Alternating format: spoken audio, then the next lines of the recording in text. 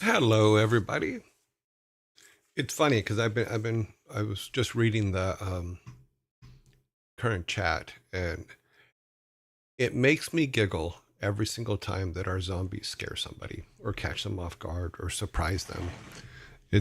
I really like that sound effect, but it was funny. I'm sorry it startled you, but by the same token, I'm also very happy it startled you, and it makes me laugh. So, haha. But I was talking to the composer and got some messages for them. They sent some samples over, and we're very, very close to having music.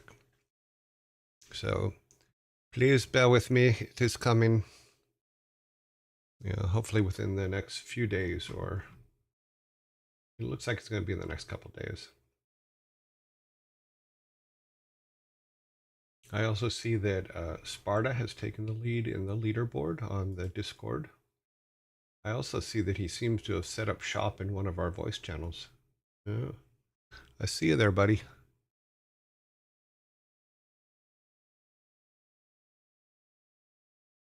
Mm.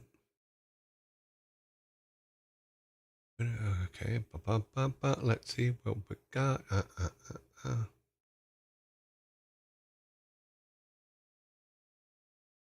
Yay! Color me happy then. I will. You are now colored happy. Yes, music incoming. It is coming. I know it's been a while, but I'm kind of a pain about it. No, because I know you guys hate the dead air, and I do too. But I tried to use music that I believed was not copyright problem, but Twitch seemed to think it was. And I'm told that even when I get the stuff that's written for us, they may complain, and I have to prove to them that it's written for us.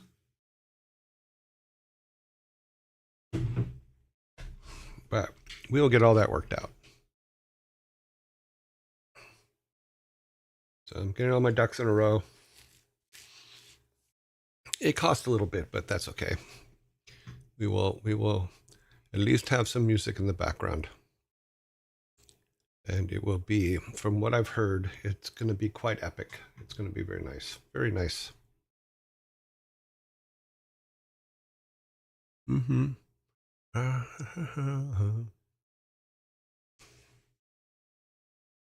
Yeah, the best part is I'll be able to tell you guys who's doing the work and all that, because that's going to be really a lot of fun. And I might see if they want to do just a chat or an interview or something. I think that would be kind of fun too. But we will see. I know you were saying about being startled by the zombie noise, right? Yeah. Once bitten, twice shy. Brains. Yes. Yeah. I saw an article, yes, about Bill Petrus. Yeah, I was. Harley Huggins announced it on Saturday on the Blizzard alumni group, and I'm I'm really sad about it. I really like Bill. Bill worked at Blizzard twice. He was one of the original artists in with StarCraft and stuff like that in that era. Had left and then had come back. And Bill was such a nice guy. I don't know how to explain how. Just he was just a really cool human being and amazing artist, an absolutely amazing artist. And it really sucks that he has passed away. I still don't know, because nobody's put it up that I found yet. Is I still don't know what happened, or because it was apparently quite sudden, is what Harley had said. So I'm very sad about that, because, like I said, Bill was always a guy that you could hang out with, and he was just a cool dude to hang out with. I remember when I first met him, he was very heavy, and then he came back all trim and buff and stuff, and then he started getting heavy again, and he was just a really really cool dude. But he could always just sit down and like have a talk with him. If you're hanging out with him, you could always just chit chat back and forth without any problems or anything, or without any drama. Bill was just that guy, and when you saw him, you were actually quite happy to see him and hang out with him. So yeah, I haven't seen Bill in quite a few years, but it was quite shocking to hear that he had passed away. Yeah. Yeah, all my memories of Bill are great. I mean, very, very, very, very positive. You know, in fact, I can't think of anybody that wouldn't have a positive view of Bill. Yeah, he was just that one of those guys. He was just a cool dude. You know, so yeah, that one hit me. Luckily, it was on the weekend, and I wasn't like torn up uh, during the week because I probably wouldn't have been able to work on if they told me yesterday or on Sunday because I needed a day to process it. But, yeah, but unfortunately, when you get up in age, it seems to happen more and more. I was talking to another friend last week, and they were just coming from a funeral from people that they had known, and they were talking about the fact that it's at this age that it's happening all the time. You get to the point sometimes where you're going to remembrances and stuff like that. Once or twice a month sometimes, and it's just like, oh, geez. And most of the people like in our business is they were creative forces among they were personally creative forces that like spread out everything, all kinds of creativity to everybody around them, and it's like it's really sad when they pass. So yeah, Bill Petrus was an amazing guy. I can't say enough about him. Yeah, but I should stop because I will get emotional. Hello, Grumpy Otter. It's tough and it's sad that you have to hold on to good times you shared. Yeah, yeah, it's very sad. So sorry about Bill. Yeah. Okay, let's do our shirt of the day. Here's our shirt of the day. It's just a simple melting Rubik's cube. It's having a bit of a meltdown. Totally get it. Yeah. Let's see. Movie today is Die Hard with a Vengeance, made in 1995. The third installment of the Die Hard series, where John McClane partners with Harmel, sorry, a Harlem store owner to stop a bomber targeting New York. Wow, couldn't read for a second. Not that I can read that well anyway, but you get the point. Die Hard with a Vengeance. If you haven't seen it, go see it. It is worth watching. Okay. We'll be playing WarCraft here in a minute. I need to get it all up and running here. I forgot to start it up. I was thinking about this level, and I think we're going to have to go with the same kind of thing we did in the last level, where, yes, that was the first non-Christmas Die Hard. It's when Jeremy Irons, I believe, comes back to avenge his brother, Hans Gruber. I could see Jeremy Irons and Hans Gruber being the brothers. I could see that.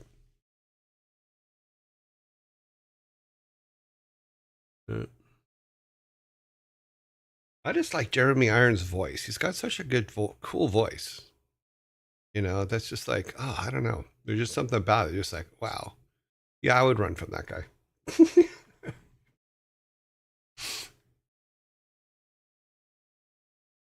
Yeah. Okay. Um, See, now you got me thinking about Bill. See how you are? Uh, he could narrate your life story. That would be awesome. Mm, too funny. Too funny.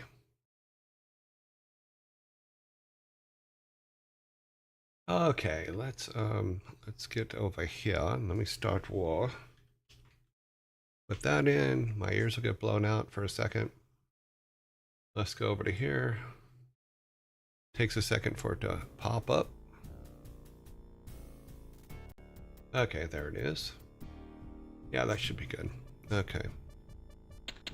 Okay, so... Oh, wait, no. Cancel. Cancel. Load existing. So, yeah. Yeah, I think that the way we did the last level is kind of what we have to do here. Is we're going to have to get some warlocks and start building them up, and then do the demon march across the map, because this is yeah, I think that's what we're gonna have to do. You know, then because this is the last level, it is going to be the hardest, and the demons seem to do pretty well in the one we just did. I think we just need to build warlocks faster. So we will see what we can do. Have a demon army, that would be cool. If only these worthless humans could fight. Yeah. Stormwind Keep is ours to take. The orcish hordes gather like buzzards to carrion as the moment of destiny is close at hand. A low growl fills the air as your wolf riders whip their savage mounts into a frenzy. The earth shakes as catapults are loaded and moved into position. The fires of the burning rubble about you dance in your eyes as you gaze upon the pristine white towers of Castle Stormwind. White that will soon be washed with the red of King Lane's blood. With his fall, all of Azeroth will be yours. It will be mine. Map it up. Alrighty. We need you guys.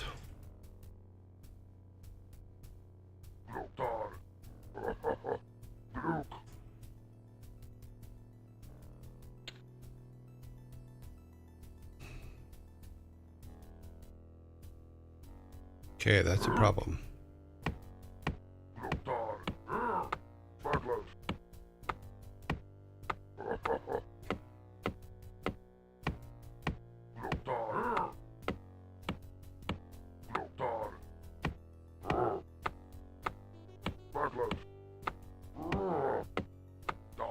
Your command, Master.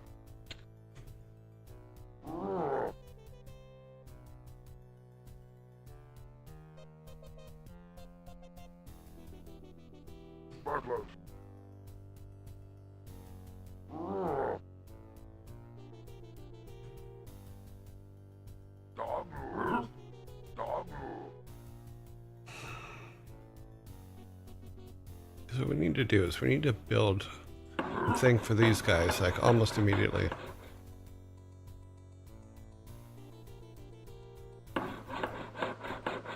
Ah.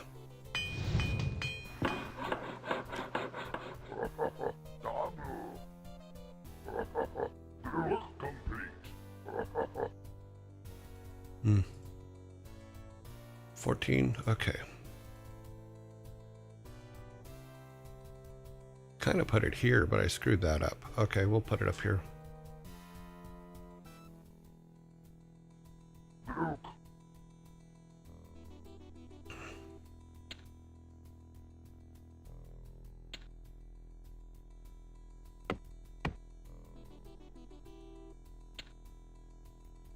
Hmm.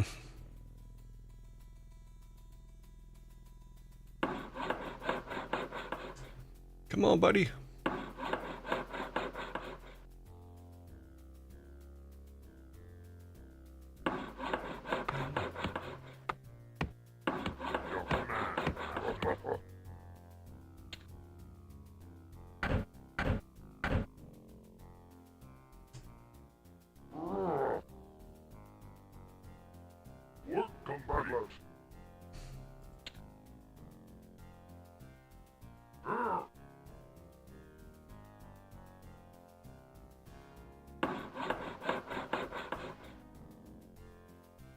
Come on, guys, bring in the gold.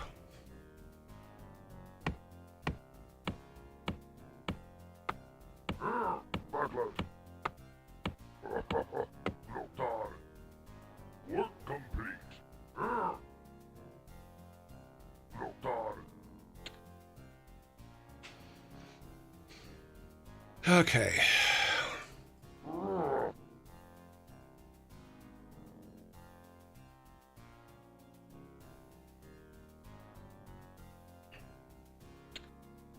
Need 900 for another one of him. Work complete.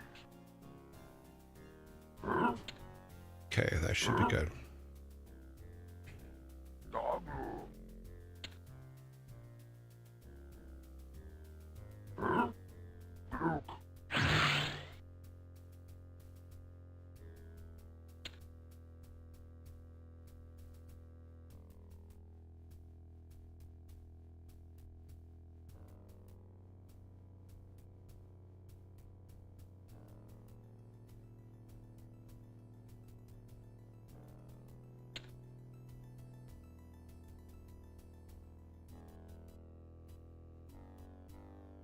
Your command, Master. Dabu.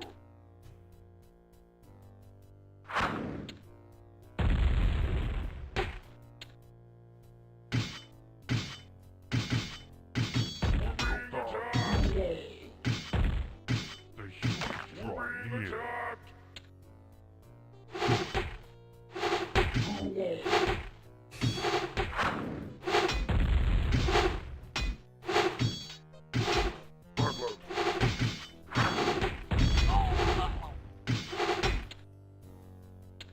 Your command, Master.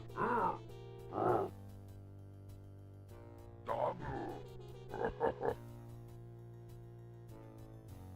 Dabu.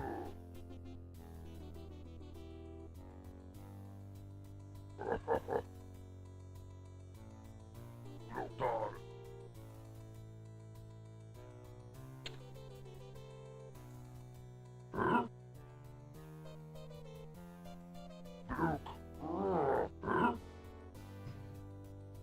What did he die? Yeah, he died. Okay. Oh no, there he is. Let's send him over here. Go over there. See what you can find before you die.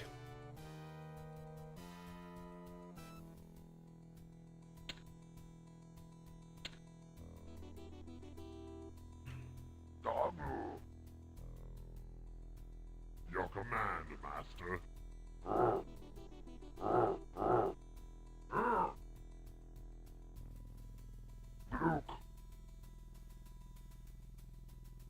Hey, buddy. What you seeing?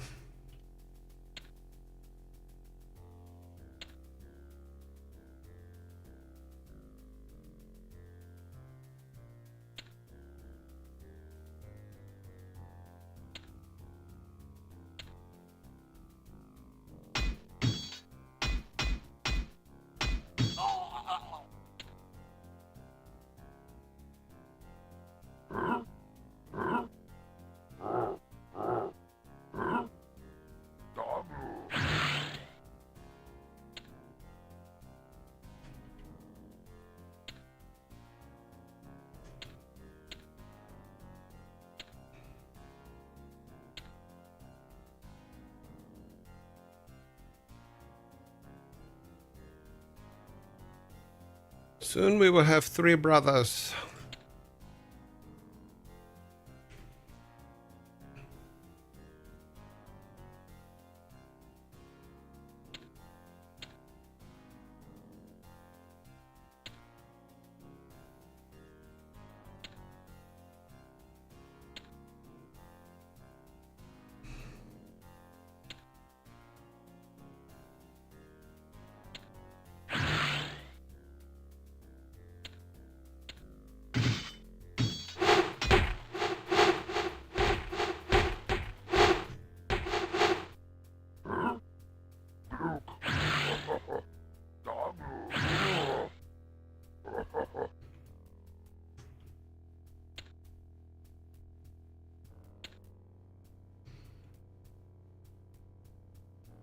Come on, guys. Get over the traffic jam. Come on. The pale dogs approach.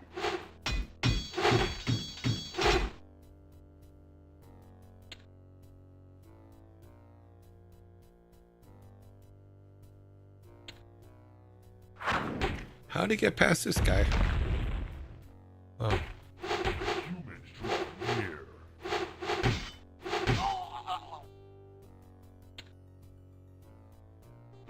dogs approach. We're being attacked! Dog.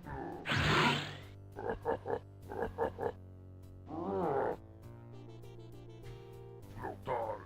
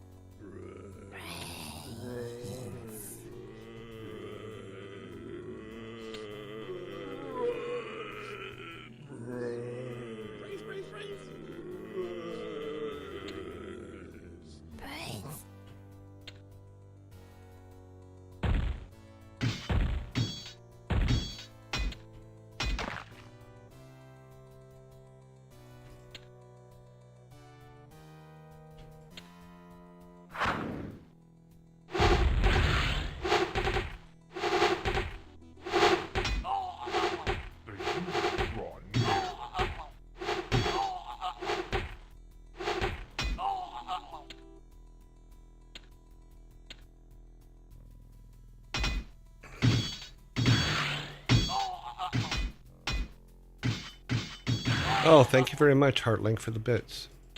For the cheers.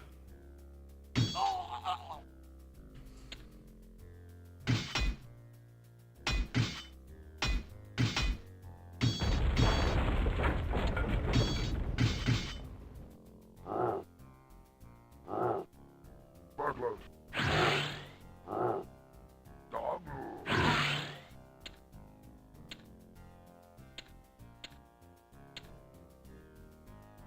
Don't just stand there, guys. Do something. The pale dogs approach.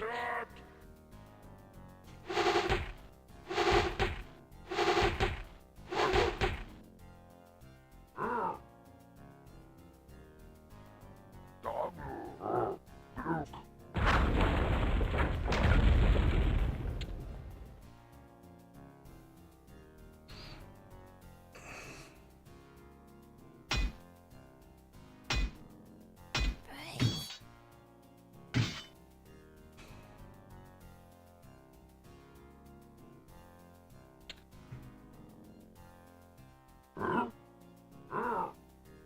Burglars. Burglars. The humans draw near.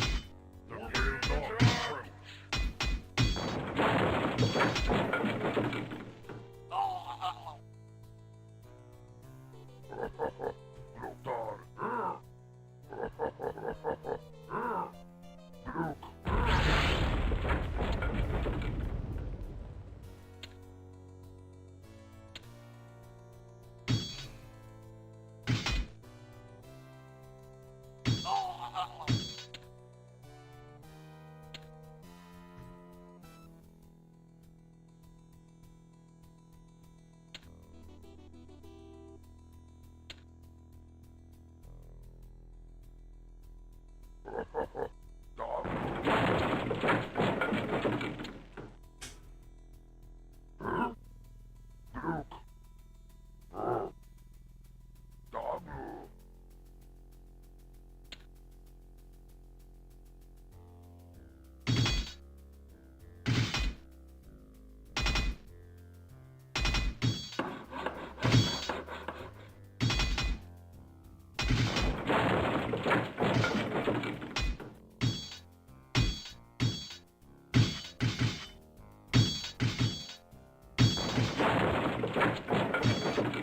we're getting there.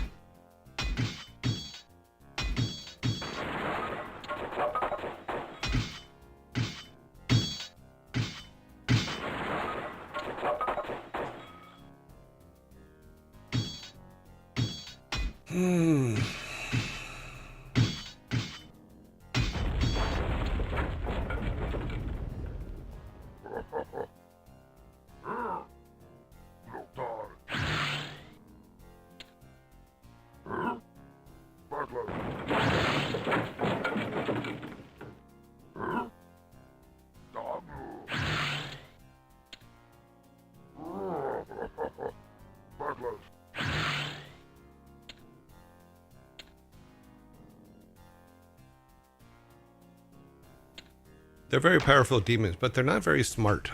They will stand around for no apparent reason sometimes.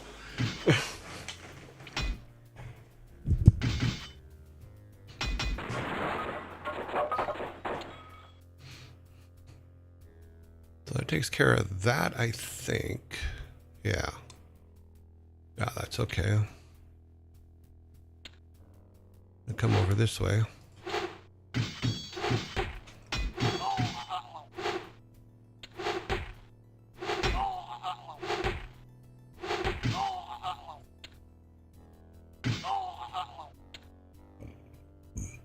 Those guys are going to disappear soon.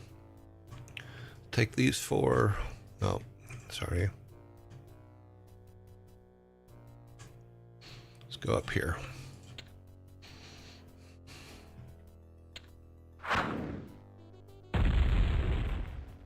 That's okay.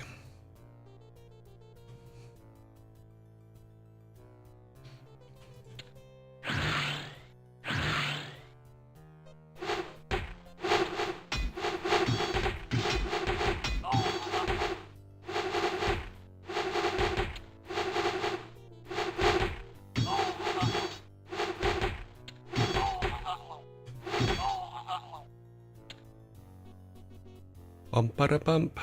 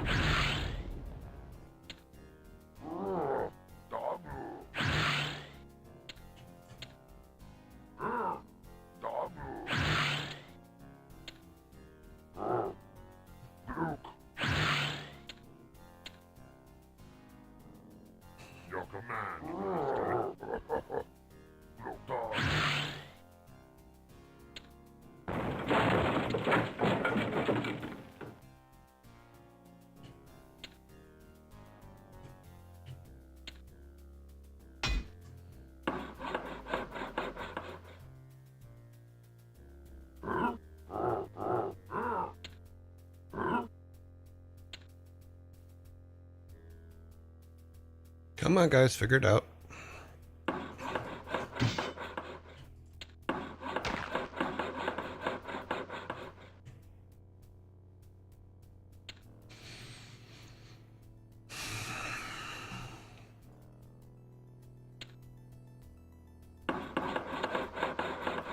Boy, they're rebuilding this one fast.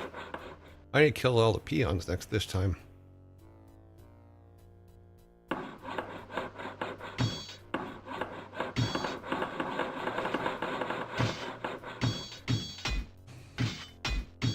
You, come down here.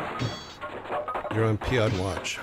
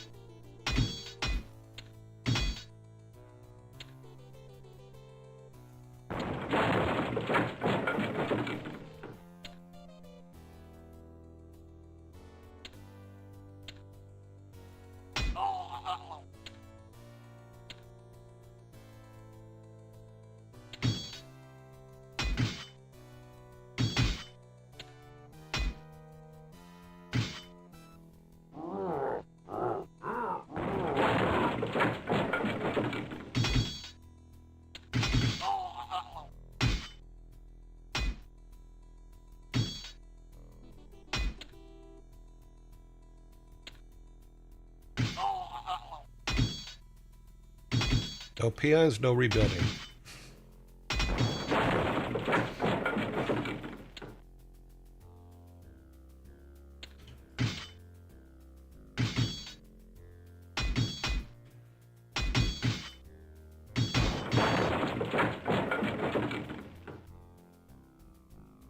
There's always one.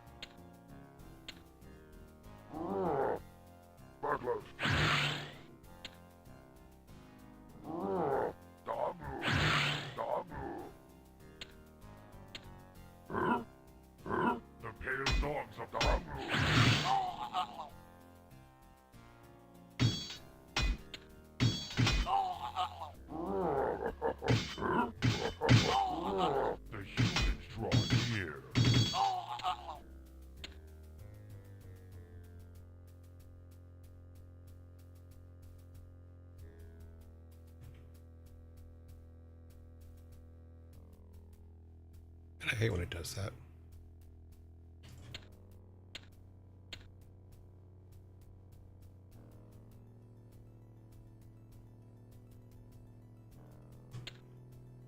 Just send them over there. Send this guy through the top. Grab this guy. Move him up here too. I don't know where that guy's going.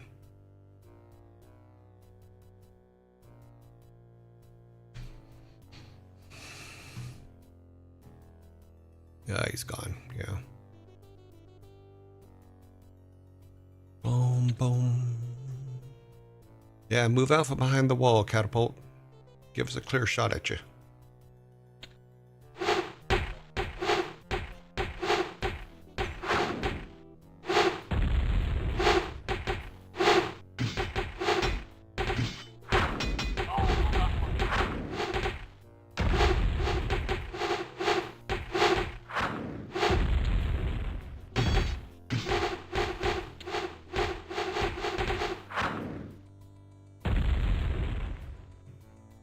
This guy, I don't know where this guy's going.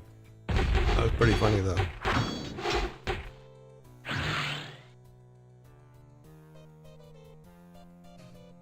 All right, dude.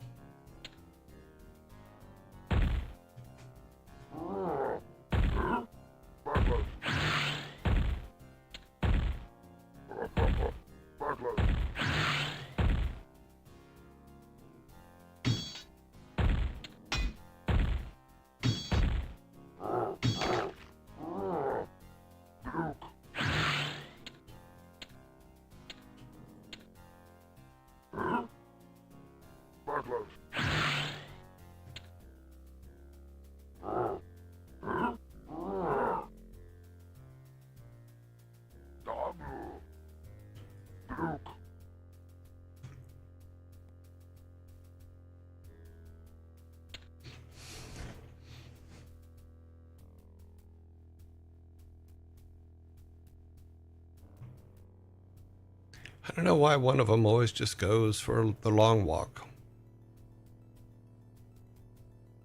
Why you go for the long walk? You take the short walk.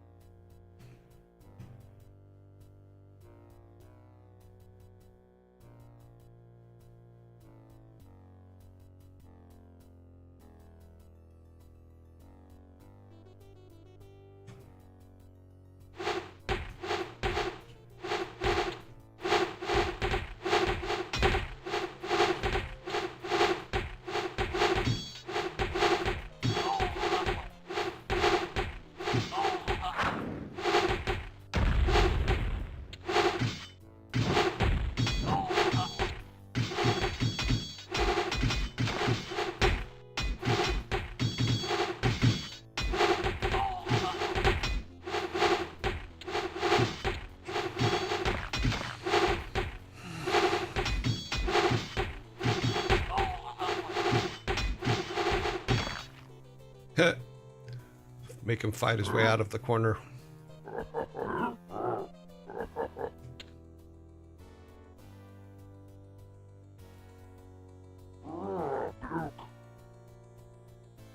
Okay, did we lose anybody? No, we did not lose anybody. We do have that final thing. I mean, if we can get them all down, then I probably should have built some more of these guys just for fun.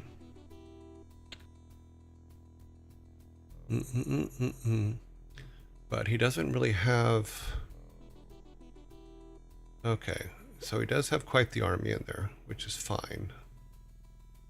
What we can do is build up. The humans draw near. When he does his next attack, we should be able to hit him. Your command, Master. I know, I got no peons working. I don't know if I need them right now, in all honesty. I've killed. They're all dead. They've all been killed off. I think. I don't see them anywhere. No. Okay, we'll build some.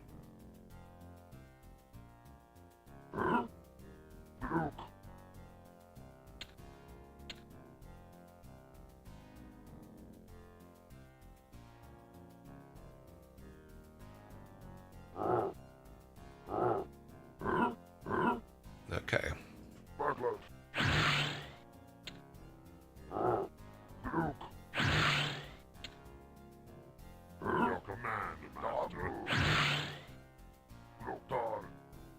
That was a mistake. Don't do that.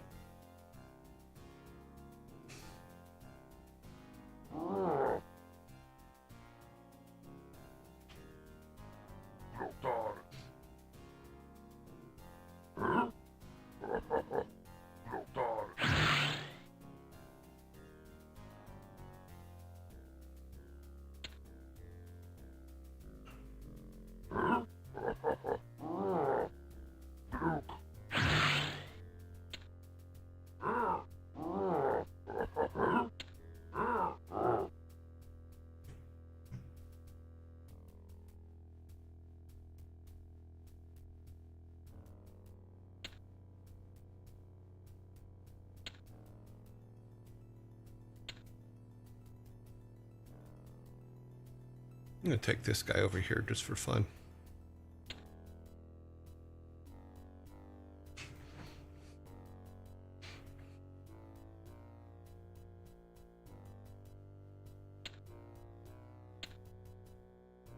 Yes, let's bring them to here. The pale dogs approach.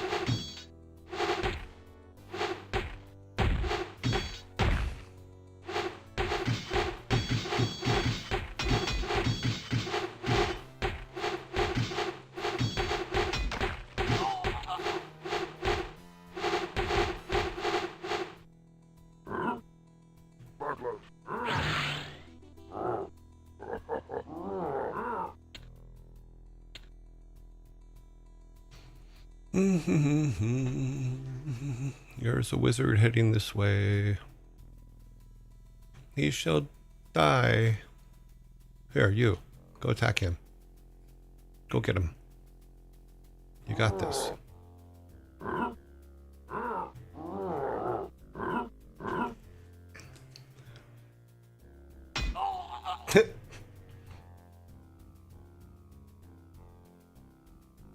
Okay, we're definitely wearing him down, which is good. We need another 4 to send in there, and then that hopefully.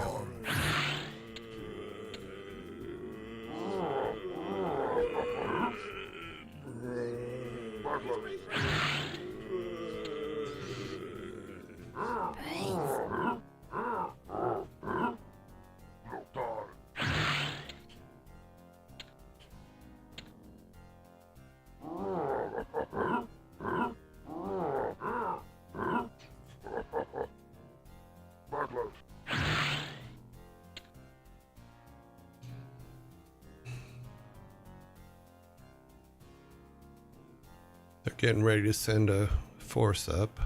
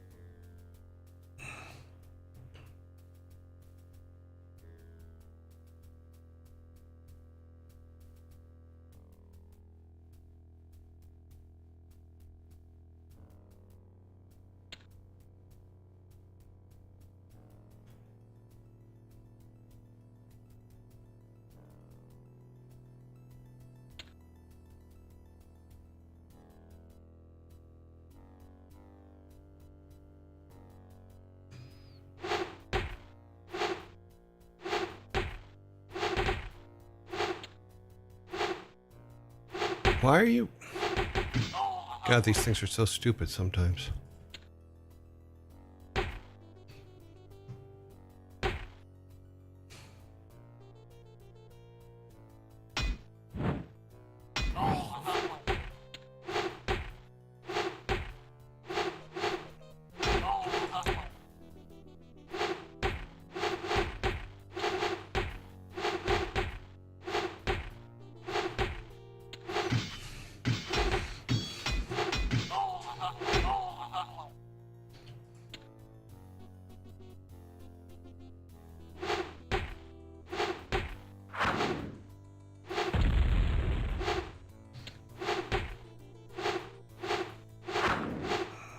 What are they doing?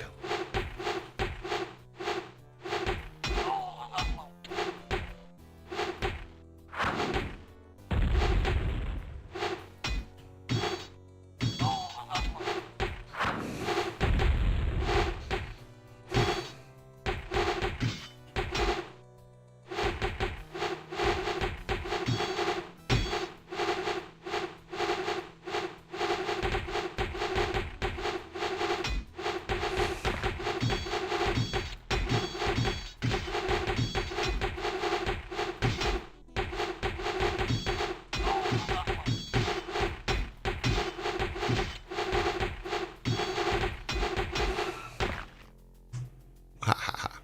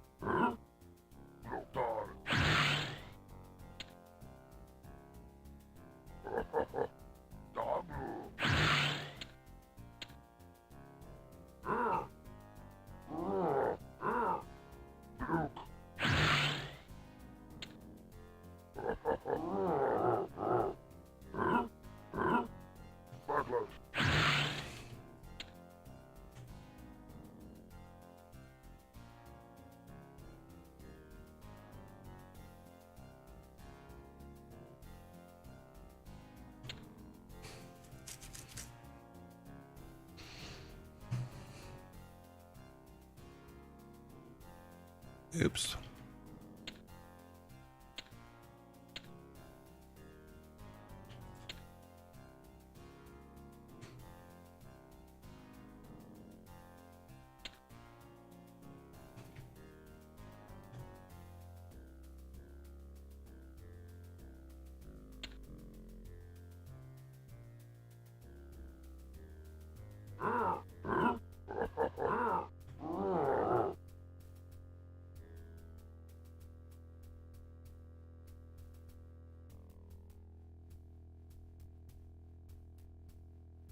If we do, yeah, they're pretty low on... Yeah, so once we get this P on, then we can move into town. You missed him. You just walk right past him. You want to kill that guy, please? Thank you.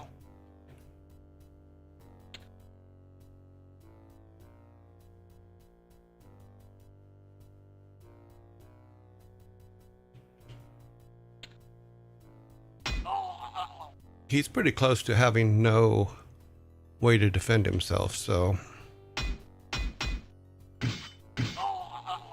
I just wear him down.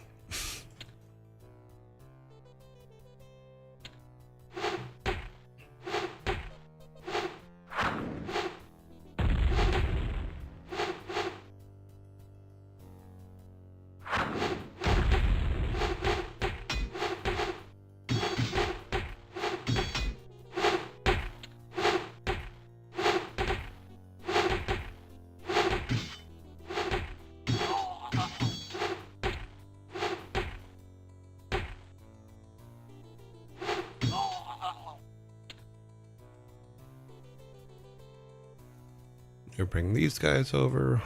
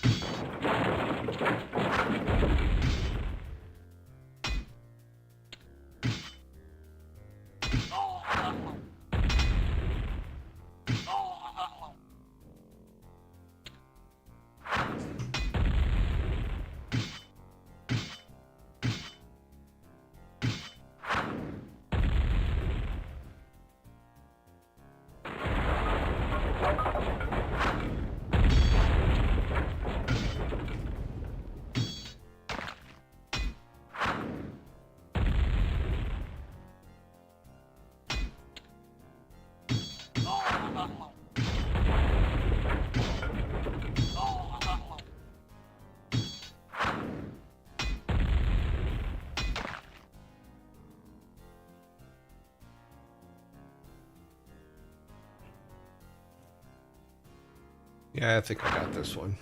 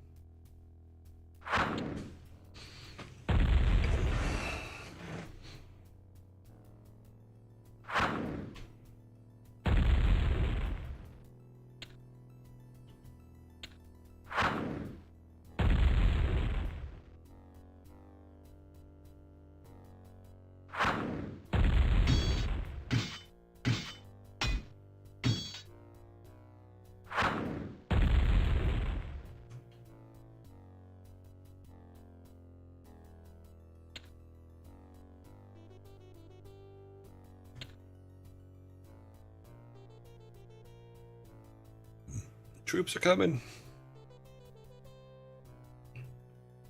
Yes, I've decided to do this all with just demons, because that's the kind of person I am.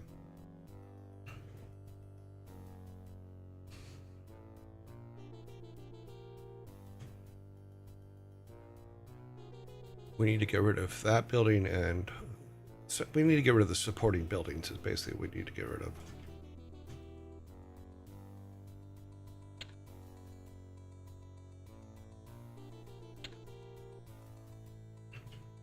This guy ain't gonna do shit, so.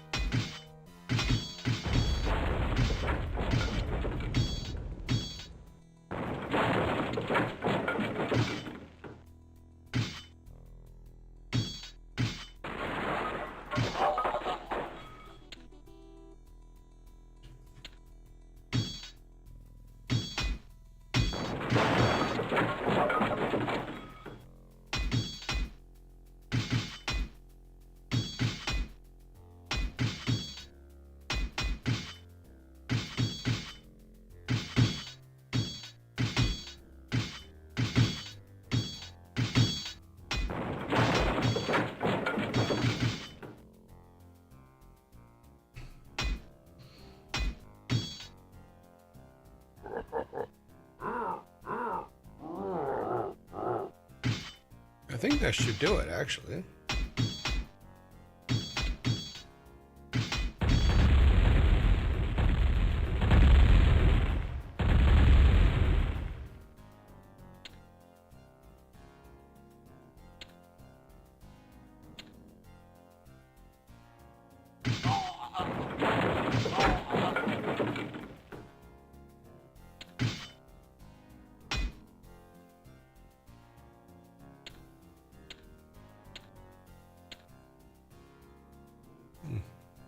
I guess we have to get rid of all the rest of the buildings. Okay. Somewhat easy peasy.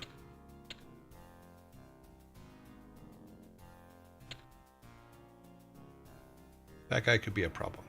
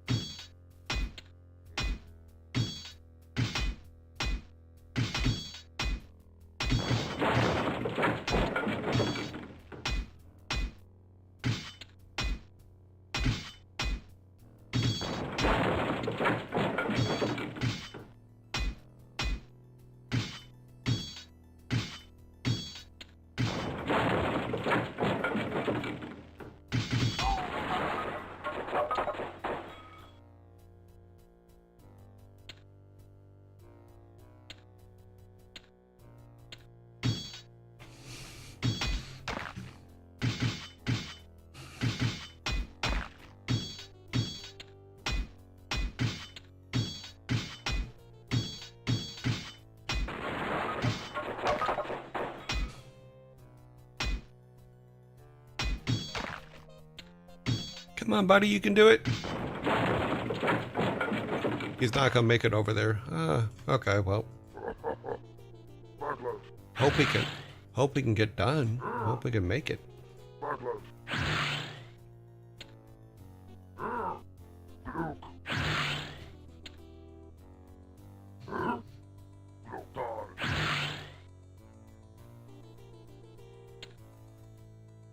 I think that's all we really need is just these 4 guys. Because it's just the 4 little buildings left, and maybe a peon or 2 that we haven't caught yet. But I think we're pretty much done, and we'll win this one. Yeah. Let's just say attack there and wait it out. Okay. Does the CPU have the advantage of player on the player? Okay. Does the CPU have an advantages on the player, or does it have the ability by the same rules? I don't remember. I'm pretty sure it's pretty equal.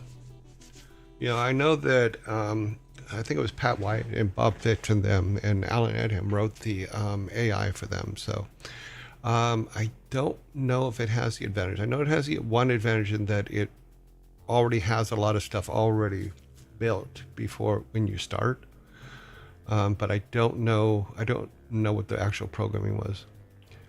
Busy day ahead for me. Good luck. Okay, thank you. I think we've done it. We just need to destroy these 3 half-built buildings, or 4 half-built buildings. Playing a game last night called Mob Rule, which is quite a few years after this. There's an issue where a couple...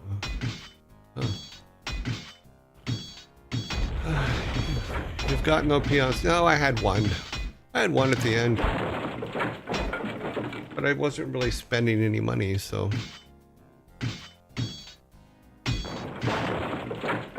And this should be the end of the orc scenario.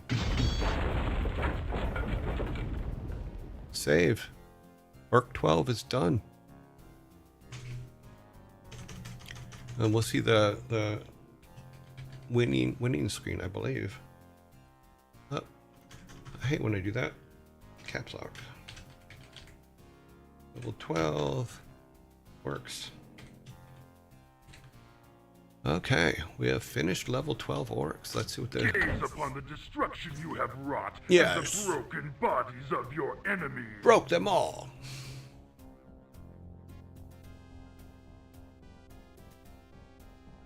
Okay. It's funny because when I bring my mouse back over, I don't always see it. With the decimation of the human forces, the sacking of their castle was a simple matter. They offered little resistance once you ran their weak leader through with your warblade and toppled his body into the moat. The taking of Stormwind has kept your warriors in good spirits, and the offerings of gold and jewels that they bring to you are ample tribute to your leadership. Wine flows like blood, and the smell of freshly cooked meat fills you with satisfaction as you begin your victory feast. The countryside is ablaze with bonfires as groups of battle-hardened orcs celebrate the domination of this land with songs of war and victory. You have finally assumed your rightful place as ruler of this realm and as war chief of the Orcish clans. What new conquests will await you in this place? The Shadow Council has begun to bring you information concerning the lands across the Great Sea that are as yet untouched by Orcish rule. The Warlocks also seek your permission to resume their experiments with the portal, their intent being the subjugation of other worlds. With the power you now possess, your choices are limitless, but these are choices for another time. Doom, doom, doom, doom. Okay, that's the big question, is do we now do, since we finished the orc campaign, do we go back and do the human campaign? Because we've done the 12 levels, you know. Wow, that's a story for another day. Producer Patrick Wyatt, executive producer Alan Edham, programmer, see, I knew it was Pat Wyatt and Bob Fitch. Yeah. Artist Stu, Samwise, Ron, Mickey Nielsen, Brian Sousa, David Bergren, Roman Kenney. 3D artists, Jory Ray Hall, Ron Miller, Dwayne Stennett. Music, Glenn Stafford, Gregory Alpa, Rick Jackson, Chris Palma. Voices, Bill Ropa. Manual design and layout, Bill Ropa. Manual and illustrations. See, I'm still saying they're missing Colin Murray on that list. Colin Murray should be on that list because he did a catapult. You know. Susan Woolley, Linda Dutterhaven. Havel? Is this the considered 2.5D game? No, it's not considered a 2.5D game. The cinematics, the opening sequence, the maps in between each level, those were all 3D. Yeah. And then everything else was 2D drawn. We drew it all by hand.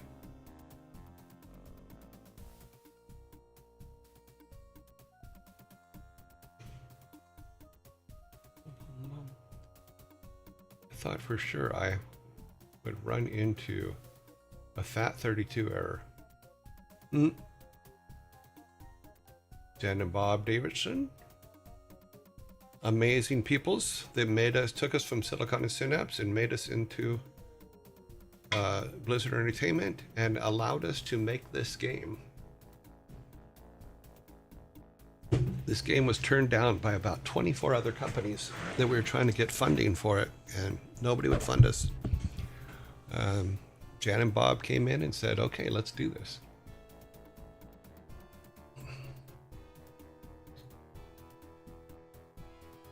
Yeah, I'm sure there's a lot of executives throughout the throughout that time period that are going, we could have had it. We didn't do it. We could have had it. But even Bobby Kodak said that he even advised Bob Davidson not to do it.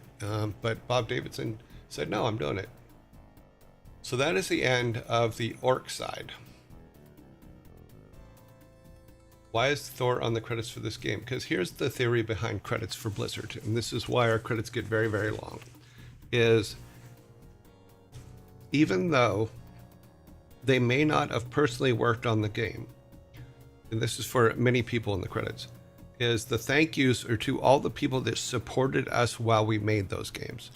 So your wife, your girlfriend, whatever, they would, because they're keeping the home fires burning while you're working on this stuff, they are supporting you in doing your stuff and making your stuff. So we thought it was absolutely fair to say, okay, everybody should get a credit.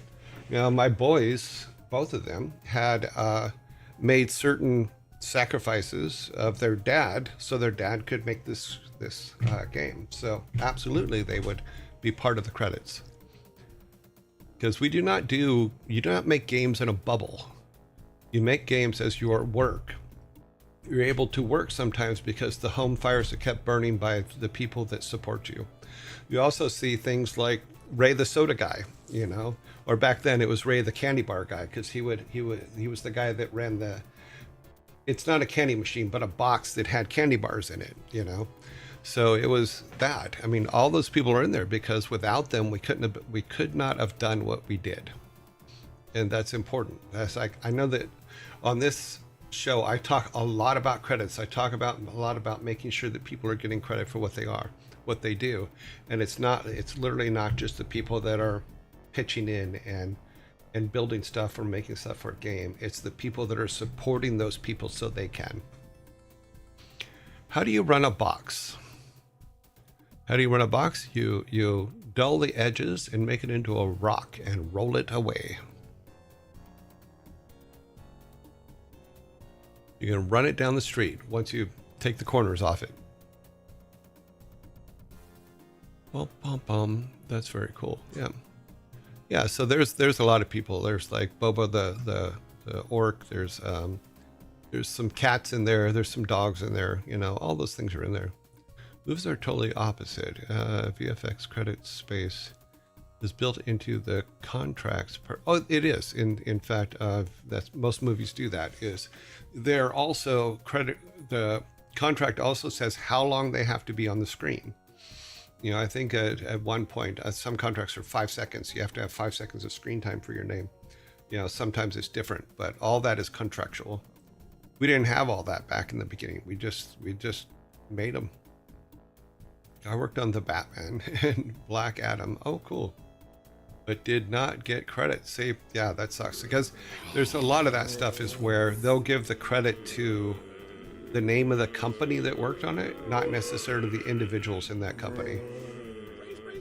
We kill this real quick. So we will start the yeah, let's start humans tomorrow. So I think we've done a good job. I mean, it didn't take us too long, and we only had to redo a couple. You know, at the end there, it's just like, I mean, my catapults and archers, or catapults and spear throwers, probably didn't work. Whoa! Two factions battled for dominance. The kingdom of Azeroth was a prosperous one. The humans who dwelt. Let's quit to DOS. Okay. Welcome to DOS, everybody. Giving credit to ILM, yeah. It happens a lot. You know, and sometimes it's contractual, sometimes it's not. Sometimes they just, most companies want to keep the credits as short as possible, but that's not always possible.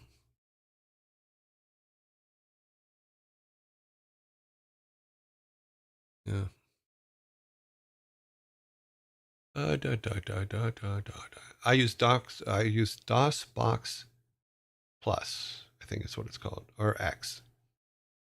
DOS Plus Excel, DOSBox Original would not run on my machine, would not run WarCraft on my machine, but DOSBox X did. So that's what we're using. So what you're seeing is DOSBox X. The reason I haven't left this screen is because if I leave the screen, when the zombie's over, it will return us to the screen because it stores the screen we were on when zombies started and returns to it. So let's just close that for now. And we are back. Let's go back to me now. So yay. We have finished the orc side, which is my favorite side. Now I have to play the puny humans. And we will start that tomorrow. But I don't think we did too bad for a game that old. It's not. It actually held up quite well. It was a little slow. I did speed it up a little bit on the thing, but by the same token, we won the game. You know, and it was God, how many weeks? It's been a couple weeks, 2 weeks. Now, if we finish when we finish the let me bring the list up. Let's talk about the list real quick. Release dates. So let's bring this up so we can look at it. We want this. Yep. Let's just pull that up there. So here are the games that we've done. So this is the one we're on right now.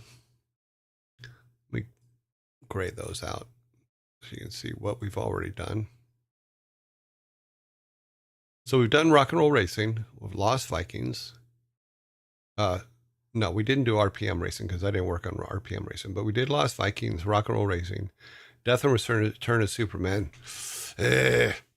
Blackthorn. We're on WarCraft Orcs and Humans. The next one we would start would be Justice League Task Force, then Warcraft 2, then Diablo, then Lost Vikings 2, then StarCraft, Diablo 2, War 3, Reign of Chaos,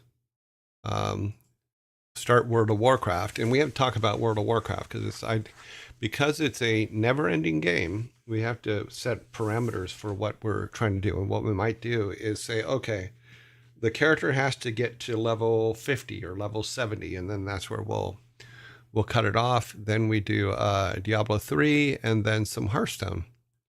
But I think this is still months away, and then we will get to probably from here on. I think this is our next 2 months right here, 2 to 3 months. So, all classic. I'm going to start with classic WoW because I really liked classic WoW. Um, a lot of people didn't like the repetitiveness of it, but I kind of did. I liked, and I've said this many times. I like to go out and get uh, uh, 50 candles. That kind of thing was actually kind of fun for me because I play mostly single player games. That kind of worked for me. Sorry, I'm making this a little bit smaller so you can see it. See me? Can you see me? I'm out here. Okay, let's put that over there. So those are the games we're doing. These are the ones we've already finished. But 90s games were a lot shorter than modern games. So as we get past the mid 90s, the games do start getting bigger, with more things. I think StarCraft is going to be massive. It's going to take us a long time. But yeah. Can't wait for Diablo 1. Yeah, Diablo 1 will be good. There's a lot of cinematic stuff in there that we can talk about. Era servers. Yeah. Take candle. Yes. Exactly. But I like those things because you were like you're in the world and you're doing things in the world. And sometimes, like regular life, some things in your world are like repetitive and can come across as boring and stuff like that. But you know what? Yeah, it's okay. People had fundraiser candy bars. Oh, I remember those. Yeah, where kids used to come around and knock on your door and say, "Can you buy our candy bars so we can go to Europe?" Yeah, they would do fundraisers. Ah, sorry, I'm going back and looking at some of the comments because yeah, 60 campaign missions. Yeah, like I'm saying, the games got bigger. I'm pretty sure that Warcraft 2 also had a lot more because we have 12 on each side in War 1. Let's just take a look. Let's take a look. How many campaigns?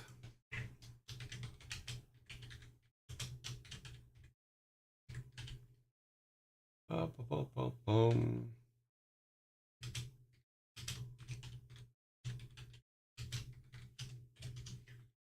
Yeah, there are 28. Yeah, 14 missions on each side. So there's 2 extra missions compared to what we did here because this is 12 on each side here. And then we'll say for War 3, it might be about the same for War 3. War 3. Oh, that can't be right. Original game only 4? No. 8 campaigns to play through, 4 on each side. This isn't the main. This is the expansion. Yeah. So I don't have the number in front of me right now for Warcraft 3. But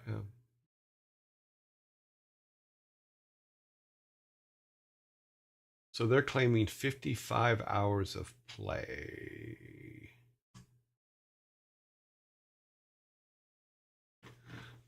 55 hours to play through the whole thing is basically what the estimate is online here.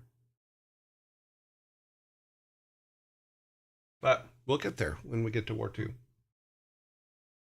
Because like I said, we need to get through Orcs and Humans. We're halfway through.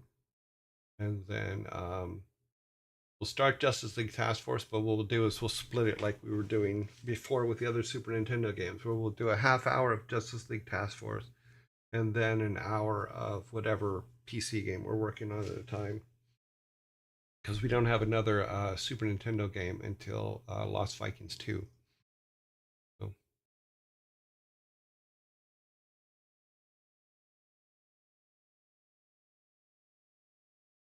Selling New Year's Eve snacks. Cool. I did that once, but ate all the candy bars in the middle of the night. Yeah, I couldn't be trusted with those things either, so I stopped doing them because I would literally eat all the candy bars, and then my mom would get mad because she'd have to pay for them. So yeah. Is that a gelatinous Rubik's Cube on your shirt? It is the shirt of the day, and here is the shirt of the day. It's kind of melting down. So we do shirts of the day for those of you that are new, and that is the shirt that I have on right now.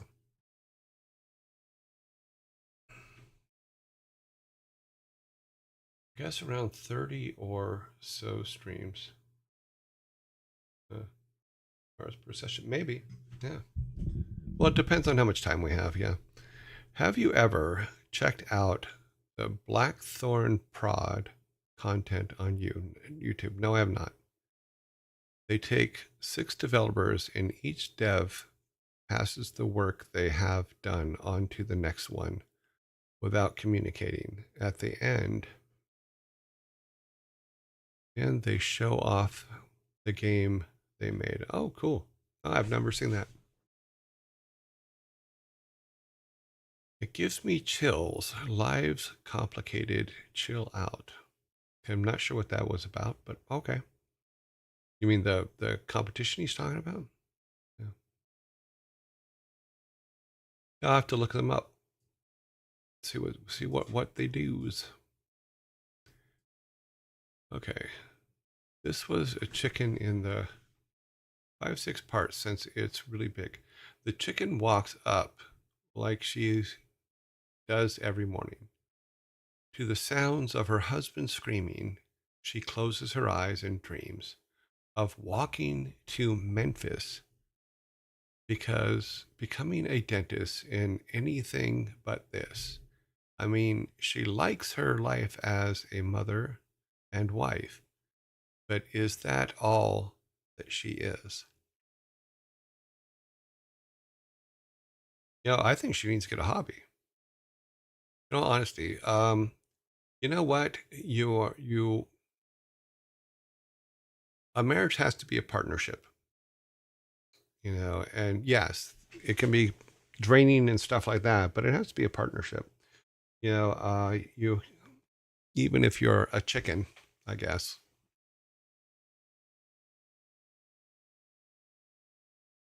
But she's just in a rut. She's in a chicken rut. Welcome to Chicken Rut. Population you. Turn that off real quick. Um, the shirt like that Rubik's Cube is life. It's just saying, like, take a second to chill. Yeah, I mean, in all honesty, the chicken needs to find a way to find satisfaction in the things that she does. Meaning that there's she has to step out of the circle that she's trapped in. Don't get in the chicken circle. That's where hobbies come in, or even taking a part-time job comes in. Even if all the money is made and it only covers daycare for that person, whether it's a male or female, for that person to be able to go get a job, that's okay, because you have to. One of the issues that my wife had when the boys were little is she didn't have enough adult conversation, because all she did was talk to kids all day. And I, to my regret, did come home several times and just didn't want to have conversation because I've had so much conversation at work. I didn't want to talk, and that was wrong on my part. But I learned later that that's an important thing. Sometimes it's just, let's sit down and have an adult conversation.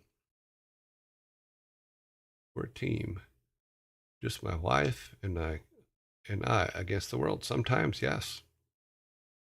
Yeah. Because sometimes the world is not your friend.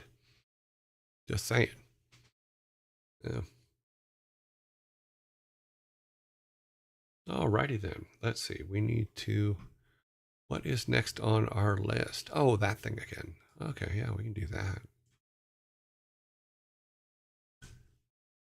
Back in the day, we called that trapped housewife syndrome. Did they actually have a name for it? I did not know.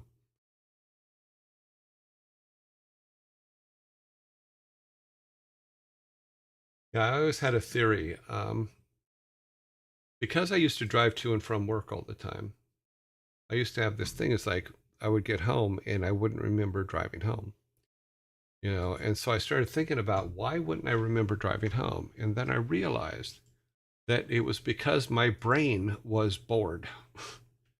I know that sounds funny, but if you think about it this way, when you're driving home to and from work, you're pretty much seeing all the same things. Your brain has already cataloged it. If there's nothing that is, and I think this is for people that work from home as well, is your brain has nothing new to store and play with, you know. So because it doesn't store it in short-term memory or long-term memory, because nothing new happened and nothing new was seen, it just disregards it and throws it away. You what you need to do, and this is for anybody that stays at home, and I've talked about this the other day about going and renting an office to go to, because I need stimulation all the time. And we talked about this a few months ago as well, is get out and stimulate. Get out and give your brain new things to play with. Get out, look at, if you're an artist, get out and look at all kinds of artwork. Go down and pick up some chalk and draw stuff on the sidewalk with kids, do all those kind of things. If you're a programmer, go to lectures or whatever it is that it is, or go and learn a new kind of programming, because your brain, if you let your brain become jello, it is perfectly happy to do that. You have to make it not. 1,000-yard stare. Yeah, that's kind of it. From Lake Elsinore to Long Beach, 63 miles. Yeah, every night for 3 years. Yeah. And you probably don't remember anything other than every now and then something being out of place. But autopilot's 100% to me is about my brain has nothing to work on. And it's pretty much bored. And if your brain is bored, it can lead to really bad things. In my opinion, yes. So, don't bore your brain.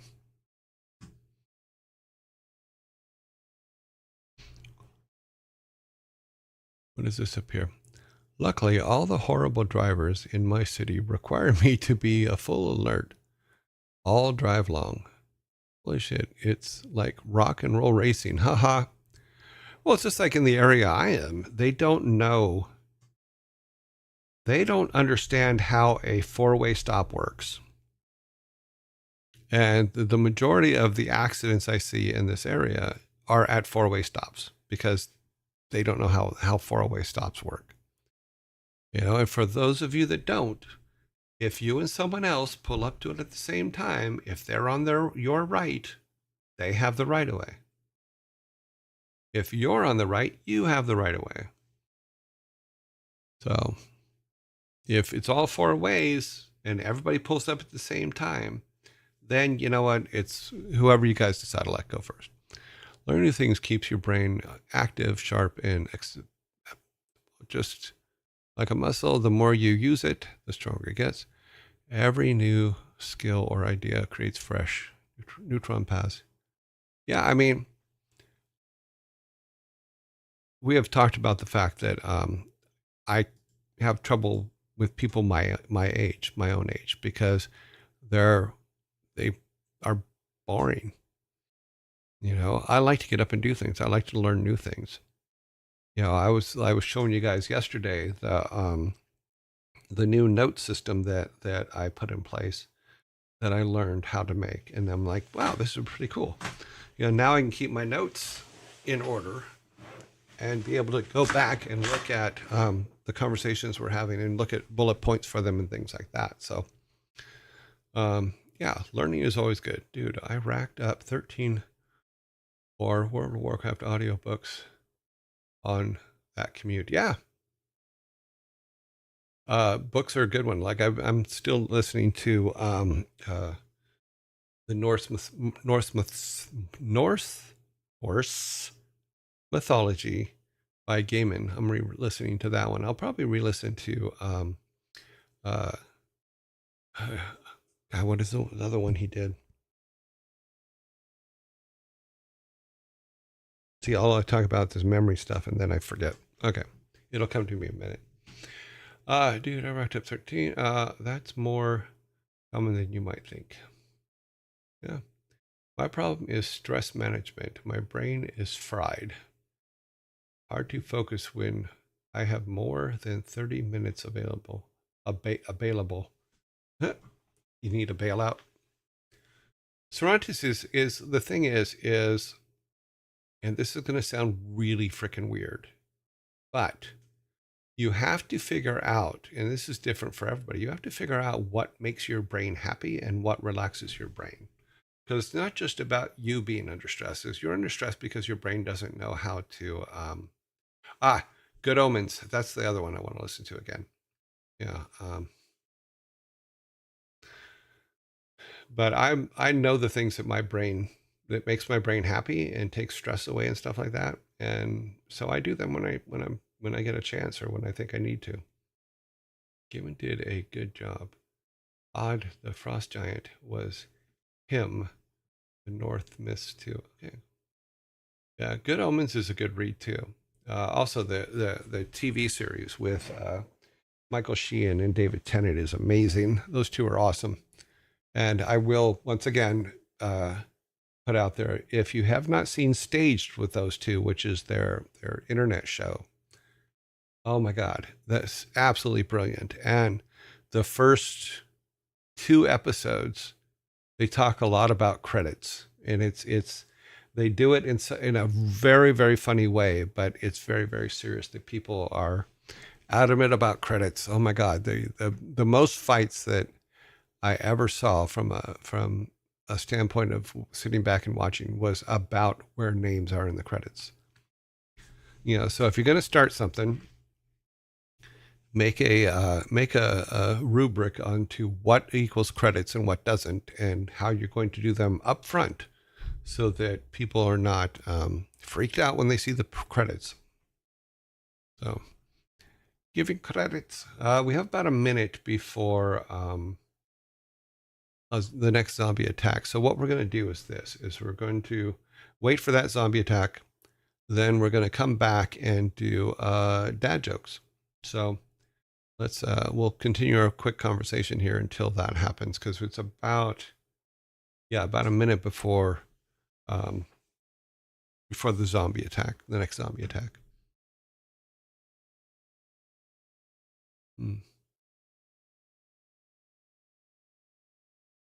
Yeah, you got to keep building neural pathways. It's just fun.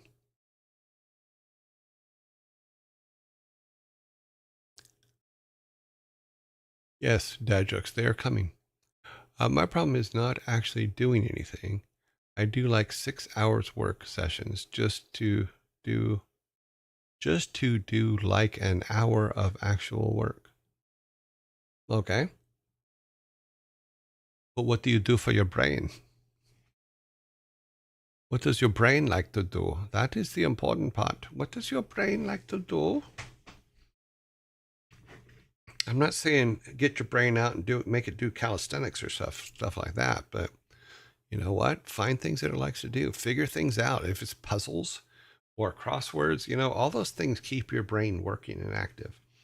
Math, learn new math.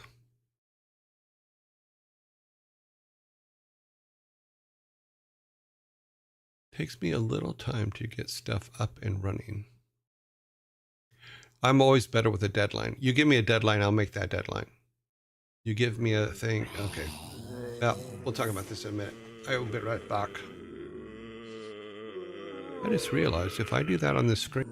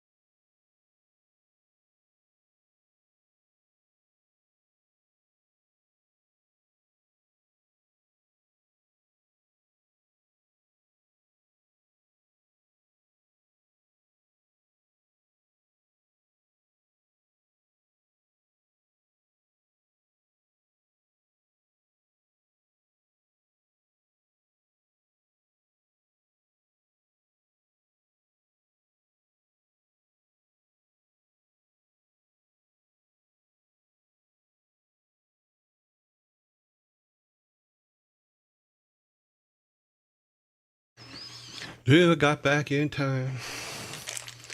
I forgot that I had to grab snacks for doing dad jokes. Put these over here. Happer, happer. Welcome back. Alrighty, so let's make our announcement. Announcement is made. Kill that. Yeah, probably, but okay, you're talking to someone else. Awesome. Let's go to dad joke sections. Okay, here we are.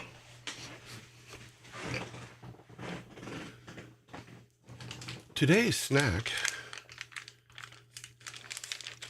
will be a cranberry health mix. A blend of cranberries, sunflowers, pumpkin, black raisins, walnut, and almonds.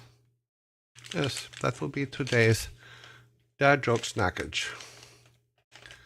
It needs to be put into the dad joke snackage cup. Okay. Gotta get everything out of there. Okay, well, it fell on the floor. Okay, we will get that later. Alrighty.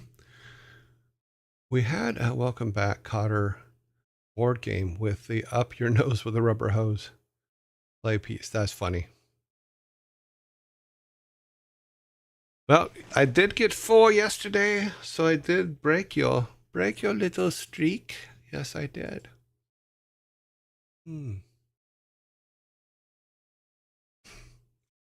I think that you may have a chance today because I think some of these are going to be very, very easy. Where is the grease? Where is the processed sugar? I don't need grease and processed sugar all the time.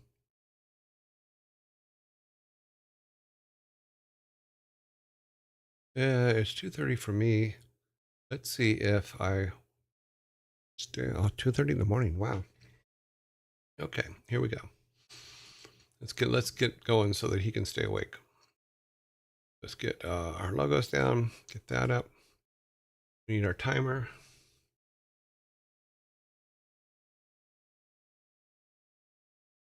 Okay, got our timer. 115 set. Our timer did not come up, so we need to find out why real quick. Timer should have come up.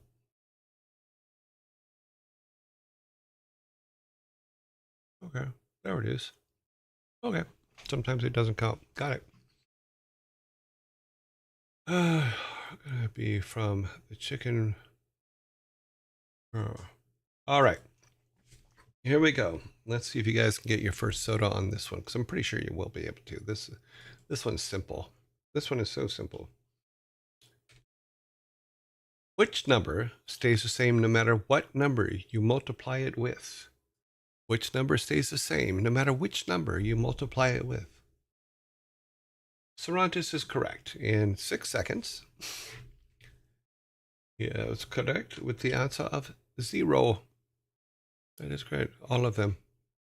Caffeinated? No. It is 0. Cervantes got it in literally 6 seconds. That was pretty good. Yeah, so let me get you your first Viking soda of the day. Vikings, please give Cervantes his sodas. Yeah, I was overthinking that too much. Okay, cool. Sometimes that happens. Sometimes you get lost in a perpetual loop in your head going, okay, what could this one be? Let's see how you do like this. Let's see how you do this one. Okay, number 2. What's blue and smells like red paint? What is blue and smells like red paint? Oh, I forgot to start the timer.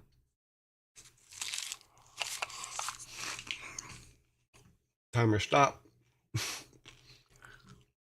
Marshmallow is correct. What is blue and smells like red paint? Blue paint. That is correct. I told you some of these were going to be very quick. Some of them will be a little bit difficult.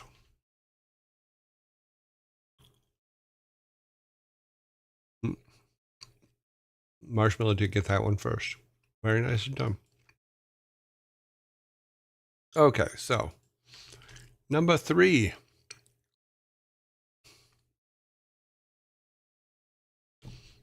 Which Jedi became a rock star?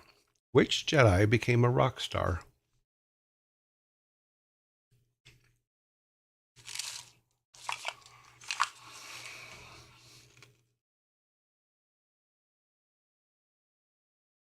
Obi-Wan would be cute.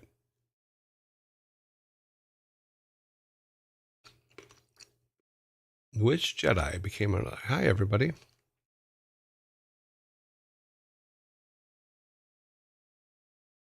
It's in, I believe, the links directory.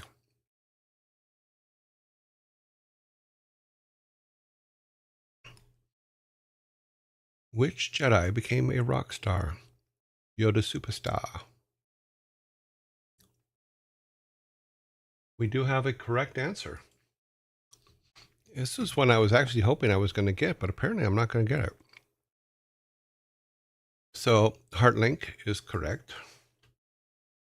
With Bon Jovi Wana Kenobi. Bon Jovi Wan Kenobi.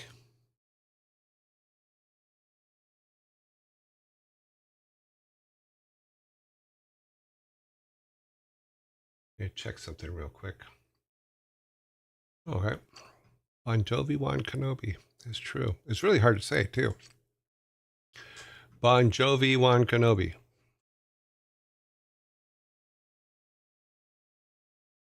Luke Skywalker. Cute.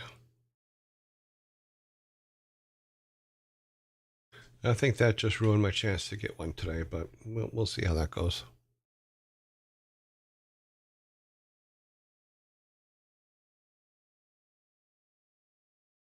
All right, number 4. Why do cows like being told jokes? Why do cows like being told jokes?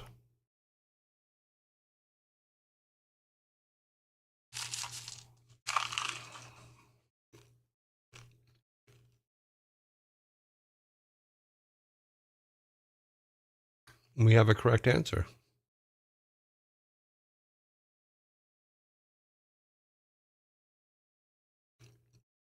Flynn Gaydon is correct with they find them amusing.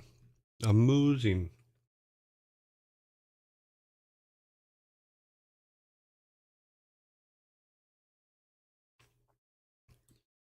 Oh, it's going to be one of those days. You guys are just going to hit them out of the park every time, aren't you? I don't mean for it to be rapid fire. You guys are answering them way fast. It'll be one of those days when we just shoot through this stuff and it's just like, okay, now what? I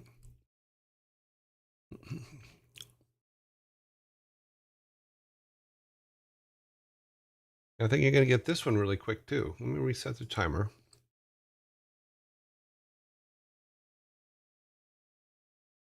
Let's see, you said true. They like milking humor for all it's worth. Cute. That is a good answer. All right, here's number 5.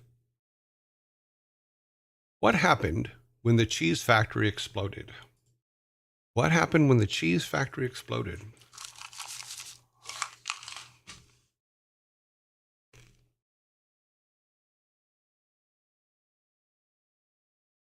It was a good time. Fondue.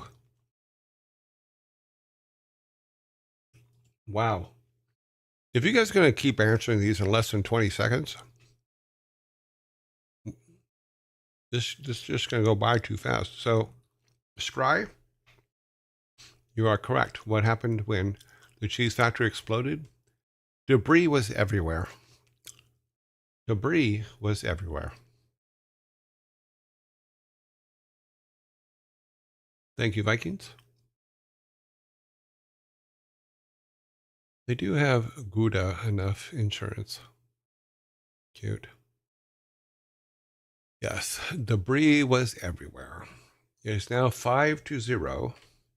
We are on number 6.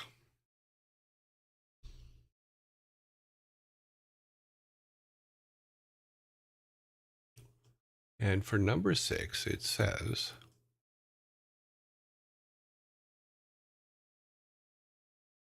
why can't Harry Potter tell his potions pot from his best friend?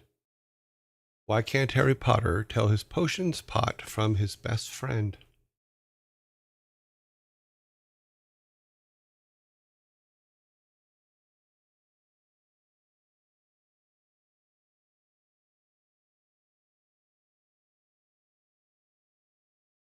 His glasses broke.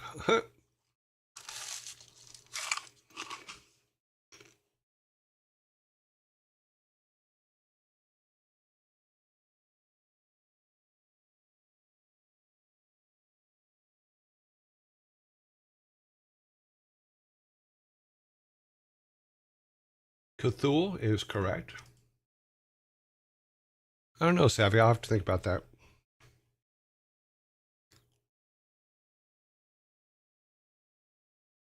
Because they're both called Ron. That is correct. Because they are both called Ron.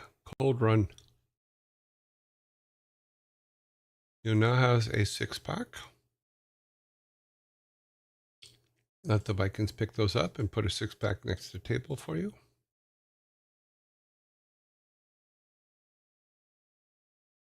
Thank you, Vikings.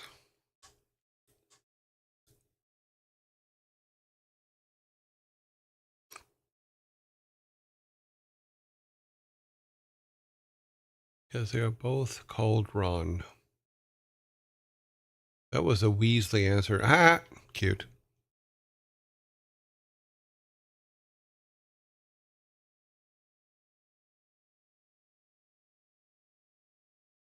All right. Well, now at number 7. Yeah, this is going by way quick. We're like, wow, it's not even 1 o'clock. Okay.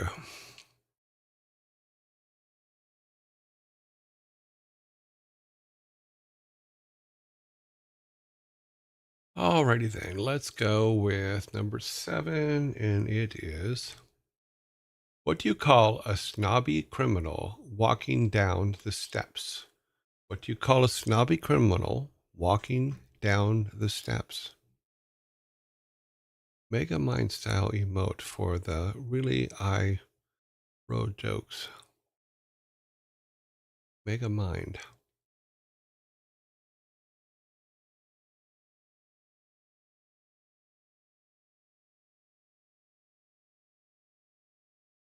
Allie Raven is correct.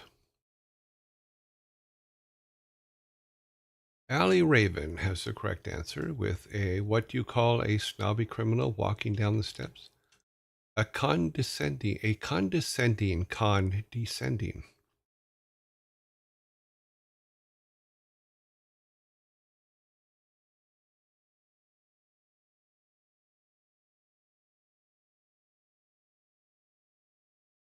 That is correct, Marshmallow. You did not have the second part. We need a table flip. I think we have one on Discord. I think Savvy Otter put one up on Discord. I thought I saw one this morning.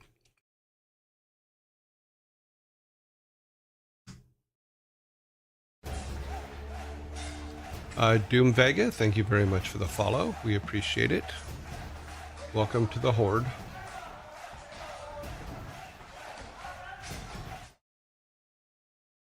In the case short for convict, yes.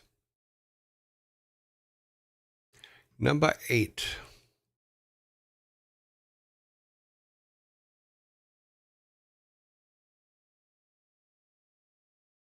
Let us see. For number 8, we have, and I need to find time. I will make a Viking toss in the table animated emote at some point. Timer needs reset. Yeah, I know. Boom, done. Okay, number 8.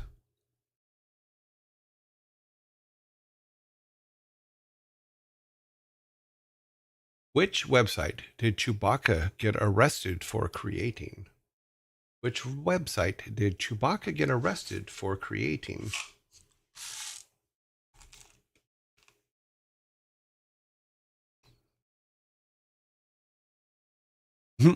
Wikipedia, cute.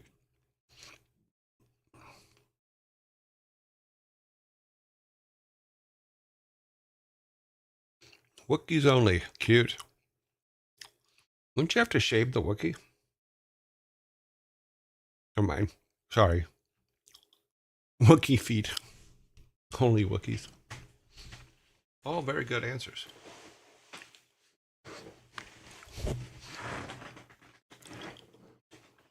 First thing that came to your mind. I'm pretty sure I will be getting a soda on this one.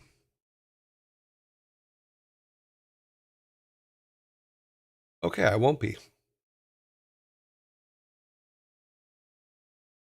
Okay, Nevi, you are correct. Which website did Chewbacca get arrested for creating? WikiLeaks. That's correct. WikiLeaks. There is your soda, Nevi. No, no worries. This is part of the game. I thought I had a chance. Only hands. Cute.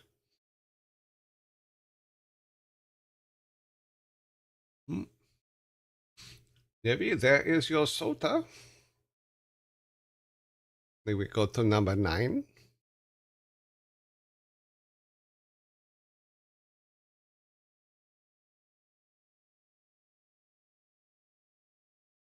And Solo, you can barely see what they're doing. Cute.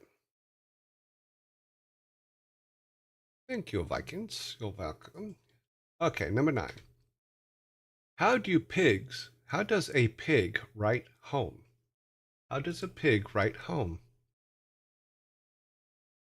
Keep my eye on the buttons since you guys seem to be burning through these. So, how does a pig write home? He uses a pen.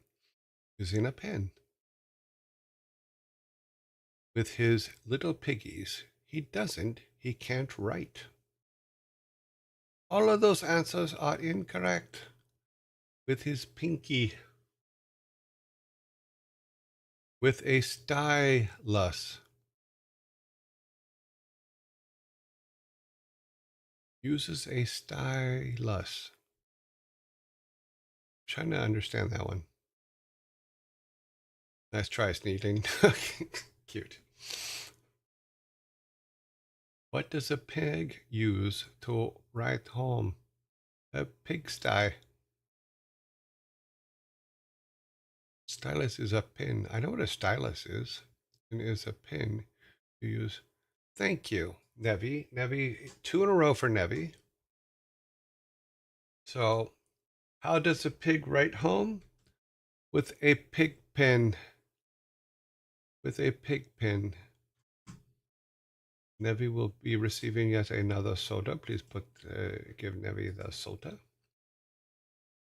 I thought you guys would have got that one a lot quicker.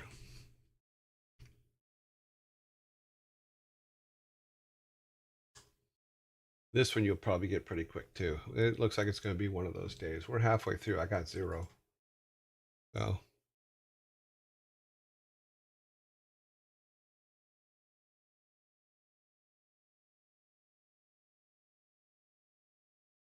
Here's Cervantes' answer. Did I miss one? Oh, pigsty. Yeah, that was close. Okay, number 10. What can you hold in your right hand, but never in your left hand?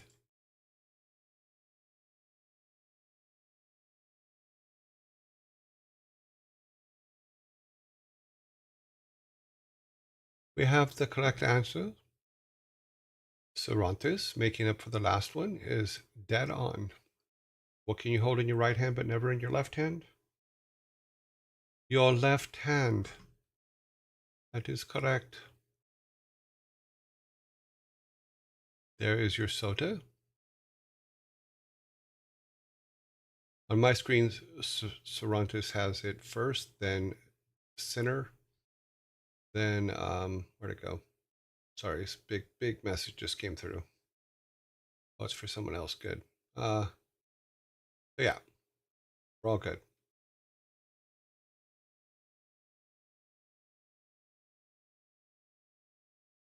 Oh, we're pretty close to another zombie attack, but we are 10. We're on 11 now. Jeez.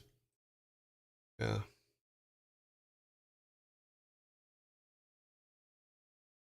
Okay. Why is milk the fastest drink on Earth? Why is milk the fastest drink on Earth?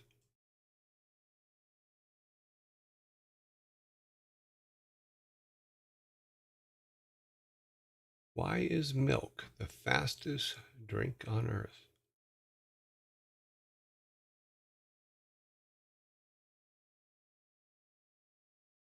It makes you move because it moves.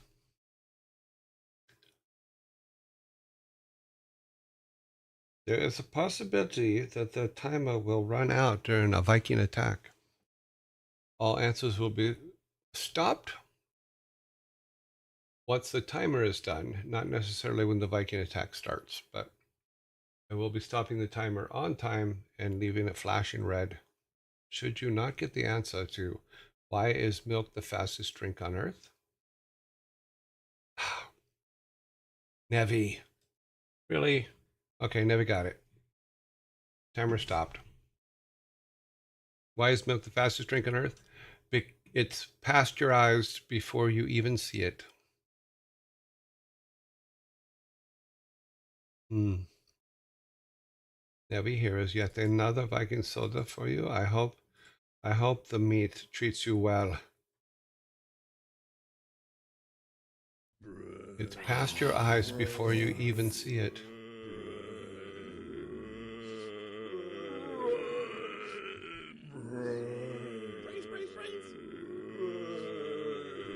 Okay. Let's see. We got these. Where's my water? Where did I put my water? I have my water. My coffee cup can go over here because it is done. Okay. Go to here so that we're just number 12 is where we're at. When we come back from a zombie attack. I think I want this one. We'll save this one for tomorrow.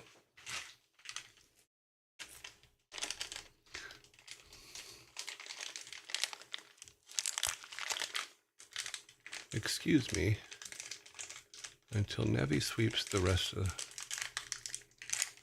the... Well, it's possible that Nevi's on fire today. It happens.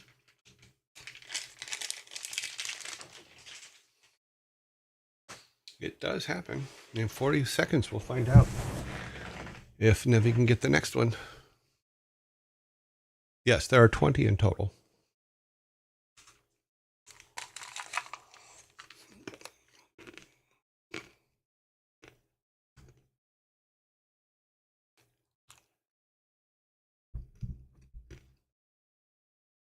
$18 seconds.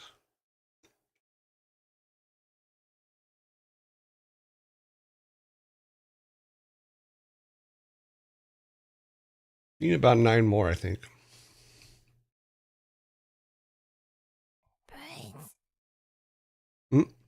All right. We're back. Let's go to number 12. Let's see how fast Nevi can get this one. Are you ready, Nevi? All right. Here we go. How can you tell if a Pokemon across the room thinks you are cute?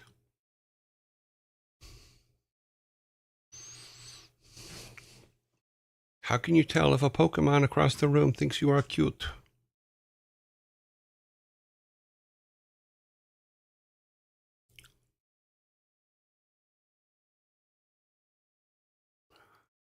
Nevi, you were not fast enough. Nope.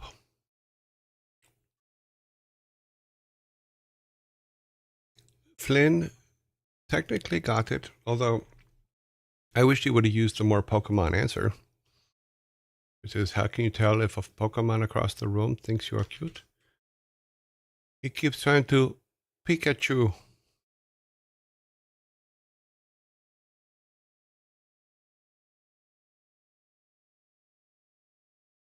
Yes.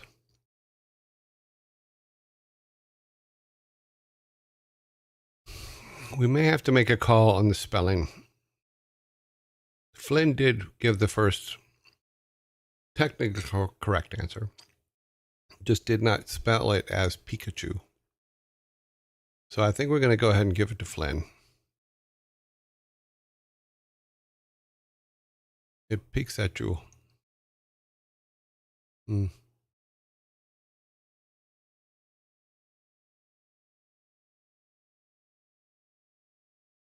So you guys now have 2 6-packs and I have 0.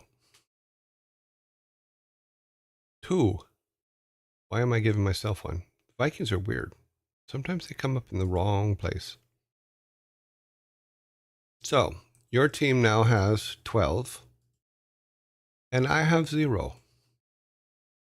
This is, we've set a bad precedent on Friday where you guys are, sorry, you now have 2. Yeah, 2 of them. Wow. We've set a bad precedent. You guys think you can now, oh, Jar, thank you very much for the sub. That's awesome. I think I forgot to turn on my announcements thing feed. I did, I forgot. If it's not on, it doesn't register. But thank you very much for the subs. Subscribed with Prime, thank you very much. Subbed for 2 months, thank you very much. Currently on a 2-month streak. Awesome.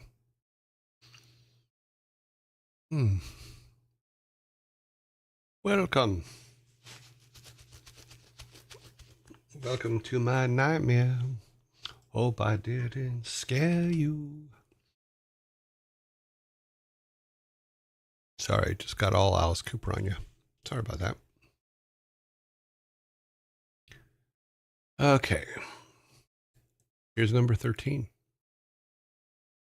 Why did Noah never go fishing on the ark? Why did Noah never go fishing on the ark?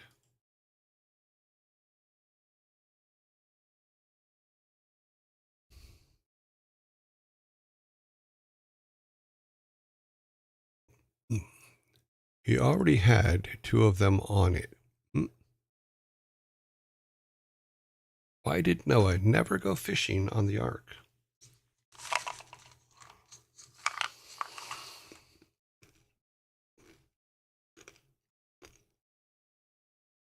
He had a boatload of stuff.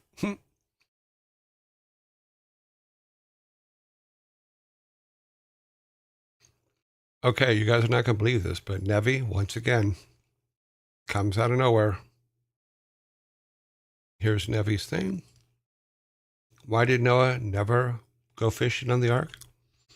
Because he only had 2 worms.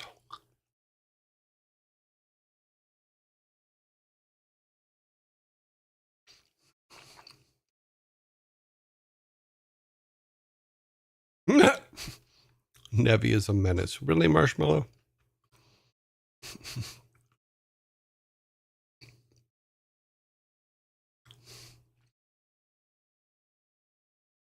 Too funny.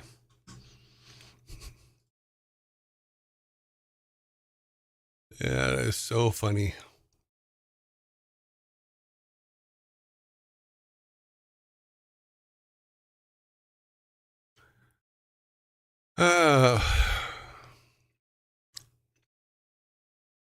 Here we go. What has many rings but no fingers? What has many rings but no fingers?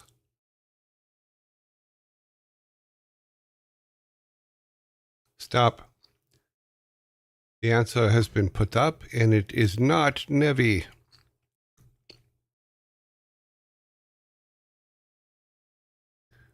Sinner is correct. What has many rings and no fingers? A phone. Sinner is correct and gets a soda. I hope you enjoy the meaty goodness. Please be careful because apparently we have sent Nevi's cholesterol rate through the moon.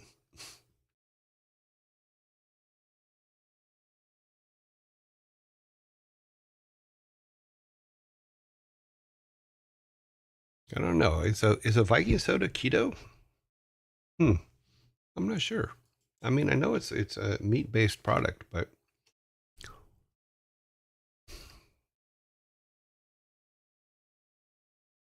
okay, here we go. What's a cat's favorite instrument? What is a cat's favorite instrument? Instrument. There could be potatoes for filler. Harp. A sofa. Ha! That's kind of true. They tear it up. Ha! Meowlin. Cardboard box.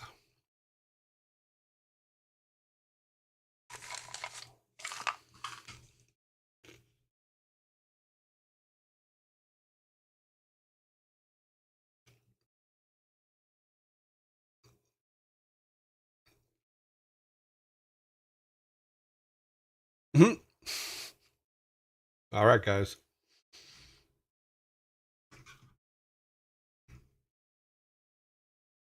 What's a cat's favorite instrument?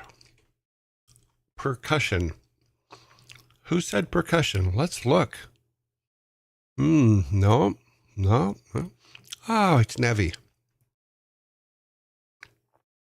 It is percussion. Is correct, Nevi.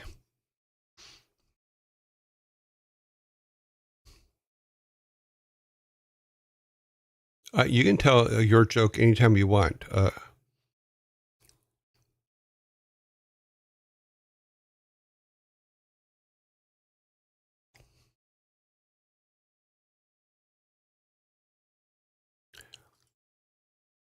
Not all these come from books, so I collect them from wherever I can find them. In all honesty.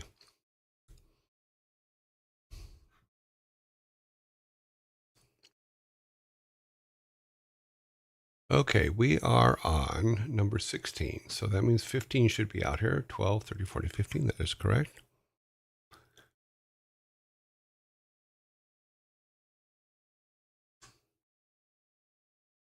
Aha! Nevi's too good. She's a witch. Funny. It's a witch.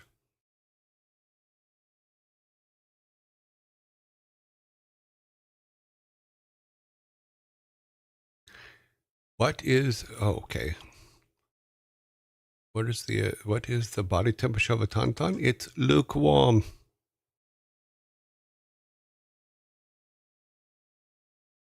It's reported that 97% of people eat the bugger when they pick it. Do you know what the other people do? They wipe it on their t-shirt.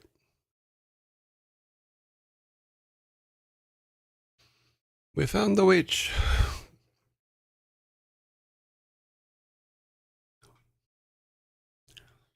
We need to do a duck test. Cute. If she floats, she's a witch. If she sinks, she's not. Okay. Let's go on to number 16, which is where we're at. That is clear and ready to go. And the question is,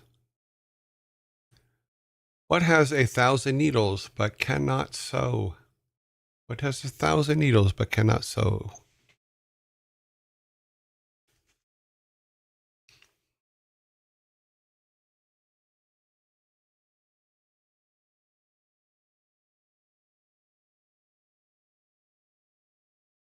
I need no name is correct. The correct answer for I need none is what I need none. What has 1,000 needles that cannot sew? A porcupine. You guys are getting pretty close to another clean sweep here.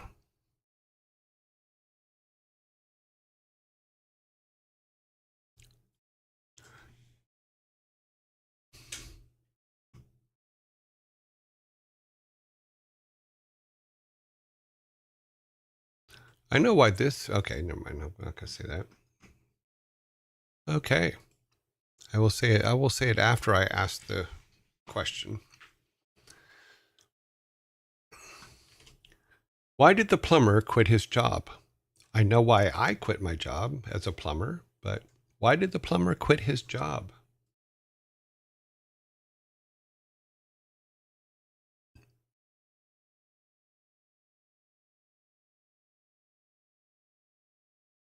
He took too much pull. To get to the other side of the pipe, it cracked. He didn't fix the crack. He had an accident and went into game dev instead. That's how I got there. Yes. That's what happened to me 35 years ago. Okay, well, he put a plunger in his crack. He was switch careers. He couldn't find cracks back. It was a job to start. 25 seconds. Let's see.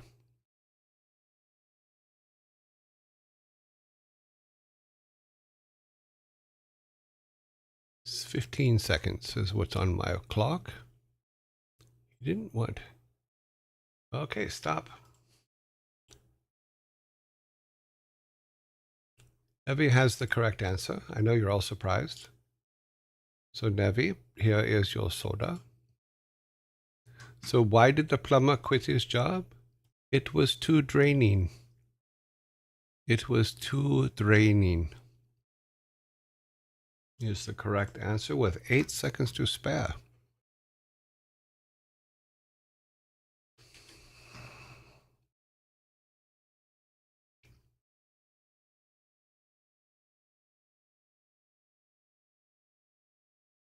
No, not right on the buzzer. We've had some much closer.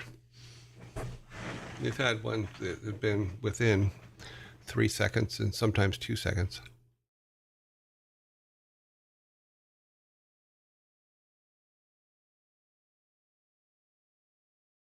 Okay, we're on number 18. That's 12, 17 on the table. I have 0. You have 17. Actually, 3 to go. Because we have 18, 19, and 20.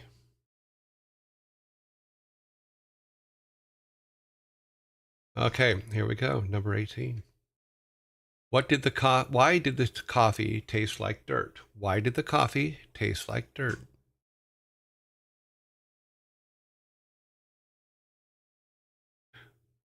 Mm-hmm.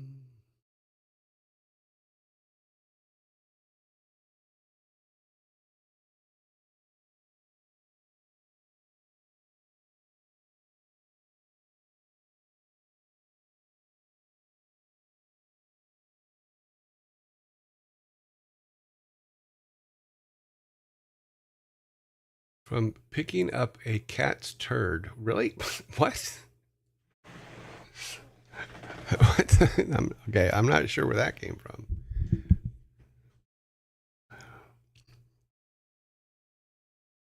Okay, we have a couple half answers and one that can be considered a full answer.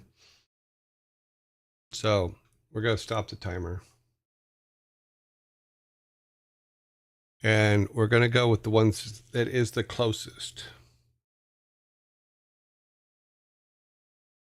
I'm looking at it here. I want to make sure that I get the right one.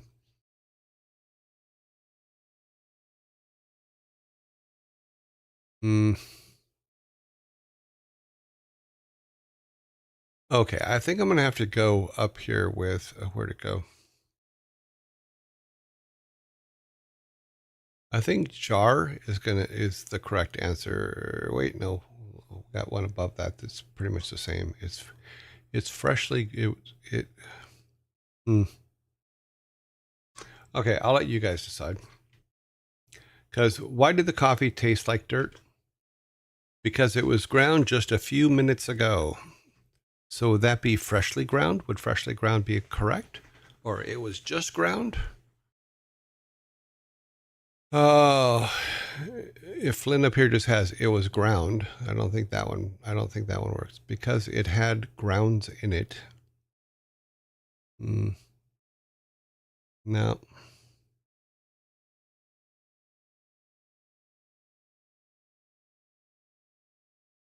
That's a hard one to call, yeah. And then Nevi had, it was ground just this morning.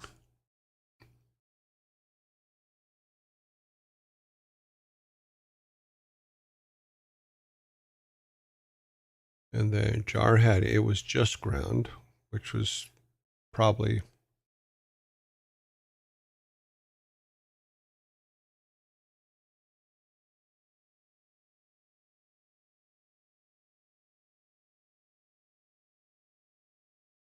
Okay, people, they got the pun anyway. Yeah.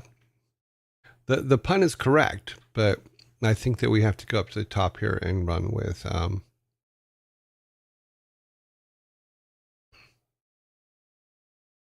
where's the first one that does it? Saved by the drain. Right on the buzzer. Okay. 2 to go. Oh, thought I would, okay. Because it had grounds in it. That one doesn't work because it was ground. So Flynn, this one's yours. We're gonna give it to Flynn. Here is your Viking soldier, and they're going to box those up and put them in a 6-pack for you guys. I think we're gonna have to move this one over there. Yep.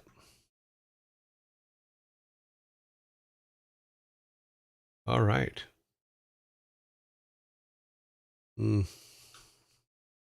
Yeah, that one was hard. I think the call on that one was a little bit difficult.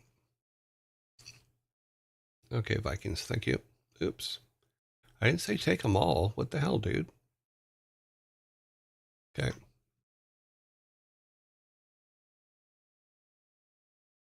Hmm.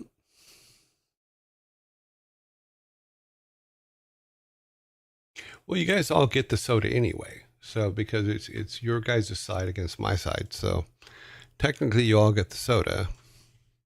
Even if we say, okay, we're going to combine everybody's answer and everybody's right, then we're all good. Alrighty, let's see. We got 2 chances left to get a soda for me. Number 19. Number 19 is, what's Jar Jar Binks' favorite meal? What is Jar Jar Binks' favorite meal?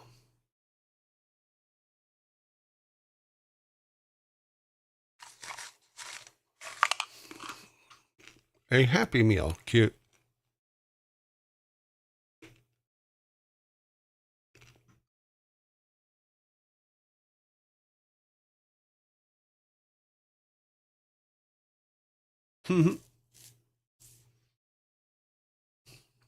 Misa, I have no idea. I can't do Jar Jar Binks.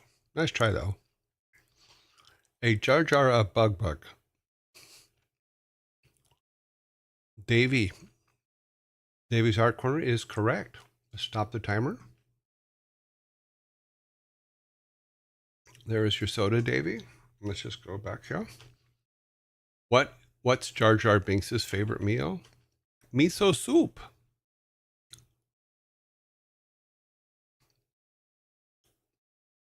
Jar Jar of honey. Cute.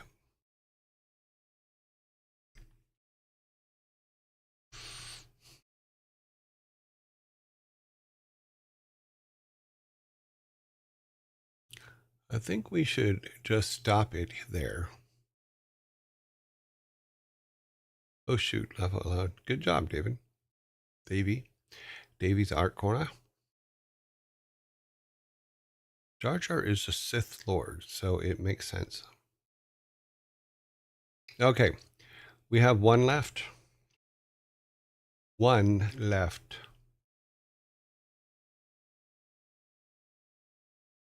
Okay.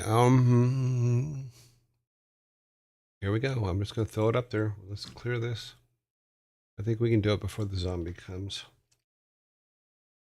Spell forward, I'm what you do every day. Spelled backward, I'm something you hate. What am I?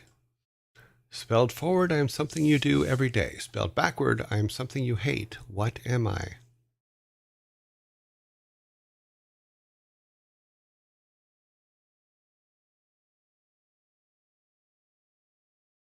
I'm Devil King, I'm pushing a button. If you push the button, it resets the timer. If I push it again, it starts the timer. We have the correct answer on the board. Timer is stopping. The last soda of the day goes to Nevi. Nevi is correct. With spelled forward, what I am what you do every day. Spelled backwards, I am something you hate. What am I? The correct answer is live. Live. Live. Live. However you want to pronounce it. And zombies.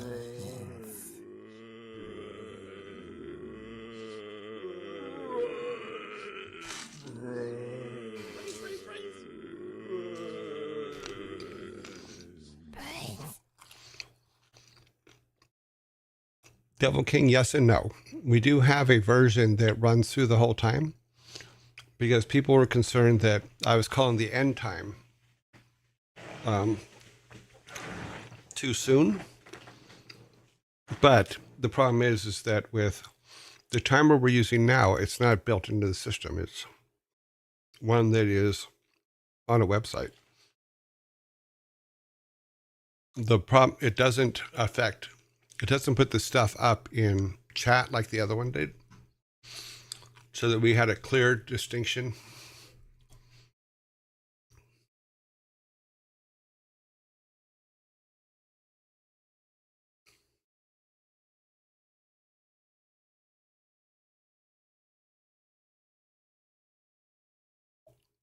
Well, then you're fine.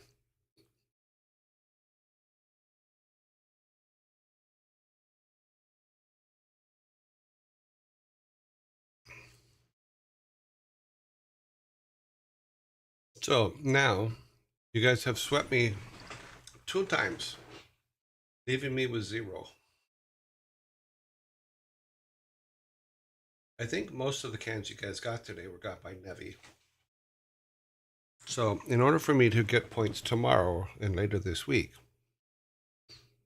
I have to remove Nevi, is what you're telling me. Or I'm not even going to have a chance. Just kidding, Nevi. There will be no removal of Nevi.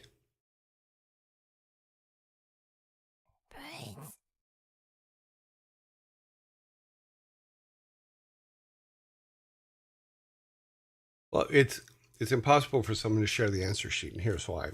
Is because every time I add new jokes to the list, the spreadsheet randomly mixes them up randomly and puts them in different orders. And every day it is re-randomized again to put together the top 20. And I check them basically for repeats and then put them into the system to be rendered out into files for the OBS's what do you call it? Slideshow, which is what we use to go through it all. So let's have the Vikings come out and put together all your sodas for you. So they're going to box them all up so you can take them with you. You do have quite a few of them. You have 20 sodas to take with you today. I, on the other hand, have 0.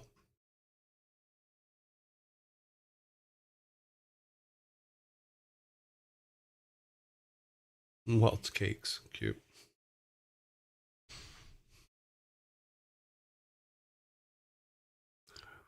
Yeah, the only person that sees the questions that we put up is me. So, yeah. And we do get some from you guys. You guys email me some, and I try to put those in when I can. But as I was telling Savvy earlier, is this week's been very, very busy. So I haven't got to everything this week, but we will get there. we'll get everything in. Yeah, Surantis actually put forth one of the questions today. And we've had questions in the past from Daddy Dronky, and uh, different um, different peoples. Well, the end Bara birth. I don't know what that is. Bara birth. Here we are. We're back again.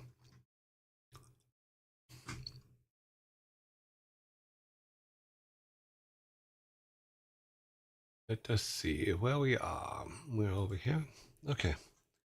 I can see by the empty snack cup that Daddy's dad jokes are complete.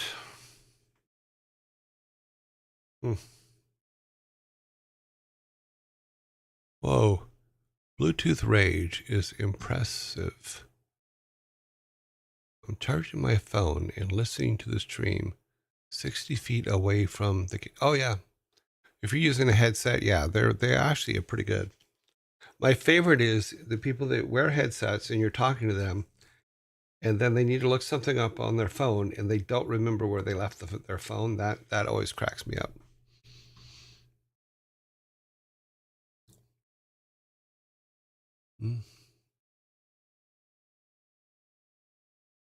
Alrighty then, we need to get this ready.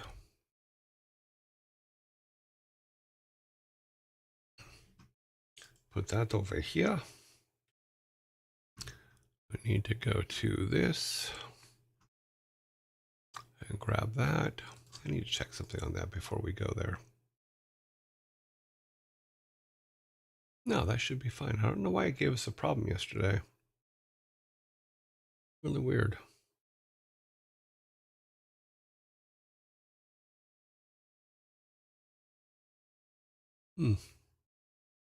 Yeah, that shouldn't be a problem, but yesterday it was. Don't know why. See if it works today. Yes, it worked today. Okay, good. We are all good there. Now we need to come back over here and go to our section. And here we are. Yeah, so this next weekend I will be putting together all the credits. I also need to put together all the stuff for the review for the art submissions. And just so you know, make sure if you're doing any kind of sketch work for that, today is the last day, and the submission area will be closed. So please remember to get anything you guys want to put in there in, and we will probably go through them. Let's see, tomorrow's Wednesday. It won't be tomorrow because I won't have a chance to put them together, and we want to make sure everybody has time to put stuff in before it closes. And then Thursday, Friday. Yeah, I'll have to look at the schedule. I also did a review from the composer of the upcoming music. There will be our background music while we're talking and stuff like that, since we've been without music. And I do hear you guys that it is a issue, and we have talked about it quite a few times, but it is coming. It will be here. Gives you a cup of tea in a cup and saucer. I always pick up the cup and forget where I left the saucer. Yeah, I can understand that. So here we are. We're going to do this. Okay, we're going to go down here. Where is our logo? There's our logo. Give it a couple seconds for the names that are already on there. Yeah, because I'll have to go through and set it up to where we can look at them on screen, and also make sure that we have the names of the people that made them with that, and also add them to a concept sketches. Add them. Make sure we have everybody in the concept sketches for everybody that's actually added something in there, And so that will be that. Now, let us review what we talked about yesterday. Let me get that up. Yeah.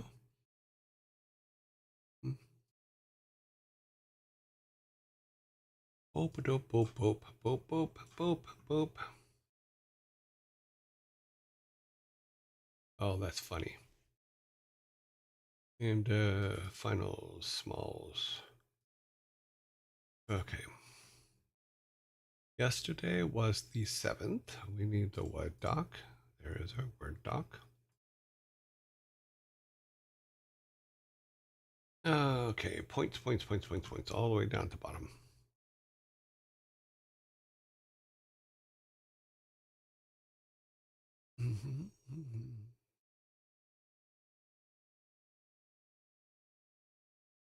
Okay, some of the points of the stuff that we did yesterday was I went through. In fact, I'm reading from it now. As I went through yesterday and showed you how I'm automating the note taking for the stuff that we talk about in game dev, so that we have those notes for going back to and making sure that we get everybody's opinions and stuff in there, as well as the stuff that I'm talking me talking on the stream itself. There's a couple things I still want to get put into it, and I don't know if it's possible. One is time code. But then again, my brain says, well, if we get time code on there, then we have an automatic an automatic subtitling system as well. But I haven't got. I don't know if that's possible. It'd be kind of cool.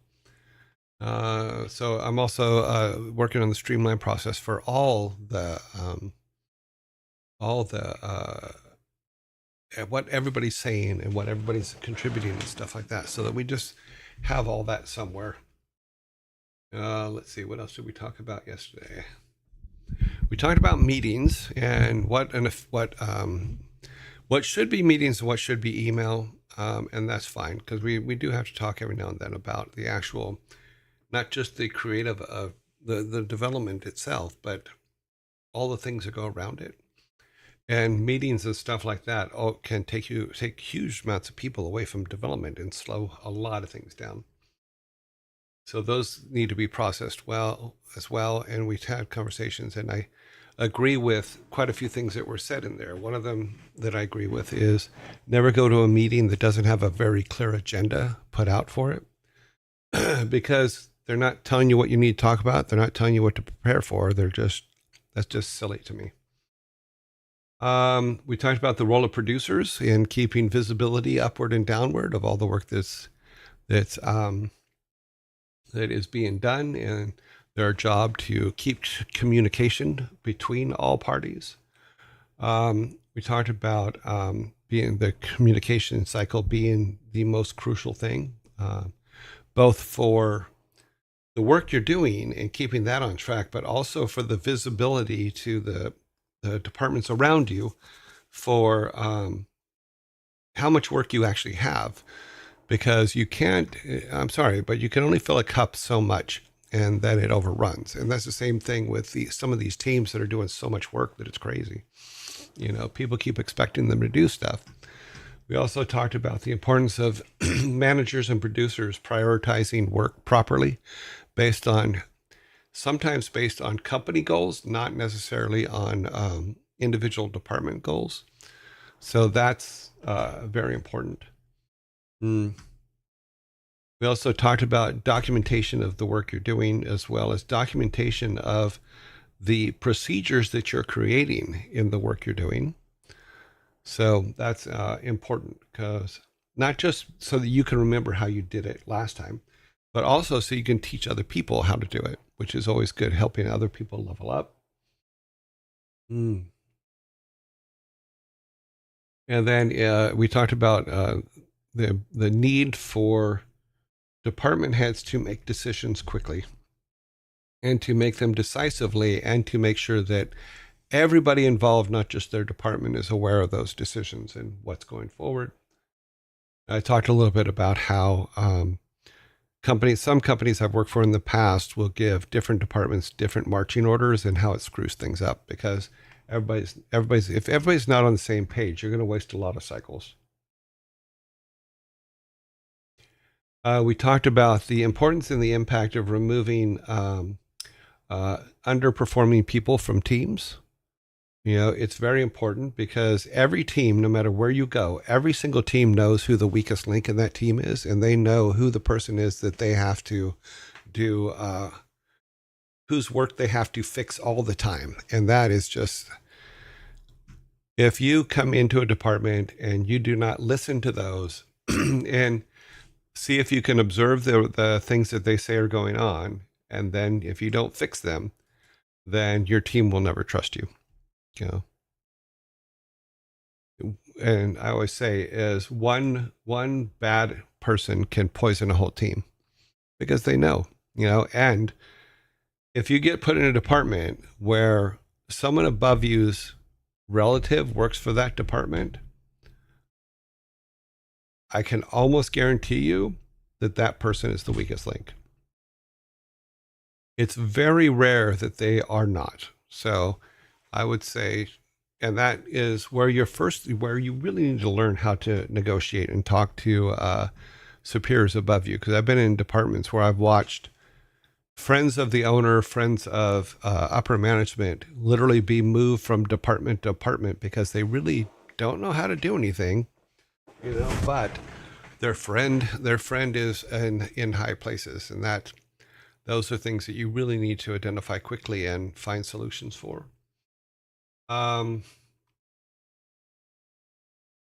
Let's see. We also talked a bit about layoff practices, both in the UK here and stuff like that, and in our industry.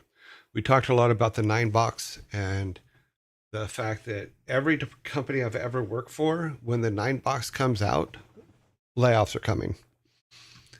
So the 9-box is a way of evaluating personnel and things like that. And it usually is done to determine who should be laid off. So if your manager ever goes, they have to do 9-box evaluations as part of the evaluations this year, layoffs are coming, is usually what happens. And it's sad, but I've actually been asked by supervisors to do a 9-box on my team, and then gone to my supervisor and says, when are the layoffs coming? So yeah. And they always do the same thing. Oh, no, that's not what we're doing. And then literally a month later, layoffs are there. And then you just kind of sit there and go, okay, well, I told you. Yeah.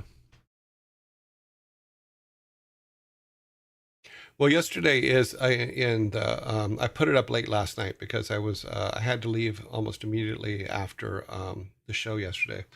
But if you go to YouTube, Davy's Art Corner, and look at the game dev section, you'll see the whole conversation. We're kind of all over the place. No, I mean, I hope you didn't take that away from it, a parent operation, because here's the deal. That is how all companies do things. It's not just about game dev. I'm just telling you the things that are done in all companies and saying they also happen in game dev. That's corporate.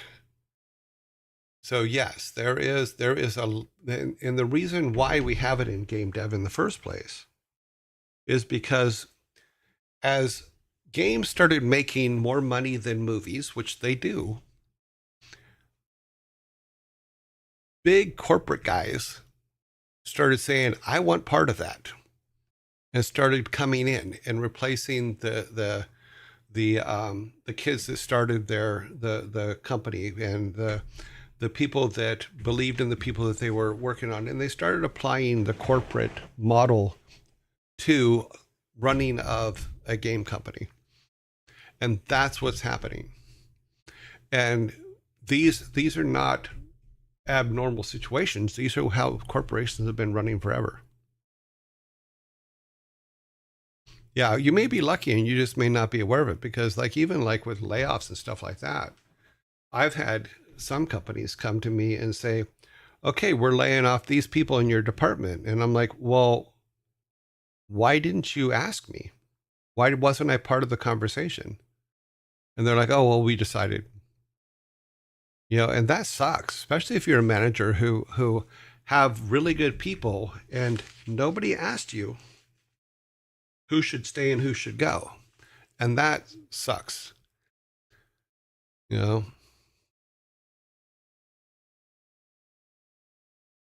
Big corp studios are brutal. Yes. It's part of it is just the way it is. It is, you have to, I'm not going to sit here and say, oh, the environment's great. Everything's great. On the floor, it absolutely is. On the floor where you're doing the work and you're having fun and you're making cool stuff and you're interacting with your day-to-day working people and stuff like that.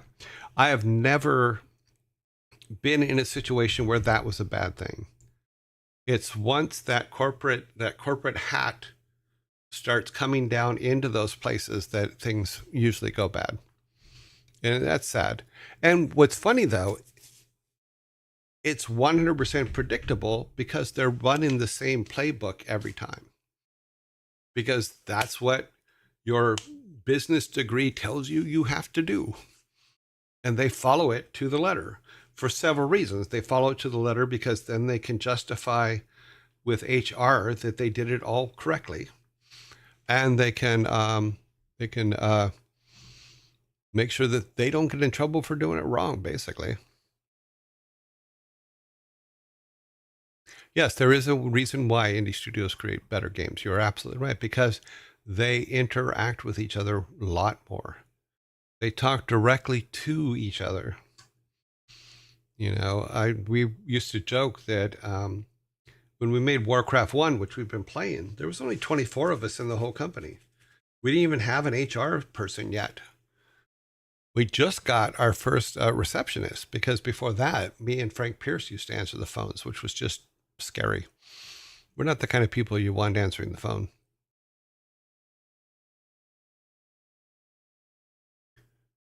Yeah, and most of the stuff coming from above, when you start getting into the corporate guys, is they're making decisions based on what makes them look good, not on whether the product is good for the player or not. There's not a whole lot of discussion in regards to how to make the game better. The discussions are always about how can we get the most money out of this game. And I've never been a fan of that, ever. And in early Blizzard, we didn't think about that. Or let me rephrase that. There were people whose job it was to think about that. It was not ours, because we were making the game. Our job was to make the games as best we could and to make them fun and to make them something that we were proud of.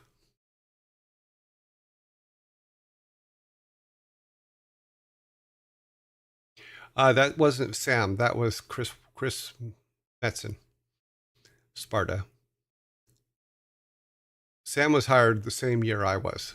Chris Metzen came 94, I believe. Yeah, early 94. But Chris he was only 19 years old. He was working at, I think it was at J.C. Penney's. He was working in the loading docks of J.C. Penney's. And I think his mom or someone told him about an ad for an artist for Silicon and Synapse, when we were Silicon and Synapse. We weren't Blizzard yet. Or maybe, yeah, it was the same year, so it's hard to, I don't remember exact timings. We're going to get a zombie here in a second, sorry. So I may have to finish this story afterwards. But Chris called, and then apparently I scared him so much on the phone that he forgot to get the address and had to call back a couple times.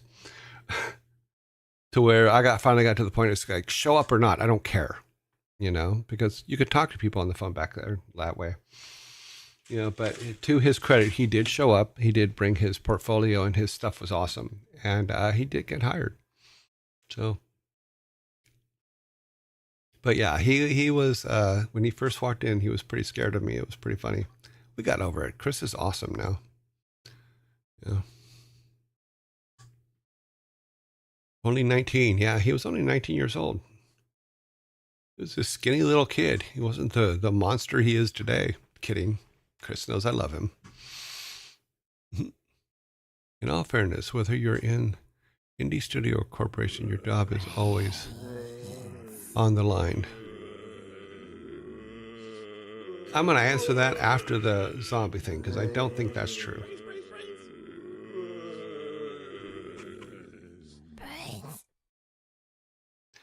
I think the problem is, Sparta, so to say that your job is always on the line is a little too harsh. Because one of the things that I give Alan and Mike a lot of credit for is every single one of us at that time in the beginning, when there was only 24 of us, every single one of us made huge mistakes. You know, and Alan and Mike said, it was fine. Let's get back to making cool stuff. You know, there was not a, there wasn't a boardroom at all back then. It was literally, we would all come at lunch and be in the middle of the in the middle of the office area and talking and playing Magic and doing things like that. And we would discuss problems there. But yeah, I mean, Chris is another example of making a huge mistake into a win. Because I was teaching all the boys all the artists how to do 3D. So we were teaching them 3D Studio and all that stuff. And some of them were doing really well at it and some of them weren't. Chris was one of the ones that wasn't. He was not doing well at it all. To the point to where Friday afternoon, when it was time to get off work, he was so pissed at not being able to just grasp the con stuff that he spit on his monitor and then punched it because he was so frustrated with it all. And he went home and basically was thinking about whether he was going to be fired on Monday morning because he punched his screen and spit on it and did all those things, you know, because his monitor fell off off his desk, all that stuff. It was a mess, you know. But he's sitting at home that weekend and he's just going, okay, what can I do? Because I can't learn this 3D. I don't want to lose my job. What can I do? And he sat down and wrote the beginnings of all the lore for WarCraft. And he came in Monday and he went to Alan and he goes, look, I cannot grasp this 3D thing. Cannot grasp it at all. I realized I messed up. I realized I punched my monitor. I realized I spit on it. I did all that stuff. But I went home and I wrote this. And I think I can be good at this where I can't be good at that. And he and Alan read it and it was just like, oh my God, this is awesome. And thus began Chris's writing career for World of Warcraft and StarCraft and all that stuff. He's just a brilliant writer, but nobody knew. It all came out from he made a mistake. He got backed into a corner, couldn't figure out how to make it work, found another path, and it gave us some of the best lore in video games ever. You know, and he's still working on it today. In fact, he's back there now. Him and Taryn, both who Taryn I hired directly. Chris was one that I keep getting blamed for hiring, but in all honesty, Alan hired him. I just let him in the building, you know. So it's pretty funny. But even in Statz's book, he said that I was responsible for hiring Metzen, which I thought was hilarious.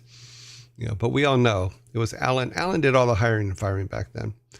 You know, until Pat Wyatt became a VP, then Alan put all the firing to Pat Wyatt. So we used to play jokes on people by calling them to Pat Wyatt's office over the loudspeakers just to freak people out. It was just fun. It was just silliness, but yeah. People messed up, but they learned from that. Yes. In an indie studio, funding is generally tight. So if your boss miscalculates or messes up, everything can go to hell. Yeah, without a doubt. But it's surprising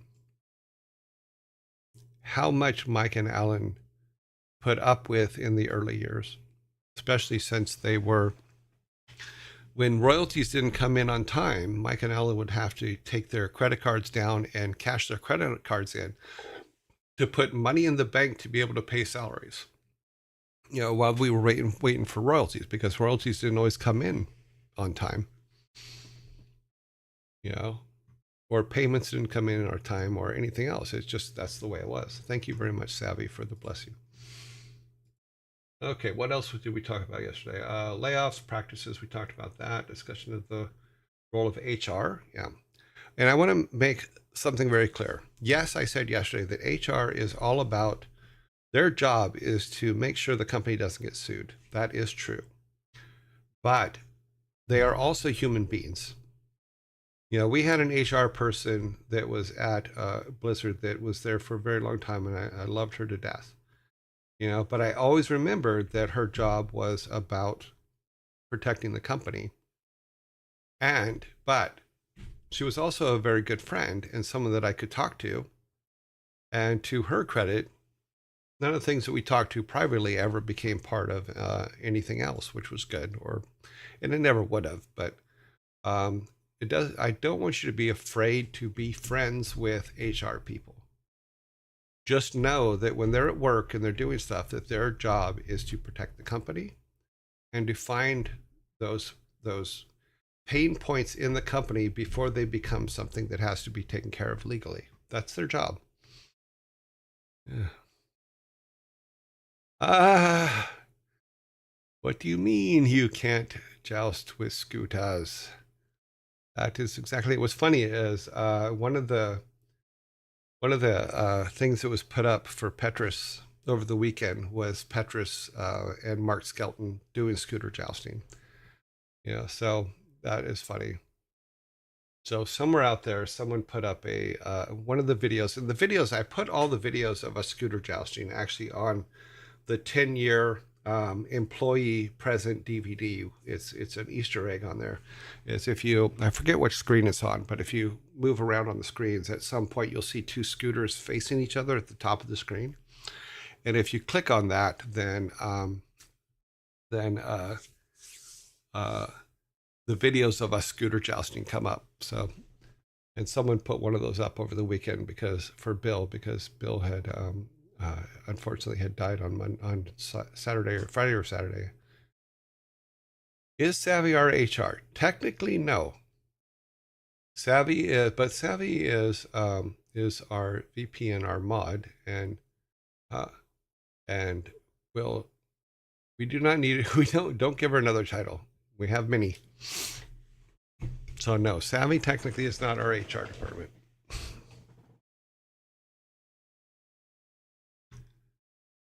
But I will say this is if you do work for a company, and I know it's you get them and you go, why the hell do I need to read this? Do read the company manual and see what it is they're expecting from you and stuff like that. It doesn't hurt to know it. It also doesn't hurt to know what you can and cannot get in trouble for. Because sometimes culture does not match up with HR practices. So think about that before you toss a water balloon in the office. Like I said, if you can find someone that has the 10-year anniversary DVD that was an employee gift, it's on that DVD hidden as an Easter egg. But someone did put it up over the weekend. I don't know if I can get to it where on this machine because this machine is isolated. Let me see if I can find.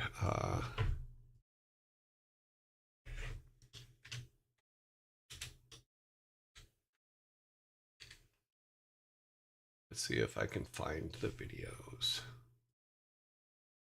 Someone may have put it up. Let me see if I can find it on this machine, which I probably cannot.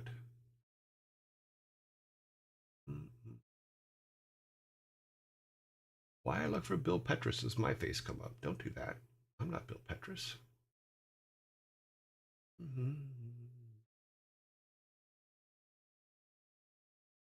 Okay, that is an interview.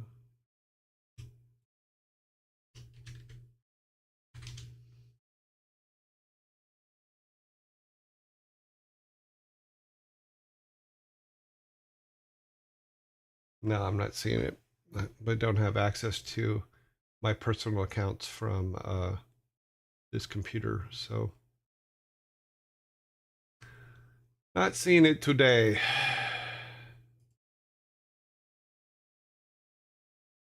But yeah, we had a scooter jousting competition for, it was a few weeks before we got caught and told not to do it again. But funny stuff.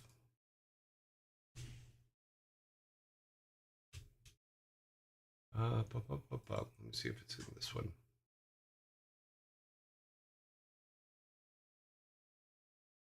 No, it's something on.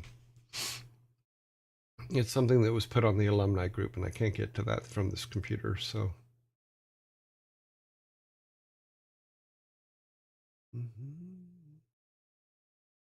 Nope, not finding it. Yeah, and basically scooter jousting. I'll tell you how it was done. And we had trophies, and we had a first place trophy and a second and third, and the trophy moved around. I had it at one point. A couple other people. Max had it for a little while. I think Petrus had it for a little while. Mark Skelton had it for a little while. You know, but basically what we would do, and we'd only do this after hours at like 10 o'clock at night or something. We were working late.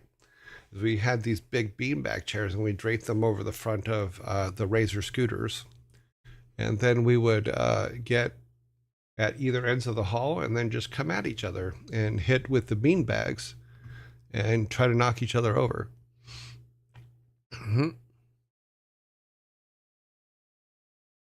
No, it didn't give me that title. Okay. Savvy, yep, nope, got that. Nope.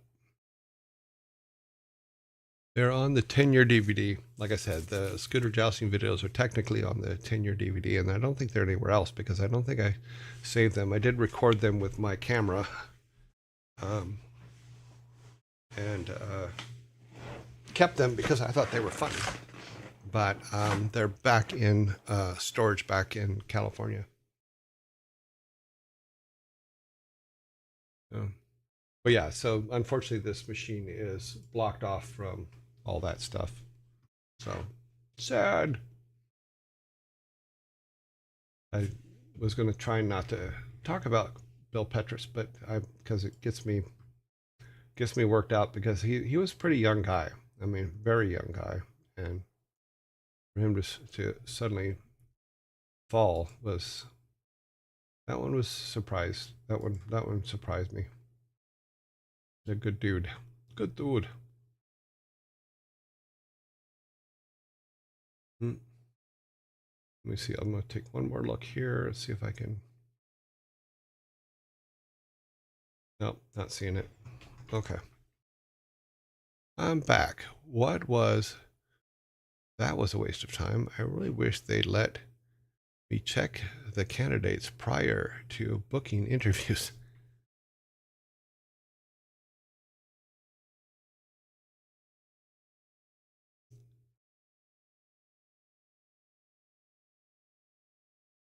I'm back. What a waste of time. I really wish they'd give me decent interviewers. Wow. Marshmallow just took a shot at Cervantes. I'm here to learn. Okay, let me get back to I think those were all the bullet points of what we talked about yesterday.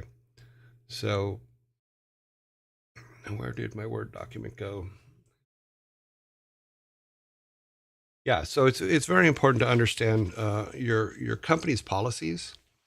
I know it's like, oh yeah, there's the manual, blah blah blah blah. But yeah, you know what? On a Saturday morning or a Sunday morning when you're not sure what you're going to do in the morning while you're drinking your coffee, read those.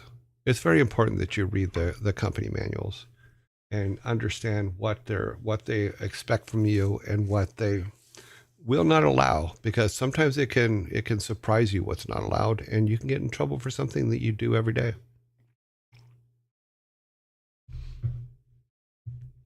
How dare you only read 5/6 of my statement?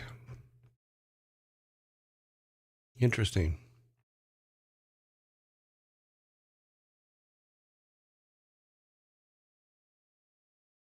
And he's gone. Thank you, Savvy.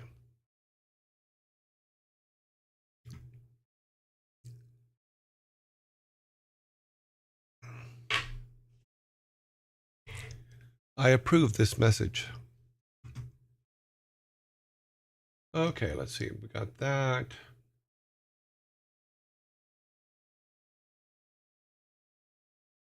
So yeah, so we're all caught up. Okay, let's see. Let's look at some of these follow-up questions.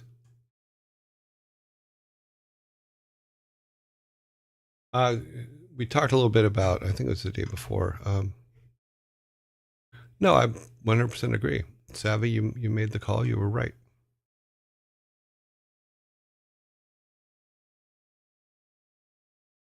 What's funny though is when I go back and look at some of these people that come in and are trying to be disruptive and stuff like that, it amazes me how many of them the account was just made this morning. So that's something that always just gets me going. That gets my blood boiling. It's just like, really, you want to be a dick and you're just coming in here to be a dick. Okay, got it. It's like the person that was just banned. They're currently offline. Their account has nothing on the screen. Um,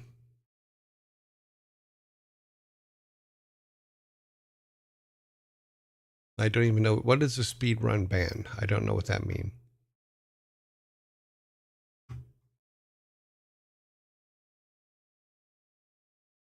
Yeah, it's a burner account, which is probably, but this one literally empty, 0 followers, nothing on it, completely blank page. Yeah.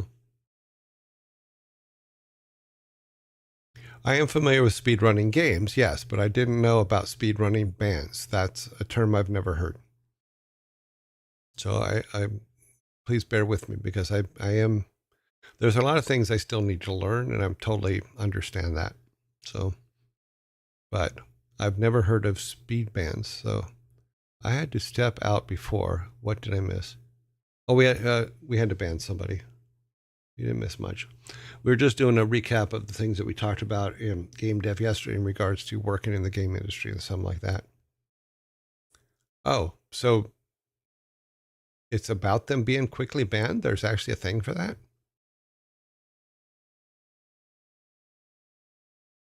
Some people will deliberately try to type something to try and get banned as fast as possible.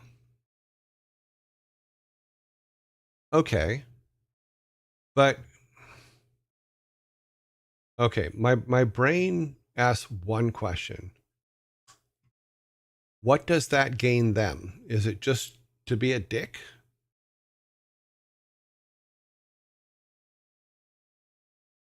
So then go to their friend and say, I got banned in four messages? Okay, so it's just to be a dick. All right.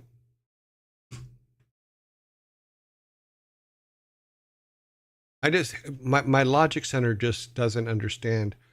I take, say, 10 minutes, maybe 15 minutes to create an account and do all those things just to go into someone's other account, into someone's stream to say 3 things and get thrown out.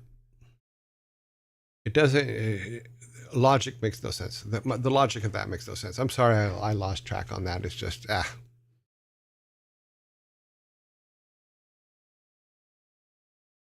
No, I totally get it. It's just I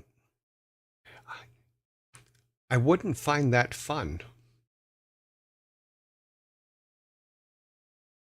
What's really funny to me is based on that description, it would be very easy for Twitch to make a system that prevents that.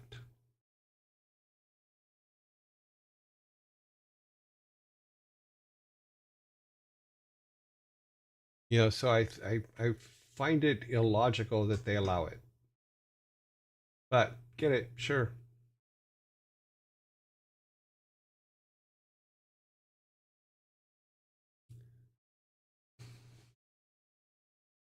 That is true. I do not have a terminally online mindset. I think that's probably the problem. You're probably right.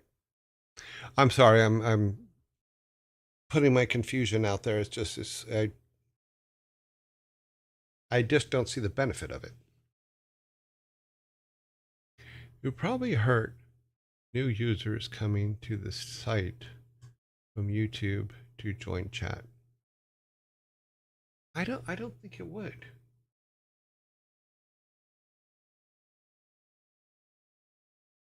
And here's why. Is because there's certain amount of information you should be providing to have an account anywhere.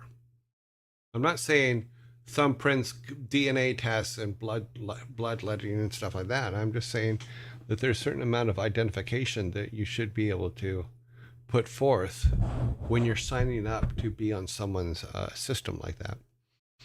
You know, if this person did not give a valid email, then why do they have an account? Is basically my question. And if, as part of banning, and this may be a case, I don't know enough about Twitch, but when you ban someone, is any kind of report of that person being banned sent to Twitch? Or is it just a personal thing, only on your site?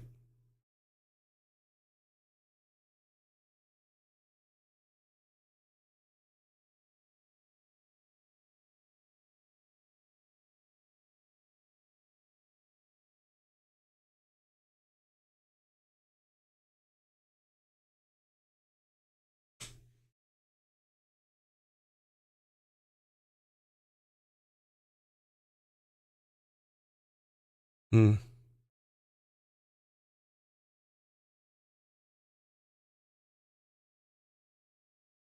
Well, emails are very easy to acquire. Yeah. I know. I'm sure technically anything that you really need to do this stuff is very easy to acquire.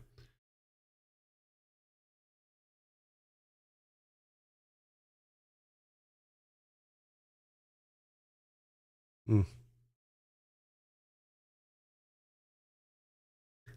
Yeah. Yeah.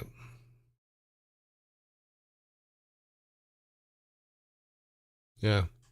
Well, I totally understand that because I think that there are times when that kind of thing gets completely out of hand, and it's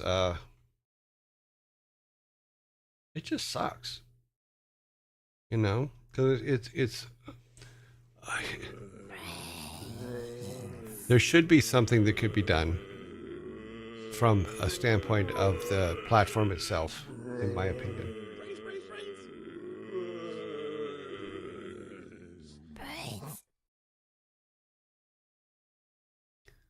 Because I realize that in some cases, for some people, and I've seen this happen to other streamers, that it gets so bad that they have to leave.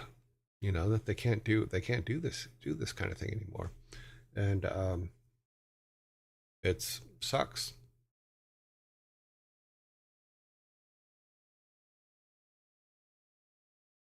Okay, who's using a ban as a comedy piece?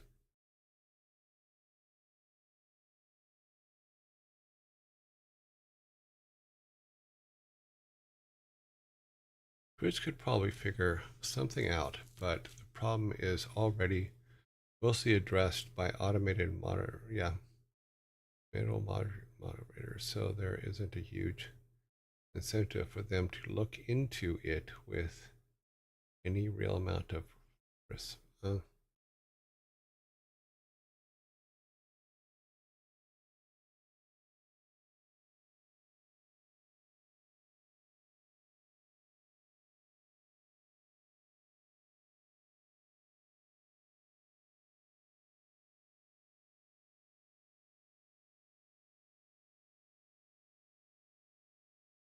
Yeah. Well, even that, Savvy, if you're banning people just to unban them later, what's the point? I don't know. There's parts about this thing, this streaming thing, that I just don't understand, and I probably never will, and that's fine. You know, because my thing is, if I'm not gaining knowledge, if I'm not improving, if I'm not moving forward, anything that's preventing me from doing that, I remove. I'm not saying don't look back and don't look at the mistakes you've made. I'm saying, look, acknowledge them if you feel you have to, and say, okay, what are we doing next? There's not enough time in the day to worry about everything you've ever done in your lifetime. No, and I will. I'm going to do it my way. It's just this happens every now and then, and I think about it like I just wonder what is the gain of doing it in the first place, and that's the part I don't understand. So if it's just to be a dick, it's just to be a dick. Okay, got it.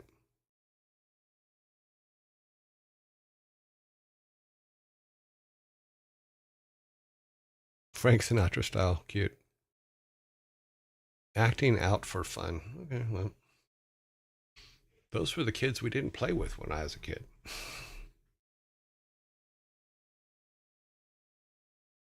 There isn't time to worry about every mistake you've ever made in your entire life, sir. You have never encountered my ADHD. I know a lot of people with ADHD, and I know a lot of people with a lot of different disorders. So don't worry, people still don't play with um mm, no, okay, I'm sorry, I got distracted by that. But I'm just saying that I've noticed that whenever we have a situation and I go and look at the Twitch channel that their name is associated with, a good 99% of the time it's an empty channel. And I just don't understand the logic behind it.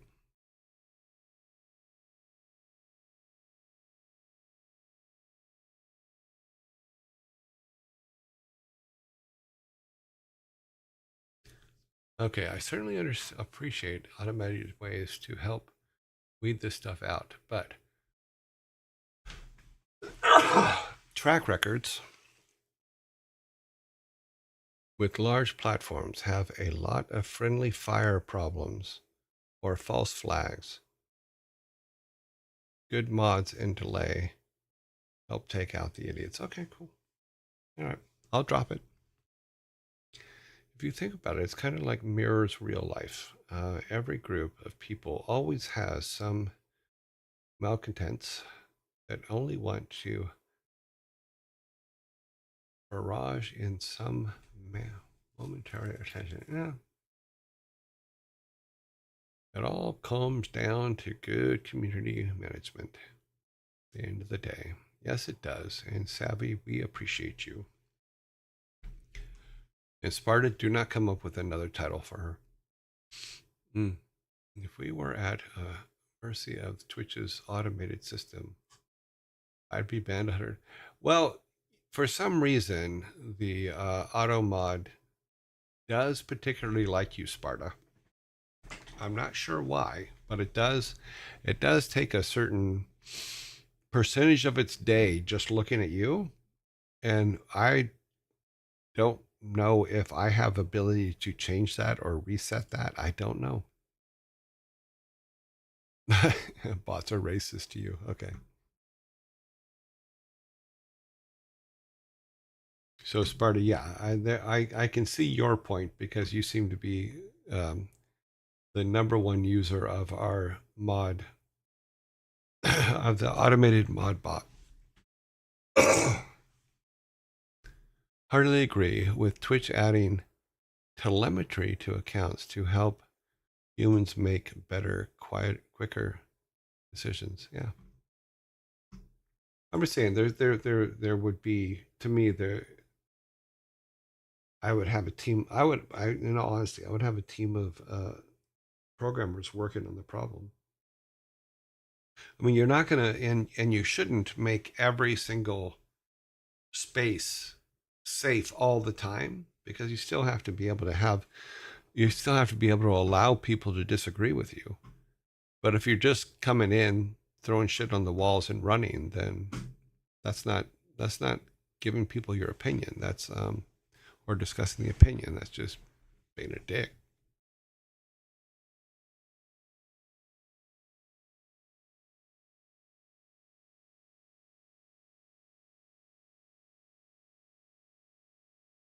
Um, Nevi, you're absolutely right. That's the way it seems sometimes, and it cracks me up. So yeah.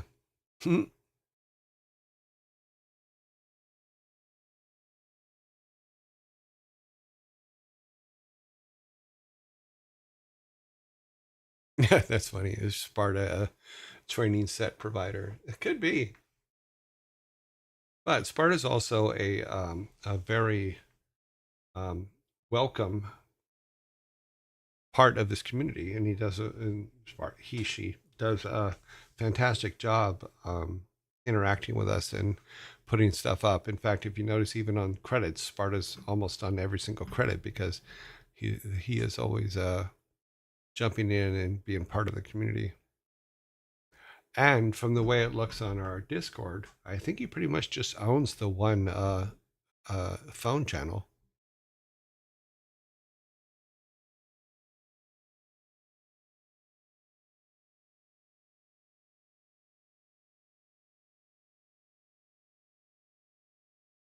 Best part of this was talking about the Star Wars movie. Huh?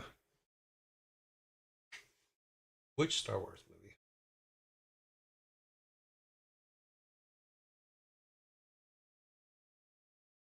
He likes to stock and he likes to keep lists. Sparta loves keeping lists. And that's why we love him. Welcome to the community. Alrighty then. Let's get back to what we were doing. Sorry for the tangent. I have a tendency to do that sometimes because I want to understand stuff.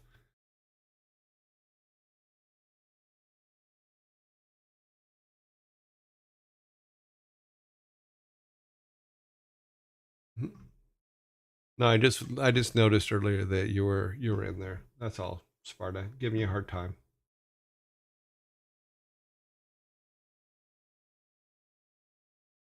Okay, let's go to this part. Okay. So, like I said, unfortunately this week my time has been very limited before and after the show. And so I'm okay, I'm quite a bit behind on everything. Things that I know that we need is I need to work on some new emotes. Savvy actually suggested earlier that I do some of the remotes online, and I might do that. I just have to figure out which ones and all that stuff. Because there are a couple that I'd like to be able to do, and one of them is to take our little Vikings and give them a animated table flip. So you guys have an animated table flip, and you don't have to use ASCII all the time. You know. Episode 6. Episode 6. Savvy Otter Strikes Back. What's funny is I have a Revenge of the Jedi poster from before they made it Return of the Jedi in my stuff in California because my aunt used to work at 20th Century Fox, and before they changed the name, she sent me the movie poster for it. And so I was pretty happy I have that. I have to do something with that at some point, but it's in storage.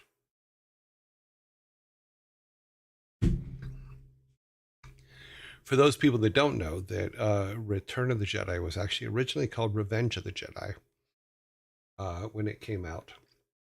But somebody somewhere along the creative line decided that that was too negative for the Jedi to take revenge and that it should be a return instead. So there are posters for it out there.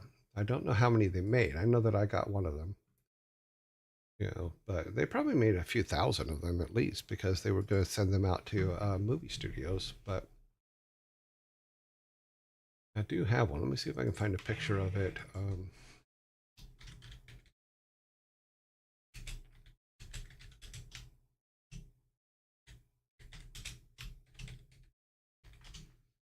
Let's see if there's an original somewhere.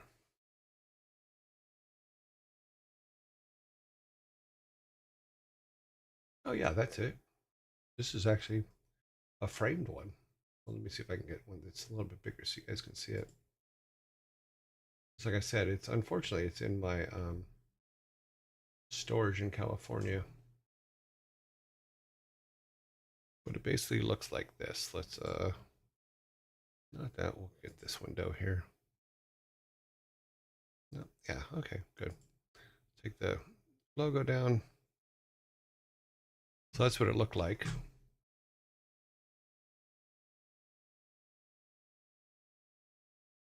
Yeah. Revenge of the Jedi. That's what it was originally called, and they did all the marketing and the movie posters for it and all that stuff, and then they turned it to Return of the Jedi.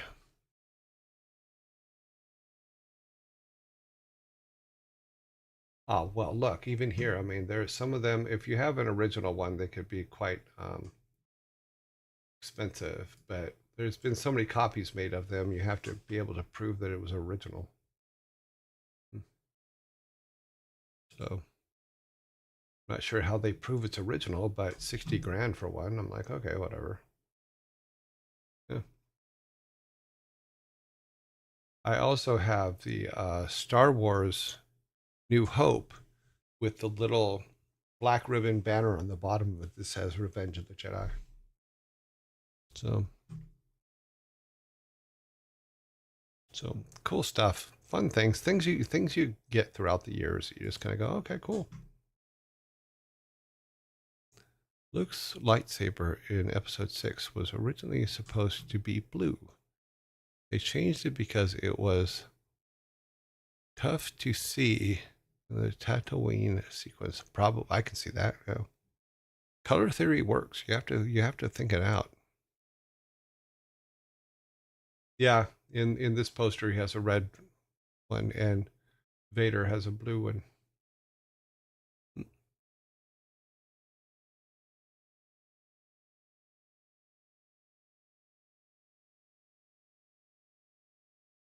Also, fun fact. Okay, we got that.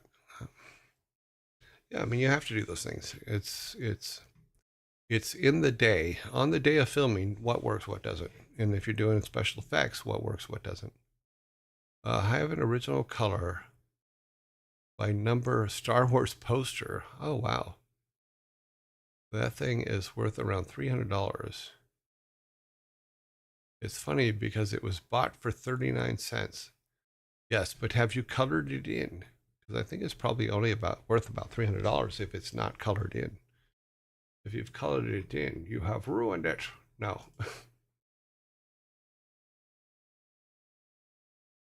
But I mean, some of the stuff behind me here, even the stuff that I have on the walls and stuff, I could probably sell them and get a pretty good dollar for them. Who knows? But that's not the point. The point is, to me, the memory of it. You know, what is attached to it? What makes it important to me? And that's more reason to keep something than what their value is, what their monetary value is. You know, because I see some of this stuff go up for sale all the time. Even Blizzard rings, I've seen Blizzard rings up for sale on eBay. You know, and that makes me sad.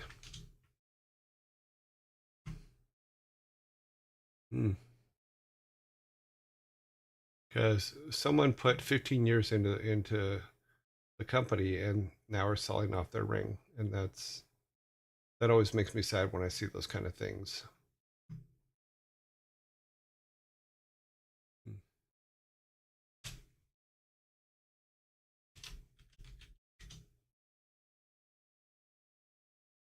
It doesn't look like there's any right now, so that's actually cool.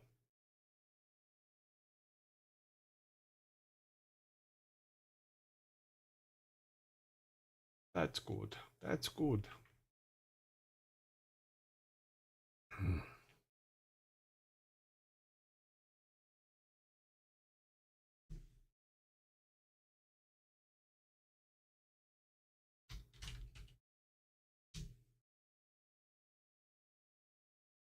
Okay, there's a 2-year Stein.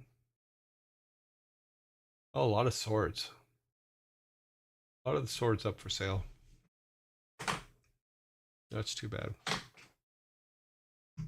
So if we look at, wasn't there an ongoing gag that the 5-year sword is hidden retirement?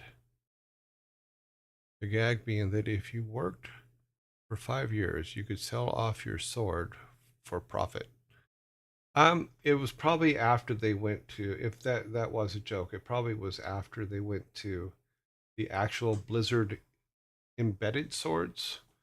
Whereas those of us that got the first ones were, those were literally swords that they bought off the internet, so they probably weren't anything worth it. So, but there may have been a joke about that. I don't know. I don't remember. It wasn't. It wasn't with the swords that I have. Because, like I said, the swords that Mike and Alan and me and Bob and Sam and all those in the first years are just ones that literally Mike and Alan found on the internet. Let's see.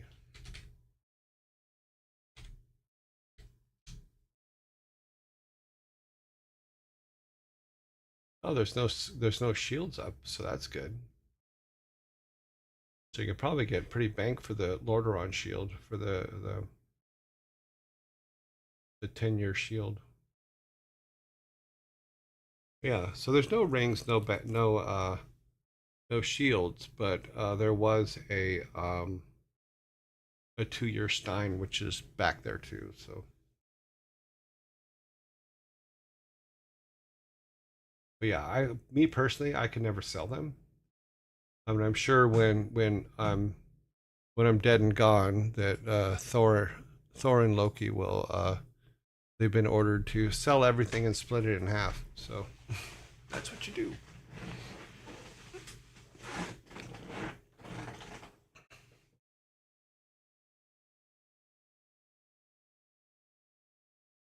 Hmm. I think Jason was talking about.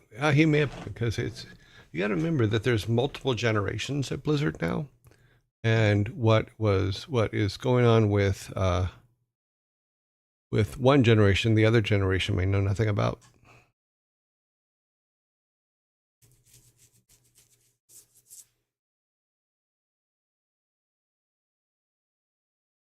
Hmm. I didn't see if Shane is doing FF tomorrow or not, but I'll still be there regardless.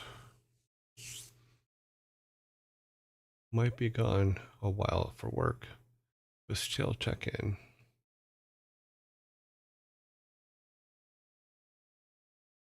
Okay, I'm just babbling at this point. Let's see what we can do. So, one of the things I am going to do is Sarantos, who we've talked about several times, or sorry, not Sarantos, Sparta, who we've talked about several times, has put forth a lot of stuff for our projects.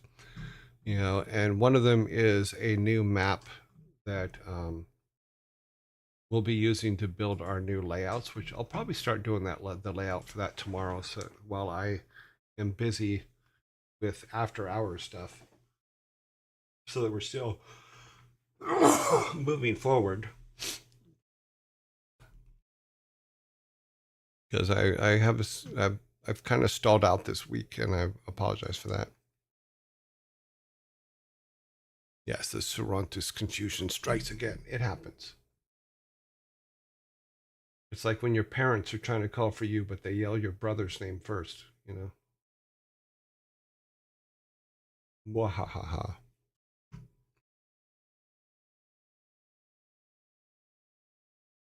Yes, we talked about it. We also put an announcement up in Discord, Devil King. So you have to remember to, and we talked about it even at the beginning of this segment, is please, if you're going to submit any art to the sketch thing, then please make sure you get it in by today, because we stopped getting it today and the channel will be locked and you won't be able to put it in anymore.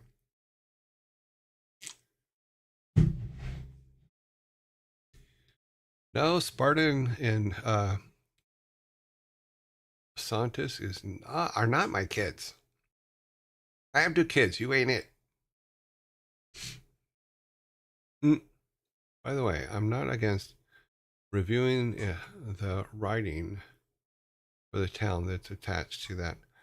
Oh yeah, and I intend to. Like I said, I am way behind this week on a lot of stuff, and I will be getting to that, and we will. And I talked to you, and I think I even said it online here.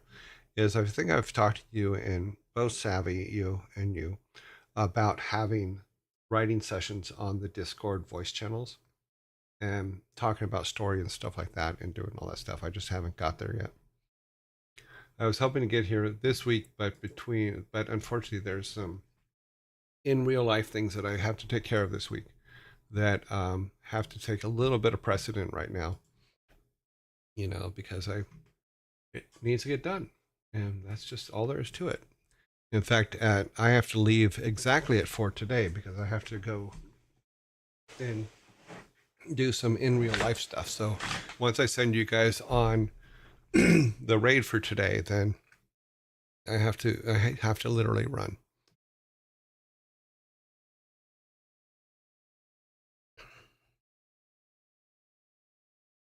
Yeah, and you do, and I owe you a special apology because I should have got to it last week and I didn't. Top 5's most active yearlings during game dev season sessions for the writing group was the original plan. And if you need to go early, that's right. No, 4 o'clock's fine. I can still get everything done at that time. So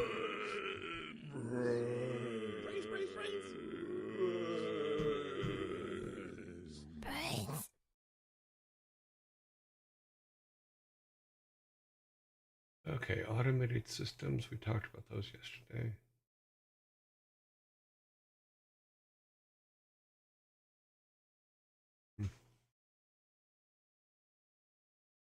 Another thing cool about the automated system that I put together for the transcription stuff is it actually tells me how much it actually cost to do it. So like yesterday's transcription, which came out to 32 pages of transcription with all the questions and all that stuff that I showed you guys yesterday, cost me 66 cents. Oh, excuse me, 69.2 cents. So for the full transcription of an hour and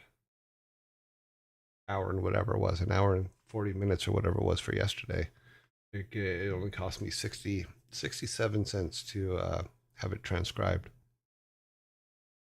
2 cents per page. That's not bad. If you go and you have someone hand transcribe an audio file, you're talking big bank.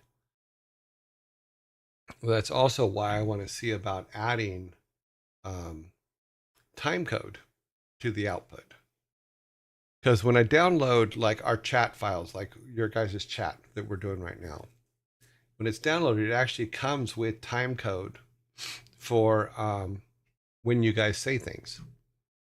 If I had time code on the transcript at the same time, then I can line up my comments to your comments and have a full readout of the whole conversation, which could be really good. What are we talking about? Howdy, everybody. Right now, we're just talking about the transcription of yesterday's show because yesterday I showed how I set up a system on Saturday to auto transcribe our conversations in game dev in our game dev section, and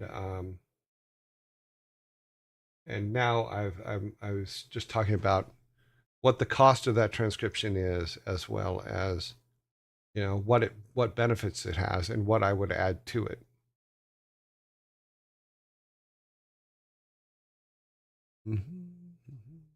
Well, I'll have to look at the YouTube version.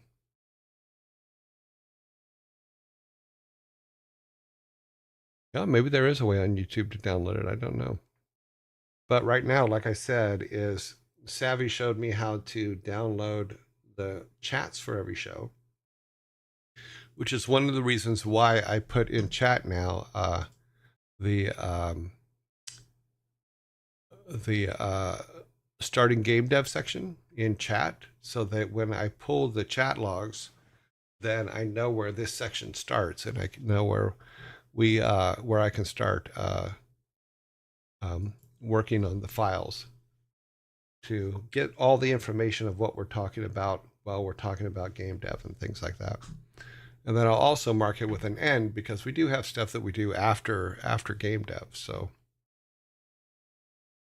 but yeah, time code to me is like, it's okay if it's a couple seconds, like 8 to 10 seconds off forward or backward, but getting stuff in the general area would be really cool.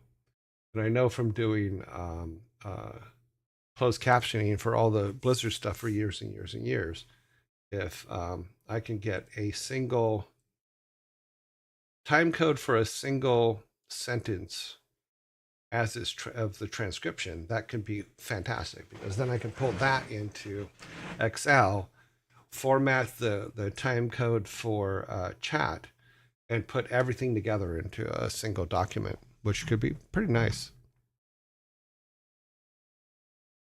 YouTube has its own. Yeah, I haven't looked at YouTube. In fact, it's probably a bad thing. I said I haven't really looked into anything on the YouTube side other than making sure that the file's up there and stuff.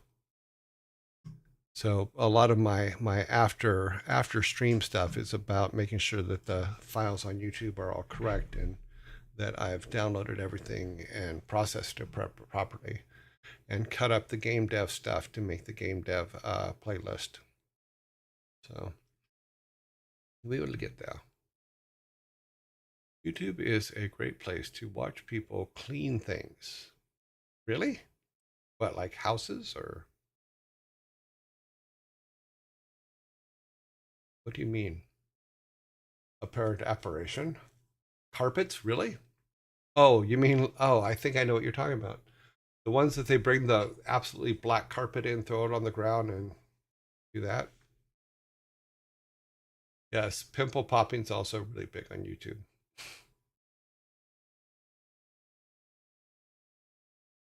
It's a lot more relaxing. Well, I think that, and we've talked about this on the stream before, is there's a lot of streamers that are just 100% energy from top to bottom.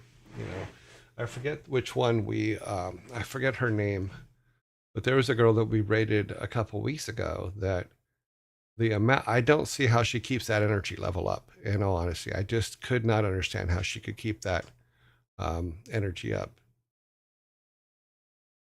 It was something violet, or red velvet. That's the one. She is like, if you go and watch Red Velvet, and she'll probably get chosen as a raid at some point again. But that girl has energy like there's no tomorrow. It's just like, oh my God, that is like scary energy. And I thought it was going to stop, but they started playing Jackbox on her stream, and she just like, wow, I couldn't do that, you know. I'm more a layback guy, like, okay, let's talk, let's do things, you know. The landscaping ones are oddly satisfying. Yes, they are, and I've watched those too. Like they walk in and, oh, the police were called because I was cleaning the neighbor's yard. What?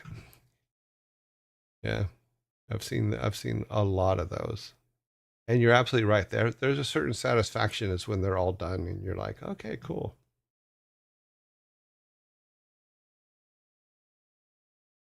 The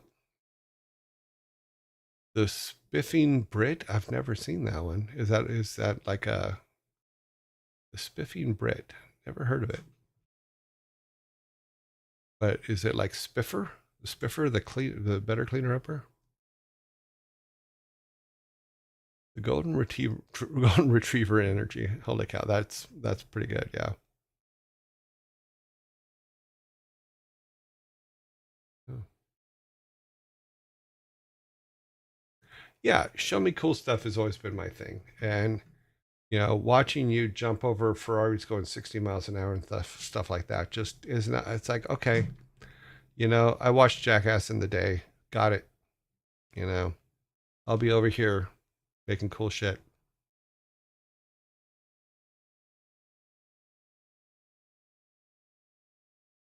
He does game and other exploits and hilarious game breaking content. Okay.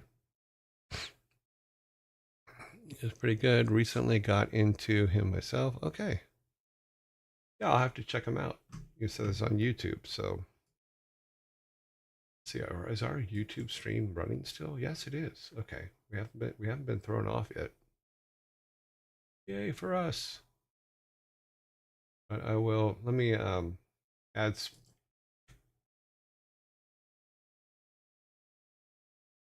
okay, just spiffing Brit. Sponsored by AFK. No, spiffing Brit. This guy. Okay. Yeah, I'll take a look at that. Because the one thing that I get into, and it's actually quite hilarious, is the reaction videos. For watching people react to things that happened when I was in high school and stuff like that, especially the ones that like are seeing like Queen or Freddie Mercury or old bands for the first time. Also, them seeing people seeing George Carlin for the first time. Those reaction videos are amazing because George was amazing. But you know, to realize that people, a lot of people don't know who he is anymore because he died so long ago. But those are good. Also, watching people react to Mel Brooks movies for the first time. Um, yeah, I just put them on my list. The Spiffing Brit.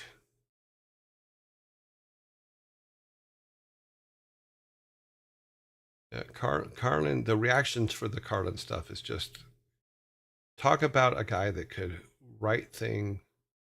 Bill Hicks. Yeah, go ahead and let Bill Hicks go through. That's Bill Hicks was amazing. You know, Sam Kinison was a master. Oh my God, Sam Kinison when he first came out, when Rodney Dangerfield had him on his show, which was the first time he was introduced to a national audience or even a world audience, is amazing. You know, and he was in Rodney Dangerfield's movie Back to School or something like that. When Rodney Dangerfield goes back to school with his son or something. But Sam Kinison was amazing. Was amazing, hilarious guy. You know, literally, he died because he was driving from Las Vegas to Needles, and he basically drove his Corvette under an 18-wheeler and got crushed. Hmm.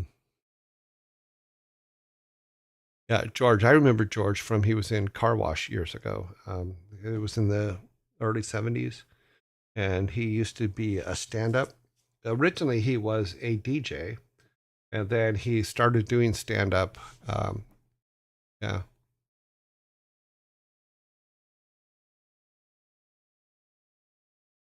it's about 90 seconds long. My favorite reaction video is face turns into a toddler trying out chocolate for the first time while watching it. Oh, wow. There wouldn't be any starvation if you lived where the food is. Yeah, you live in the desert. And then there's the whole thing with the alphabet, which is just always cracked me up. I'm writing a letter. Ah, yeah, that was a really bad way to go. What a lot of people don't know, and maybe they do, is when he was a kid, Sam Kinison was one of those evangelistic kid preachers. Yeah, I know he joked about it quite a few times in some of his shows, but he was a full evangelistic kid in the white suit, standing up on stage yelling about God. So yeah, it's funny stuff. Really, really good stuff. But yeah, but if you ever just have some time to kill, just go to YouTube and hit the reactions button, and there's some good ones in there. And some of the ones in regards to like old movies and stuff like that, I'm just like, oh my God, you've never heard of these? So you got to give them credit. They're pretty cool dudes. I follow a bunch of them because I always like their reactions. Like there were some girls, I think, what were they called? The Gallifrey girls, and they were watching through. They watched through Doctor Who, but they were all they did stop and go through Red Dwarf, which I thought was really good. And they were very funny about it. Okay, let's go there. Yeah, it's not coming up there. Oh well.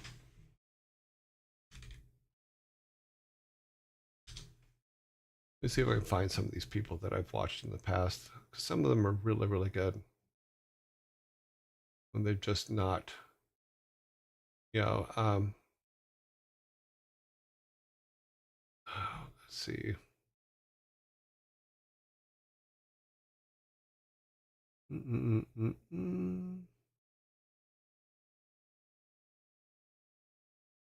Yeah, it's like I said, this computer is cut off from my main computer, so I'm not getting the ones that I usually watch on this list. But yeah, reaction stuff is really cool. I really like it.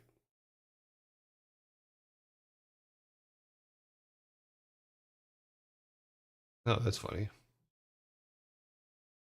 No matter no matter what I look up, there's my kid every time. I see you, boy.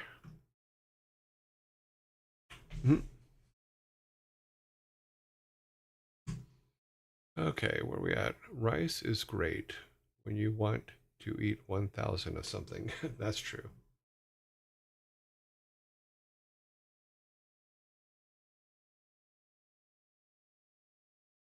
This guy, what's this guy's name? Black Pegasus? Is that? Yeah, I think that's that guy. I've seen quite a few things by him.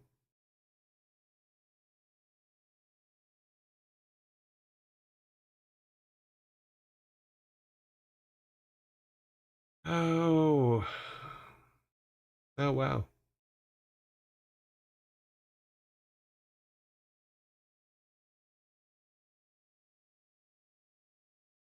I'm trying to remember what the name of a specific guy was that watched a lot of stuff. There was also a girl that I've watched a lot of her reactions to movies and stuff. But my favorite of all of them, not because of the people, but because of what it was, is people that watched the 1985 Live Aid performance of Queen. That one's really, really good. So if you just go 1985 Queen at Live Aid, that performance is absolutely amazing, and reactions to it are really, really cool. Because Freddie Mercury, for all of his other issues he had, that boy could sing. Oh my God, he could sing.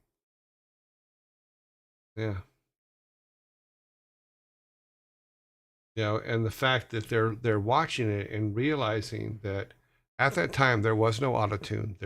They had a little bit of reverb, and that was about it. That guy had a throat like there was no tomorrow when it came to singing. Oh my God.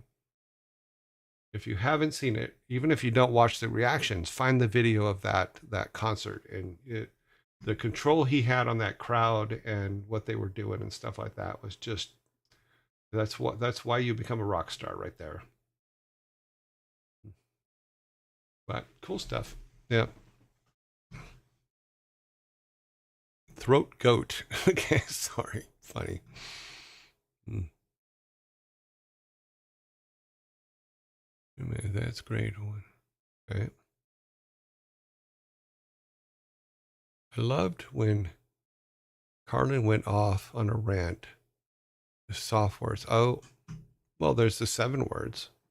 7 words you can't say on television. I can repeat them to this day from the original record I listened to way back in the day. It's like, ship this country, Oxford, motherfucking tits. See, I know them all. You know, and it was all based on his radio show where they would tell him what words he couldn't say, and that's where he originally came up with the idea. But when he talks through each of the individual words, it's you're talking such comedy gold is just amazing.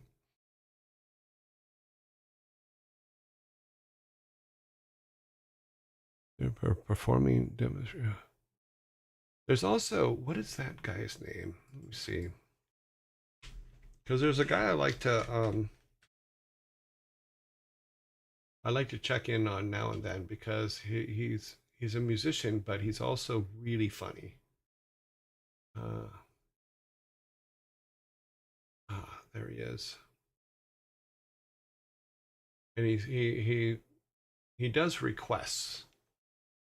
Let's see if I can get this correct here. I don't want to blast out the. Okay, good. He didn't do it. He has a number one thing. One of the things he has is a YouTube channel called 10-second songs.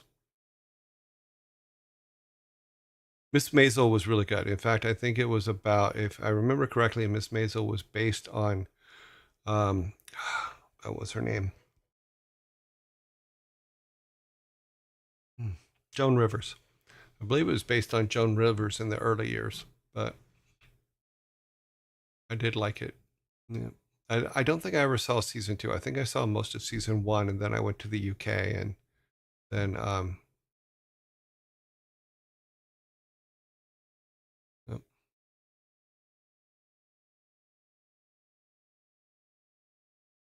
Stephen Lynch. The guy that I'm looking at now, and I could probably show you pictures of him, but I can't. I don't think I can play the music, so I'm not going to.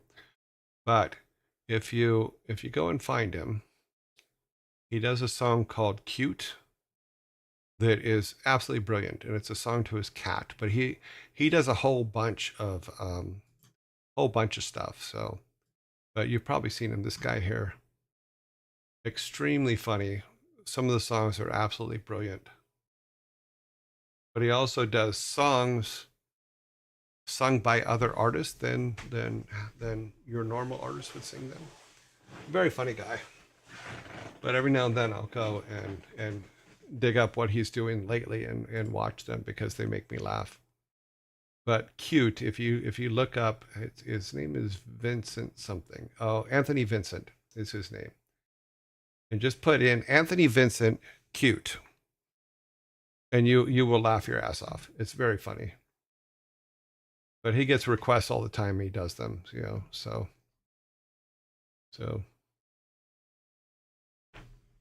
he does a lot of songs and different songs that, yeah, like here's like YMCA in the style of Ramstein, which is, I believe, a Russian heavy metal band. Hilarious. Some of them are so good though. Definitely worth checking out. But he does have a long another YouTube one where he talks about things and all that kind of stuff. Yeah. Oh, is it German? Sorry, my apologies. Mm, Sorry, I got it wrong. I'm willing to admit the mistake and move on. Oops, I guess I didn't copy it. Copy. Oh, wow, interesting.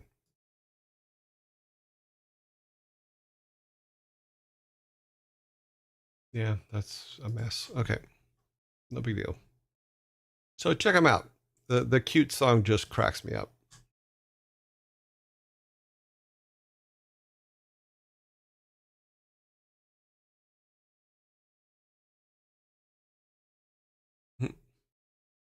Tom Cardy. Why does that sound familiar?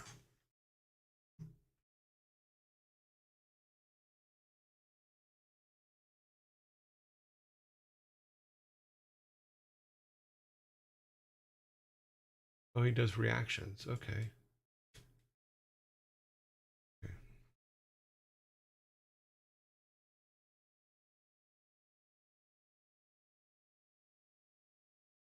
Oh no, I haven't seen this one before, this guy before. I'll check it out. Yeah, I'll see if I can.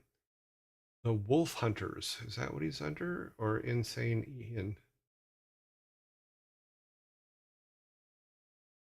He shows up in a couple places apparently.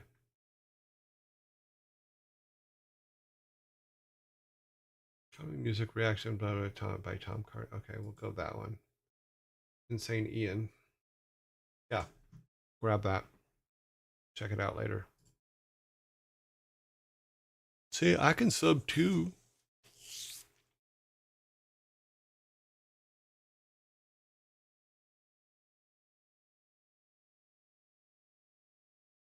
Mm-hmm. Do hast now rolling in my eyes. Oh, the cute one will stick with you. Mm. Tom Candy, Cardi doesn't do reacts. Oh, then I must have found the wrong person because it's another person online named that.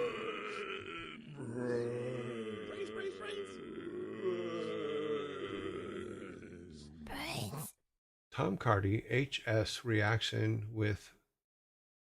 There may be more than one Tom Cardi then. I may have the wrong one. Official drummer, first hearing. Maybe that's the one that you're trying to get me to. Oh well. Cute aggression. Yes.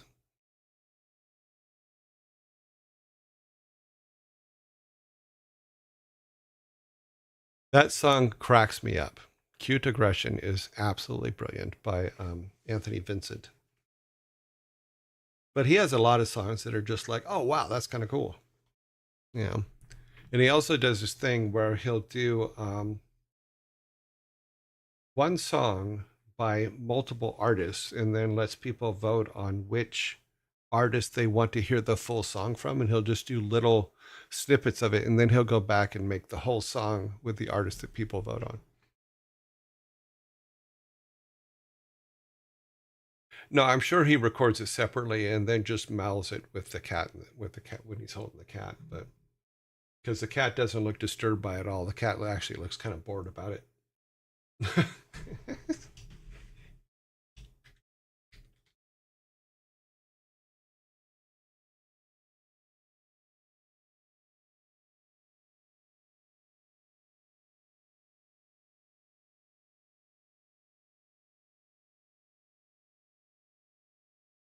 Yeah, because you can see the cat's pretty bored by the whole thing. But well, the cat, based on what he does, the cat may actually be used to it. You're absolutely right. It's like, oh, it's him again. Whatever. You got any treats for me? Nope. Okay, leave me alone. Because there's a lot of people that pick up their cats and toss them around and in a fun way, not in a we're going to hurt you way. Got to give them credit for that. Mm.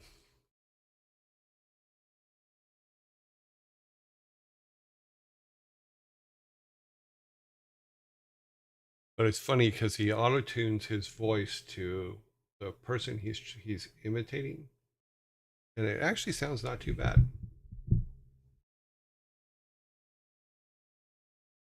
Mm. Oh, his Bohemian Rhapsody is pretty good too. Yeah, so because he does Bohemian Rhapsody in the style of System of a Down, and it's really good.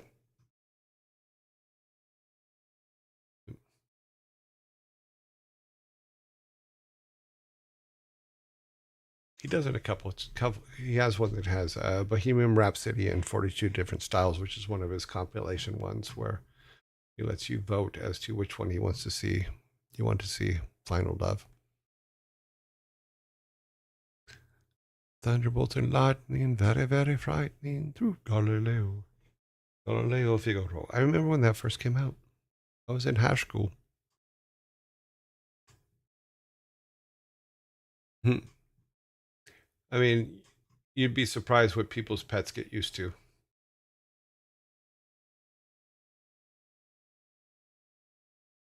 He also does things like Korn doing Britney Spears. Those are pretty funny. So things like that are pretty hilarious to me.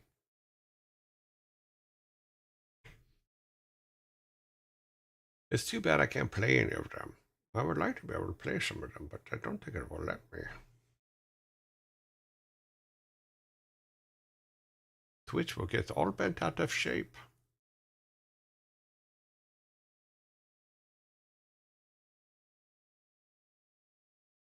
Okay, so I'm gonna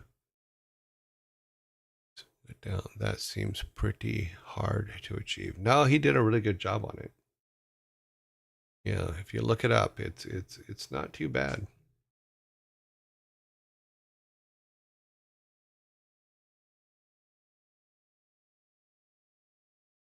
I remember air guitar in Bohemian Rhapsody with a tennis racket. Oh, that's funny. But very interesting. I've seen way weirder. Yes. Well, like he does one is Ozzy Osbourne singing Britney Spears Baby One More Time. That one's pretty good too.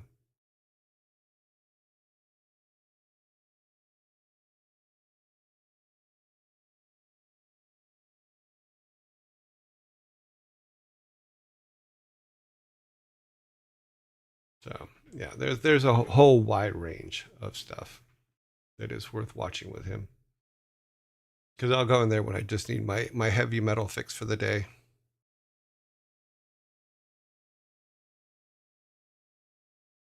They have a collab where they perform Spice Girl songs in the style of System of the Down. I knew I had to follow them both. Yeah, that's pretty good. That sounds familiar with the Aussie one. You mean sounds familiar? Yeah. But that's what he does. Is he actually people send him requests, and the more the bizarre the request, it's just funny.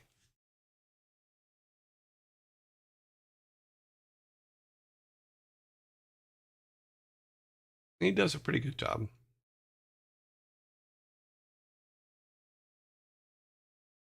Here's one. Aerosmith's "Walk This Way" in the style of Pantera.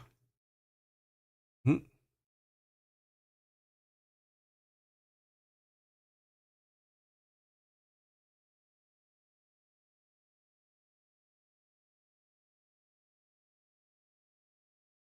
Hmm.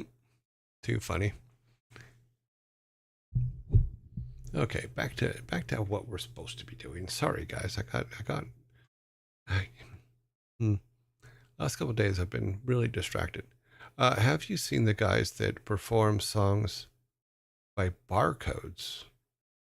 They call it Will It Riff. Not that I'm aware of, unless that's a joke. It's funny because my mindset is this a dad joke?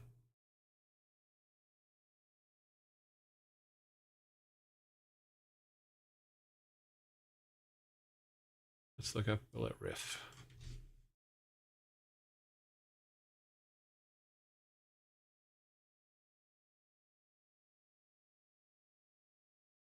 Oh, wow.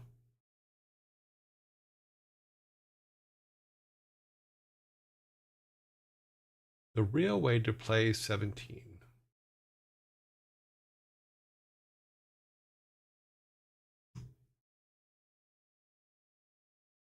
Hmm.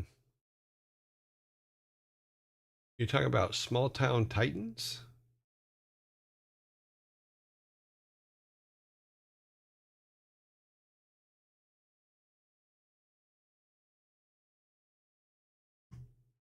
That's neat, cute.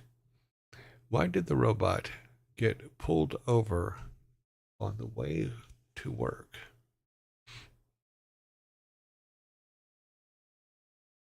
It's not a dead joke. They are they are good. Ha! Yeah, this is pretty good. Have you seen the guy? Yeah. I think it.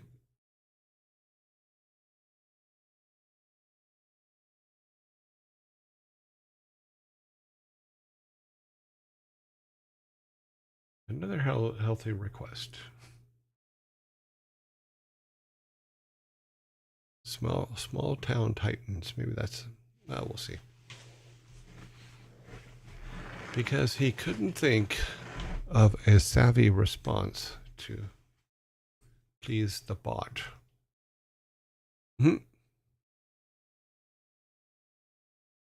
Bot masters. Boom, boom, boom, boom, ba-doom, ba-doom, ba-boom, ba.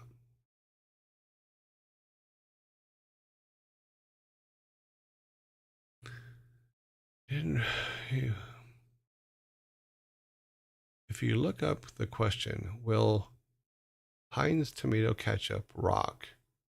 And that's the riff guys. Yeah, I can see them holding a bottle of Heinz tomato ketchup. So yeah, it is the guys that I found. It is got where to go. Yeah, Small Town Titans is what they're called on YouTube. Okay, follow them real quick. Okay. I'll listen to them later. Because I'm always looking for stuff that cracks me up.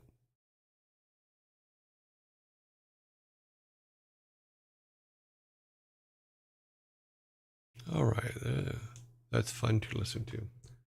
Yeah, they have a few things.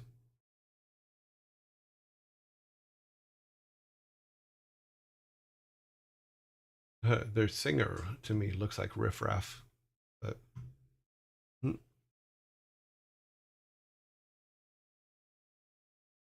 too funny.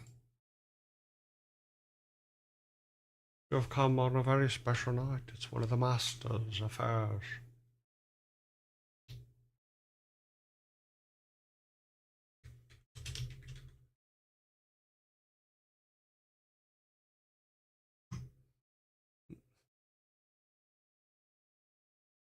Richard O'Brien. There's always room for Jello. Cool. All right. Get back to here. So, like I was saying, what I'll do is I'm gonna rejigger the. Let me pull this up. My goal is to find the time to start working on the map again and rejigger it to. I think that Sparta's level design actually works out really well for the story we're now working on. And my current level design that we put in there, though, is an improvement. Is not. That's interesting. What are you? We will wait on that. Sorry, something came up on my warning screen.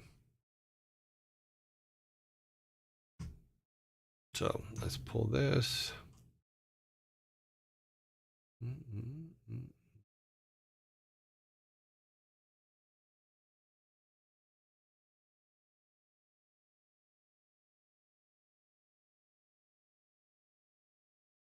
So, come on, you can do it.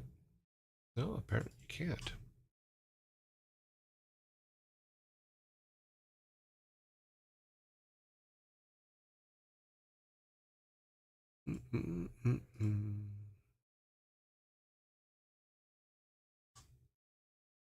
Oh, it looks like they've changed something.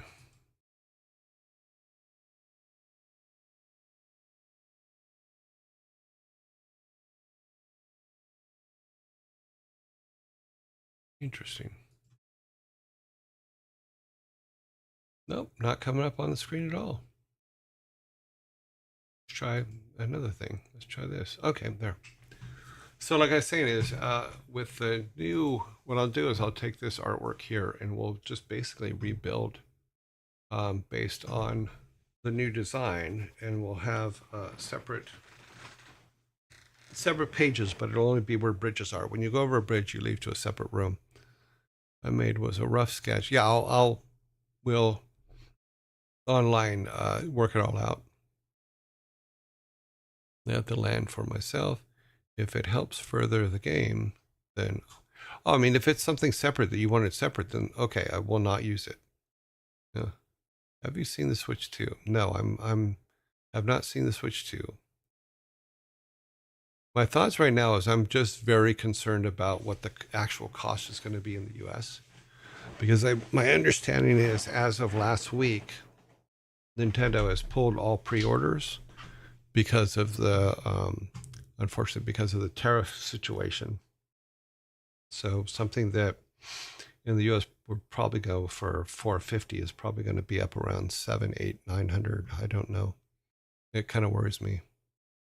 From what you've heard, but you have to check what happened in the last week, because the tariff stuff is going to affect that greatly. And Nintendo did. There was a news article that came out that Nintendo did pull all the pre-orders going into the U.S. because the price may change quite a bit.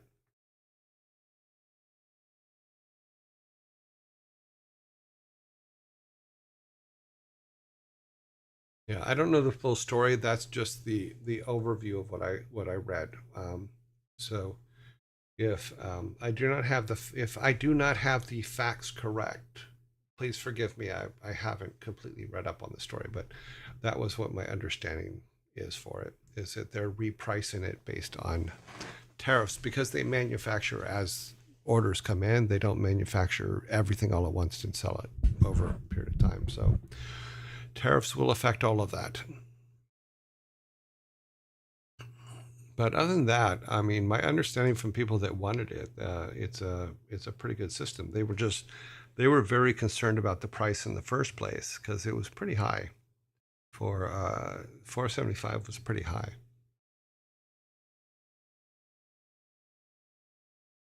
Yeah, well, unfortunately, any electronics coming in is going to be costly. So we will see how that turns out. Sparta, I will try to jump into one of your conversations at some point on the voice thing and get that cleared up with you. I don't want to use something that you had isolated for yourself. I apologize for that if that is the case. 7,900 for a handheld console from Nintendo will likely be years behind the hardware. I don't know. Now, if that happens, I'll stop playing Nintendo entirely. Can't see the value in that. If I want handheld, I'll just use my Steam Deck. Okay.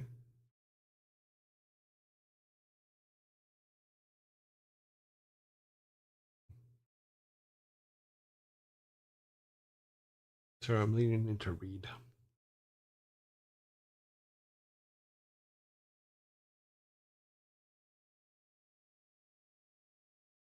Oh yeah, it looks cool. And they seem to be, to me, they seem to be getting bigger.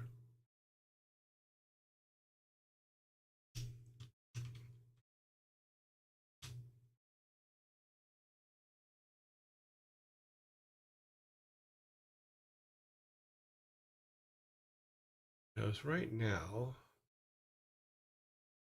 US, it says introductory price is $449.99. That's the introductory price. In the EU for euros, it's 469. Yen is 49,980. In the UK, it's 395 pounds. But I don't know all the conversion rates, but we can kind of get an idea there. But this was dated, well, it's coming out on the 5th, so 5th of June. Yeah. But nobody's released after tariffs price yet. But they're looking around. But before that, it was around 450. So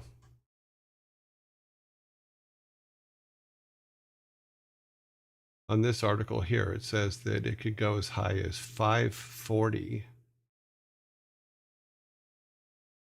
after tariffs, but we'll see. I don't know. For me, the 450 was even too much. I mean, even my PS5 didn't cost that much. So I don't know. I don't know if I get one, because it's not just the Switch, but it's also all the gadgets you need to for it and stuff like that. That's pretty pricey.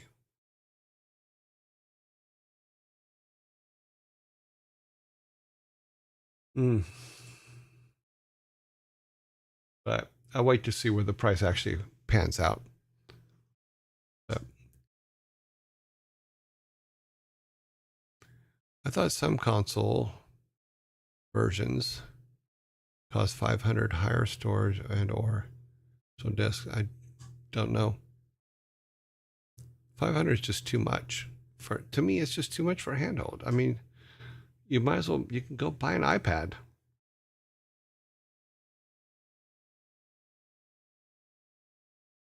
Personally, the only Nintendo exclusive I'm interested in is Pokemon.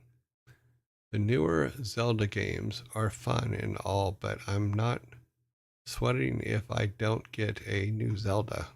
Well, that's true.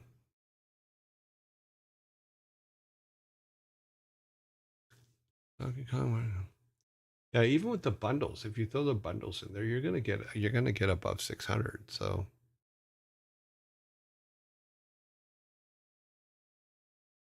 yeah, most of the games I play these days are on my iPad, not on anything else. So because I always have my iPad with me, and I can just stop and do a couple minutes of stuff.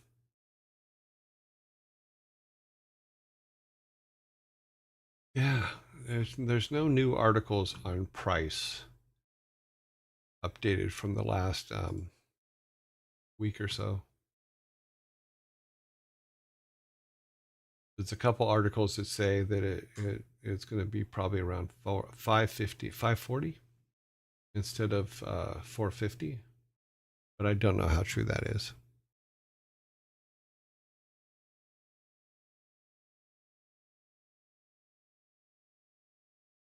That is true. I agree with Sorontis. If I had anything other than my iPad, I would not get anything done anywhere. You know, that's why even the games that I play on my iPad are games that I can play for 5 minutes and walk away from.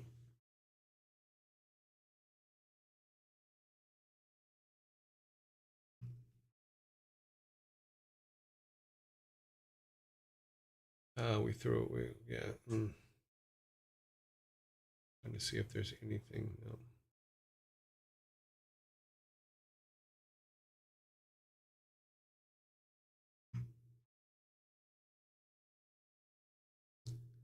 Here, Joy, because he didn't get a raise. Get it? A raise. A raise. I'll stop. Okay. Thank you, Fluffy Panda, for giving me a giggle. I stream my PC to my stream deck. It's glorious. Cool. Glorious is good. Glorious is your friend. Glorious would be with you forever.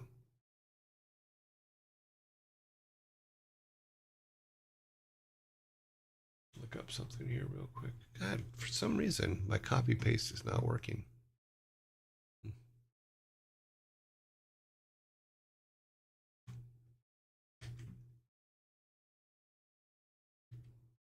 Okay, that's better.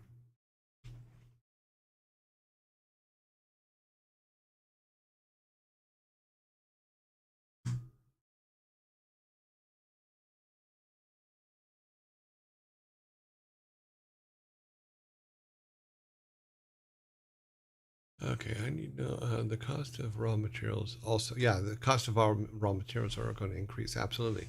Because it's not just about the final product that's going to be the issue. It's about where all the materials, like the metals, the plastics, where's all that stuff coming from? You know, so all of that gets tariffed, and then the final product gets tariffed as well.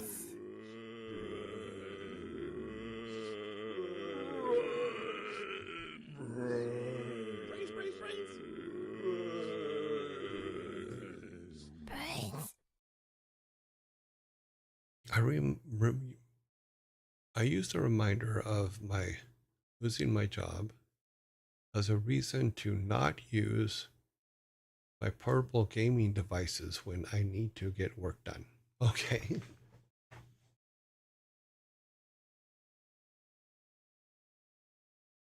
I have resisted getting a Steam Deck so far.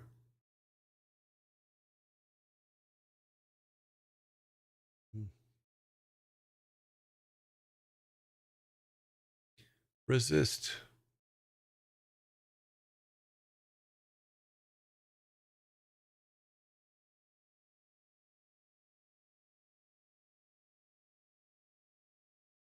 I'm about to build a PC. Oh yeah, you were still waiting for your case, I remember, Savvy. I hope it comes soon.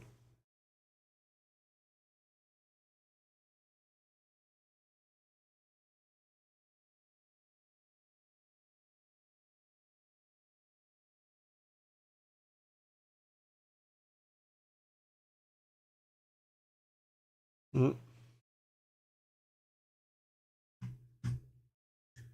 Back over here.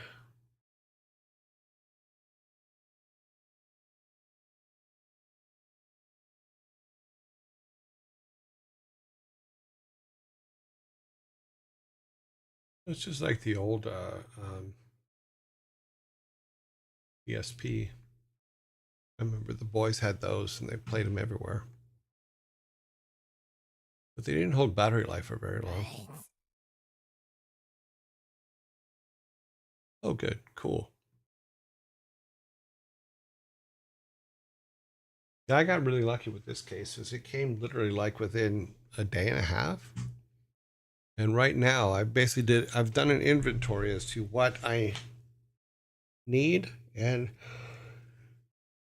for the next 6 months, I don't think I need to buy any electronics or anything like that for anywhere or any of the stuff I have, because I'm actually glad, because I'm not sure what's going to go on with the pricing.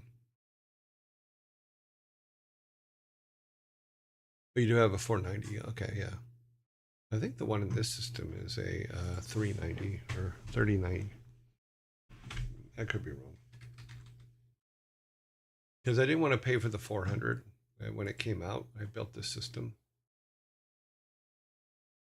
Where are we at here? I know it's in here.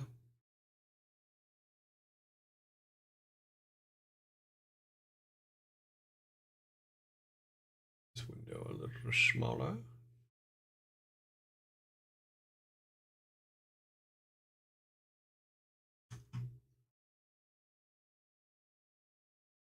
What is it? Where is it? That's the 12.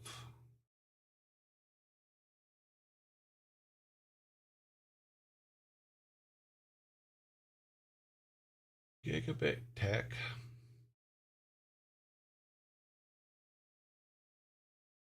I'm not seeing it.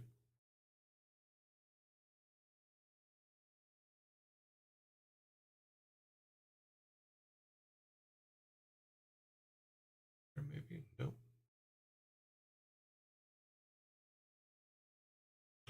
I know you're out there.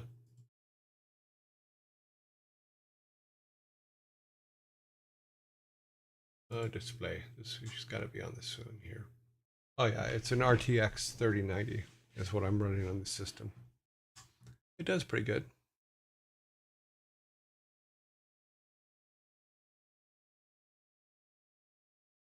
But that's kind of where things are. It's like, okay, yes, I want something. However, if I can get it now cheap, I'll get it. If I can't, then it's like, okay, do I really need it?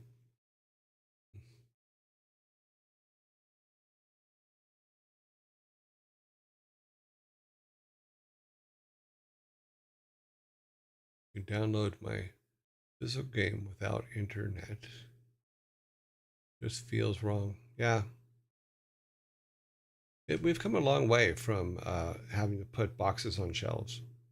So I remember when in the early days with Warcraft and Warcraft 2, we put Blizzard notepads in the box so the box would feel heavy, and people really appreciated the fact that we put Blizzard notepads in there. But the whole game was that if someone picks up your box, that your box felt heavy and they felt like they were getting their money's worth, whether it was just the weight of the game itself on discs or if it was the accessories in it. It was just you had to make a box heavy. Now you don't have that. Now it's like, okay, I go online, I find the cheapest price, I download it, make sure that it doesn't have any bugs or any viruses.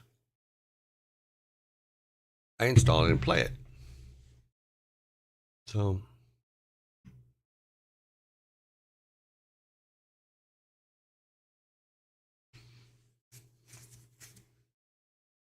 mm,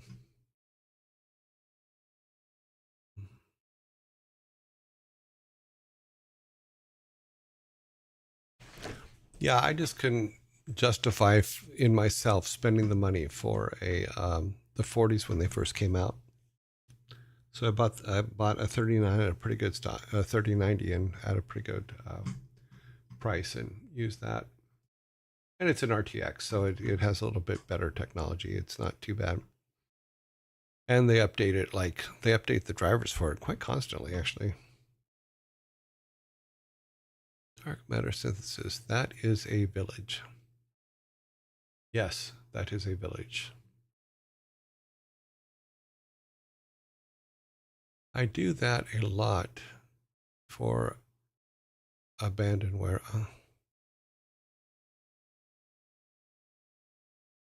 My friend still runs a 1080.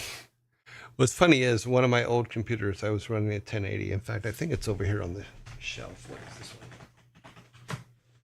So I think I burned it out, but I just don't remember which one it is. Oh, sorry. This is a GTX 980. That's right. GTX 980 right there. There you go.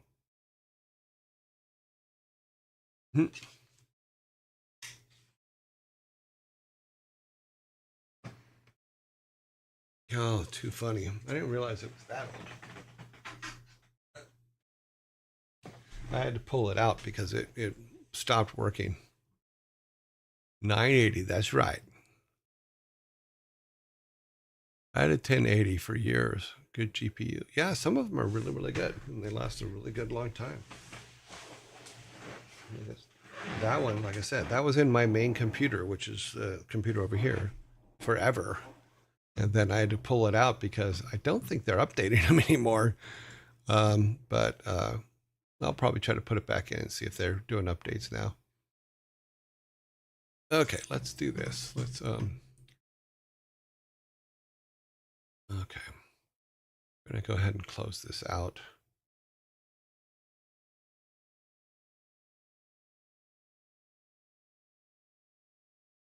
Technically, we didn't do a lot of game dev here today. Sorry, guys. Just close that by doing that, and then come back to over here.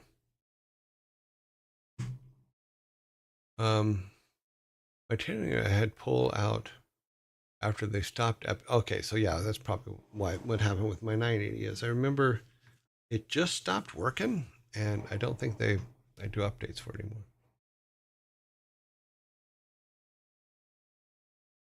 Built it fresh last Christmas. In game, yep. Blaze the Phoenix, yeah, agreed. My brother has my old PC with a GTX 1060. Oh wow, I remember those. Still running. No apologies needed. The conversation is good. Yeah, I mean, I think that there's times we just have to have a babble session. We did cover a lot of notes from yesterday and things like that. This one, we'll see. We'll see if there's anything we can gain out of this. But yeah, I would go and watch some of the YouTube things that we talked about and things like that, just to be aware of them. Let me get Excel open here. Close this one. Open this one.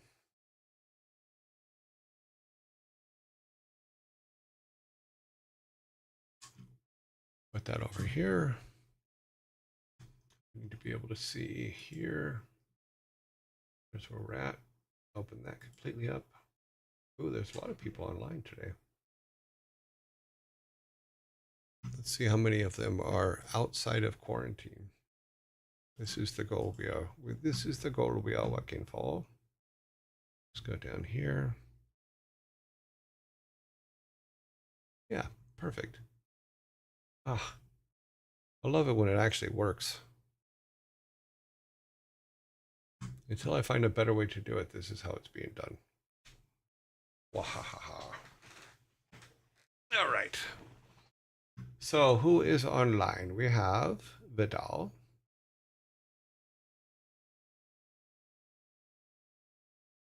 We have Insum who is still in. Oh wait, who's comes out of quarantine today? Freya comes out of quarantine today. Okay. Freya is once again free to be voted upon should they be online. All right. Admiral Kikboka is online. Isfond.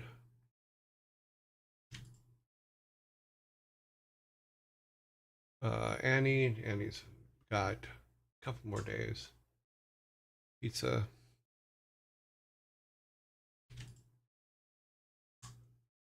Ezekiel 3.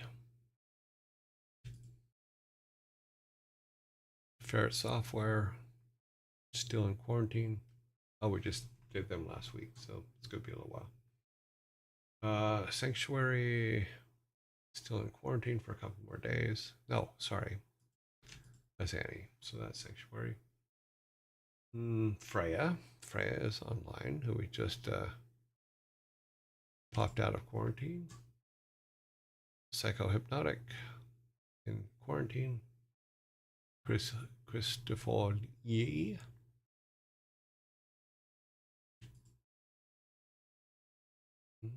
Lana, who we did yesterday, so she should be in quarantine. Just making sure.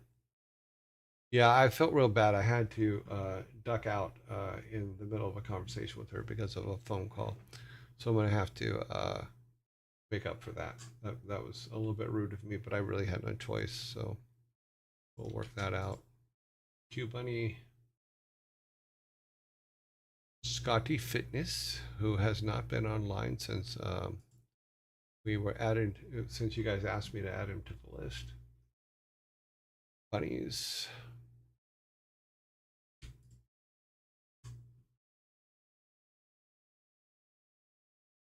Oh, Q Bunny. I got Q Bunny. Okay. Scotty. Bunnies. Mia BC.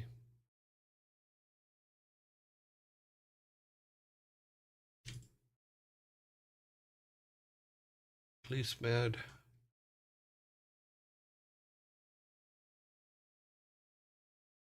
And that's everybody that's online right now. Okay, so we have a total of 14, so we'll do 5, 5, and 4. Hopefully, once again,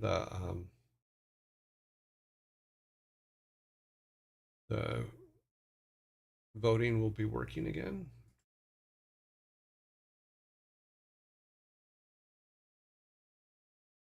Let's see what you guys got over here. Did you play Magic the Gathering? Yes, we played Magic the Gathering almost every single day in the early 90s at work. What colors do you prefer playing? Green. Round one.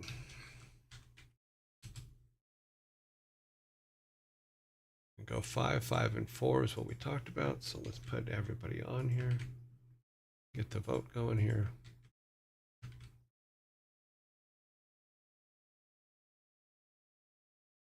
Come on. Why did bunnies not copy? Okay. Westford and Ezekiel.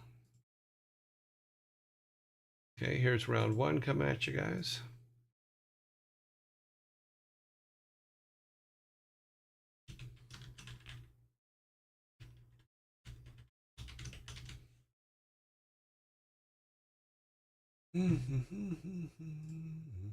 Okay, let's see what's back over here.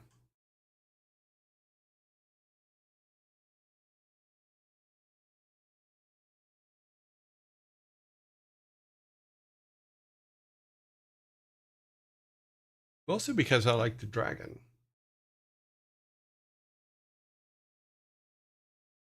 I really like the dragon card. Just saying. 1, 4, 1, 1, and 1. That's where we're at right now.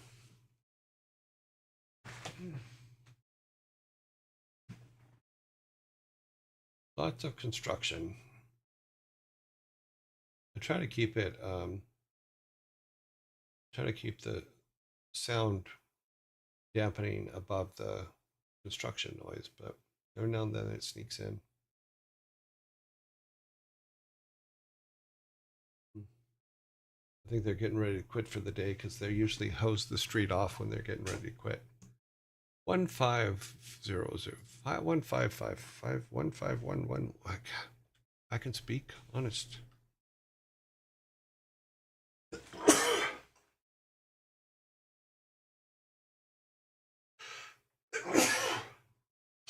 Wow. That can't be a good thing. That much sneezing in a day. I managed to get my ears cleaned out, but okay, about 10 more seconds for the first round of votes. Bless you. Thank you very much. Oh, we built them ourselves. There were no pre-builts. Yeah, I remember it was like 1993, 94. It was first series, and you basically had to do everything from scratch. So, okay, new round, round 2.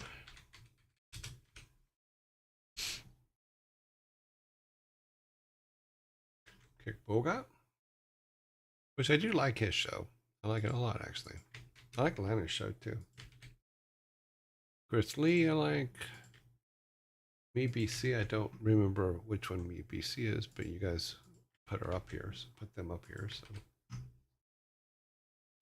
and then bunnies, and that should make 5. Let me see, Kick, Chris, me, pizza. Okay, there you go. Please vote accordingly.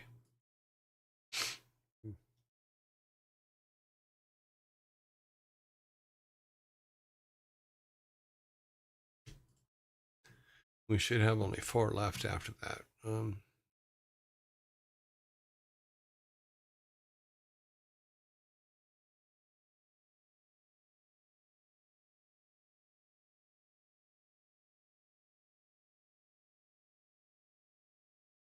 No, I have not played the online version.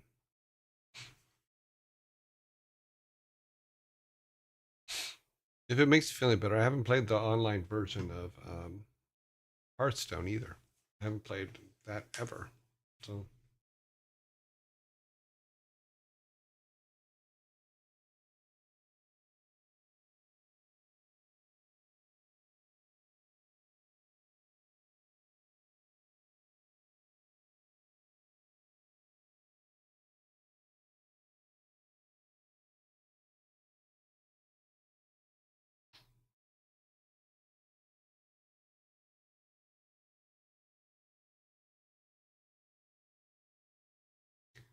okay, 6301063 010.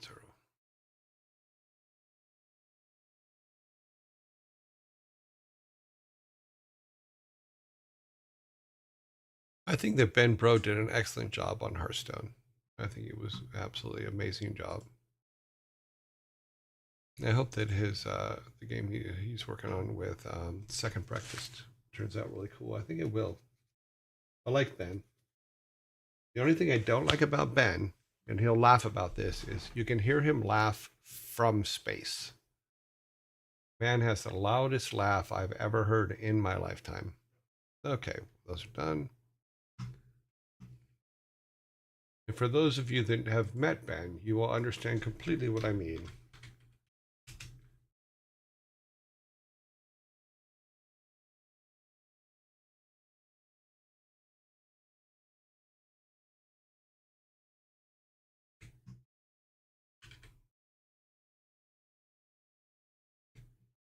Let's see, Freya, and then Scotty Fitness. Anybody else? Nope, that's everybody. 1, 2, 3, 4. 1, 2, 3, 4. Okay, good.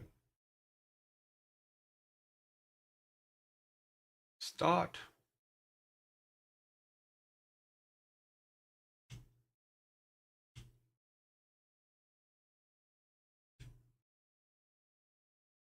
Okay.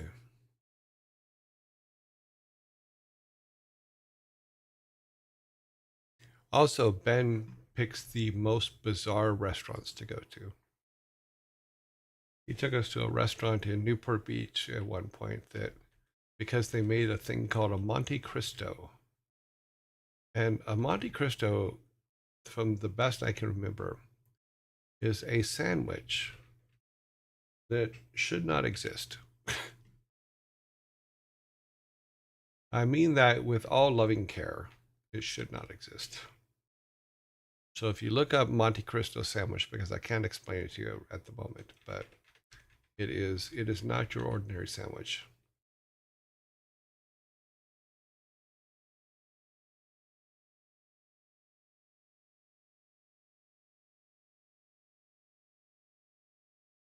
Okay, 4, 0, 2, 3. Okay.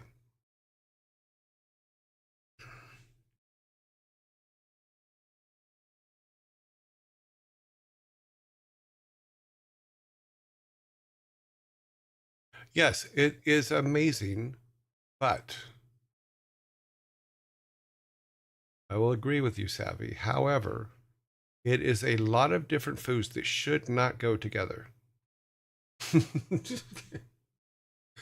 I think you could agree with that. Is if you saw the ingredients before you ate the sandwich, you would go, "What am I eating?"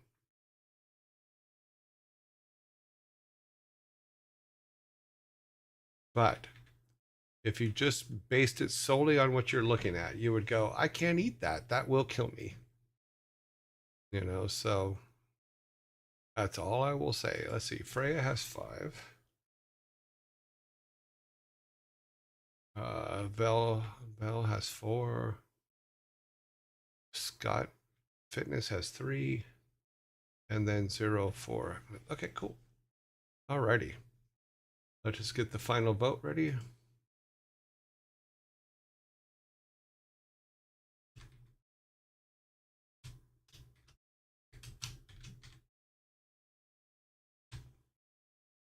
And who is our top numbers here? We got a 5, we have a 7. Oh, why didn't it give me a yellow one? Yellow one's usually the top one, but it's Kick. Kit is the top one today. So 7. Any 6s? No 6s, so we take the 5s next. From the top, that's the roll.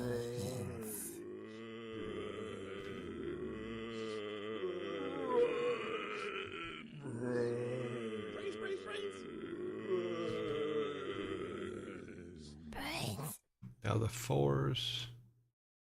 4, 4, 4s. Yes, there's 1 4 that I see so far. Then the 4s. Any more 4s? No, 3s. We have 1, 2. We have 2 3s. Let me look at this real quick.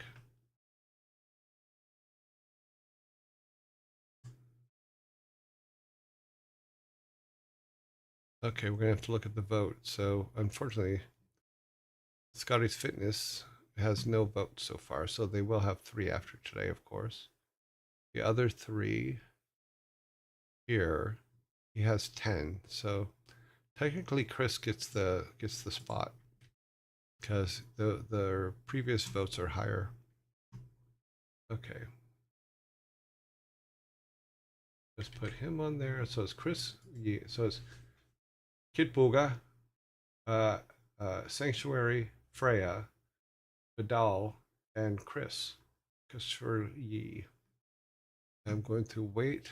I know that you guys see it, but I'm going to wait till I can wait the 30 seconds for the zombies to go.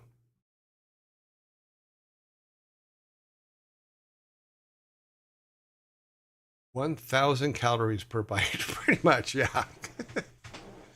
But it is true. It's weird because I remember long ago we had a lunch group, and in the lunch group, the work was this: is there were 5 of us in the lunch group. This was back when we were making Lost Vikings and rock and roll racing. There were 5 of us in the lunch group, and each day, one of us would make lunch for everybody and bring it into work. And Pat Wyatt brought in it was a pita pocket bread with peanut butter, cheese, tuna, and I'm trying to remember what else was in it, but he brought these in, and I'm like, I can't eat this, and I ate it, and it was so good. They finally talked me into eating it, and it was actually really, really good. So, yeah. It is never turn your nose up on something that sounds absolutely disgusting, or sounds like it shouldn't go together. And the Ben's Monte Cristo is one of those things where I'm just like, okay, why, just why? Deep fried Mars bars, yes, absolutely. They do a lot of if you ever want to get a laugh, look up. Okay, let's run the last poll here, so we know who we're polling on, because I forgot I didn't send it. If you ever want a good laugh, look up things fried at U.S. fairs. Fried foods at U.S. fairs. The one that cracked me up the most was they fry Kool-Aid.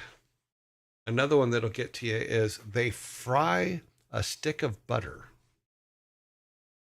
And I'm just like, huh? State fair food is just, it's on another level of what the hell is that? You know, the butter one grossed you out. Because in Louisiana, they have the alligator or crocodile, whatever it is, the alligator festival.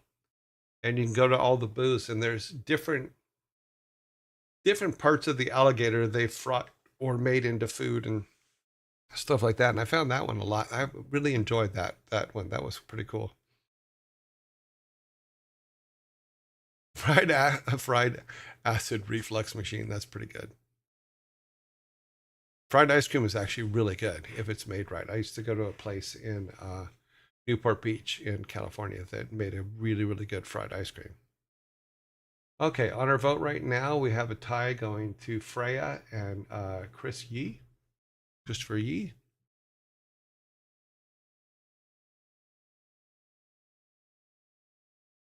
I like scrambled eggs and tortilla chips. Oh, cool. Yeah, I like taking the flat pretzels and which are the crisps, putting cheese on it and meats on it, and then put it in the air fryer for like pretzel nachos. Oh, really good. Okay, we have a 6-6. Oh, we're gonna get a tie. Okay. We have to go to previous votes unless something comes out at the end. And Freya comes out at the end with a 9. Good for Freya. So Freya will be who we will be rating today. She did come out of quarantine today, so that's a good sign. Get her, where's she at? Where are you at? Oh, there you are. Let's get her thing. Let's open up her channel so I can look at her. She is there. I need to get audio on.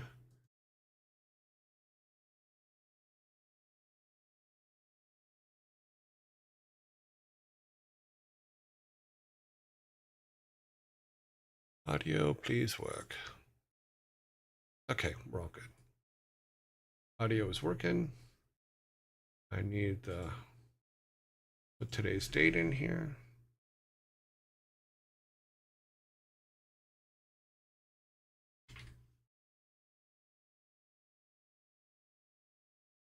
Okay.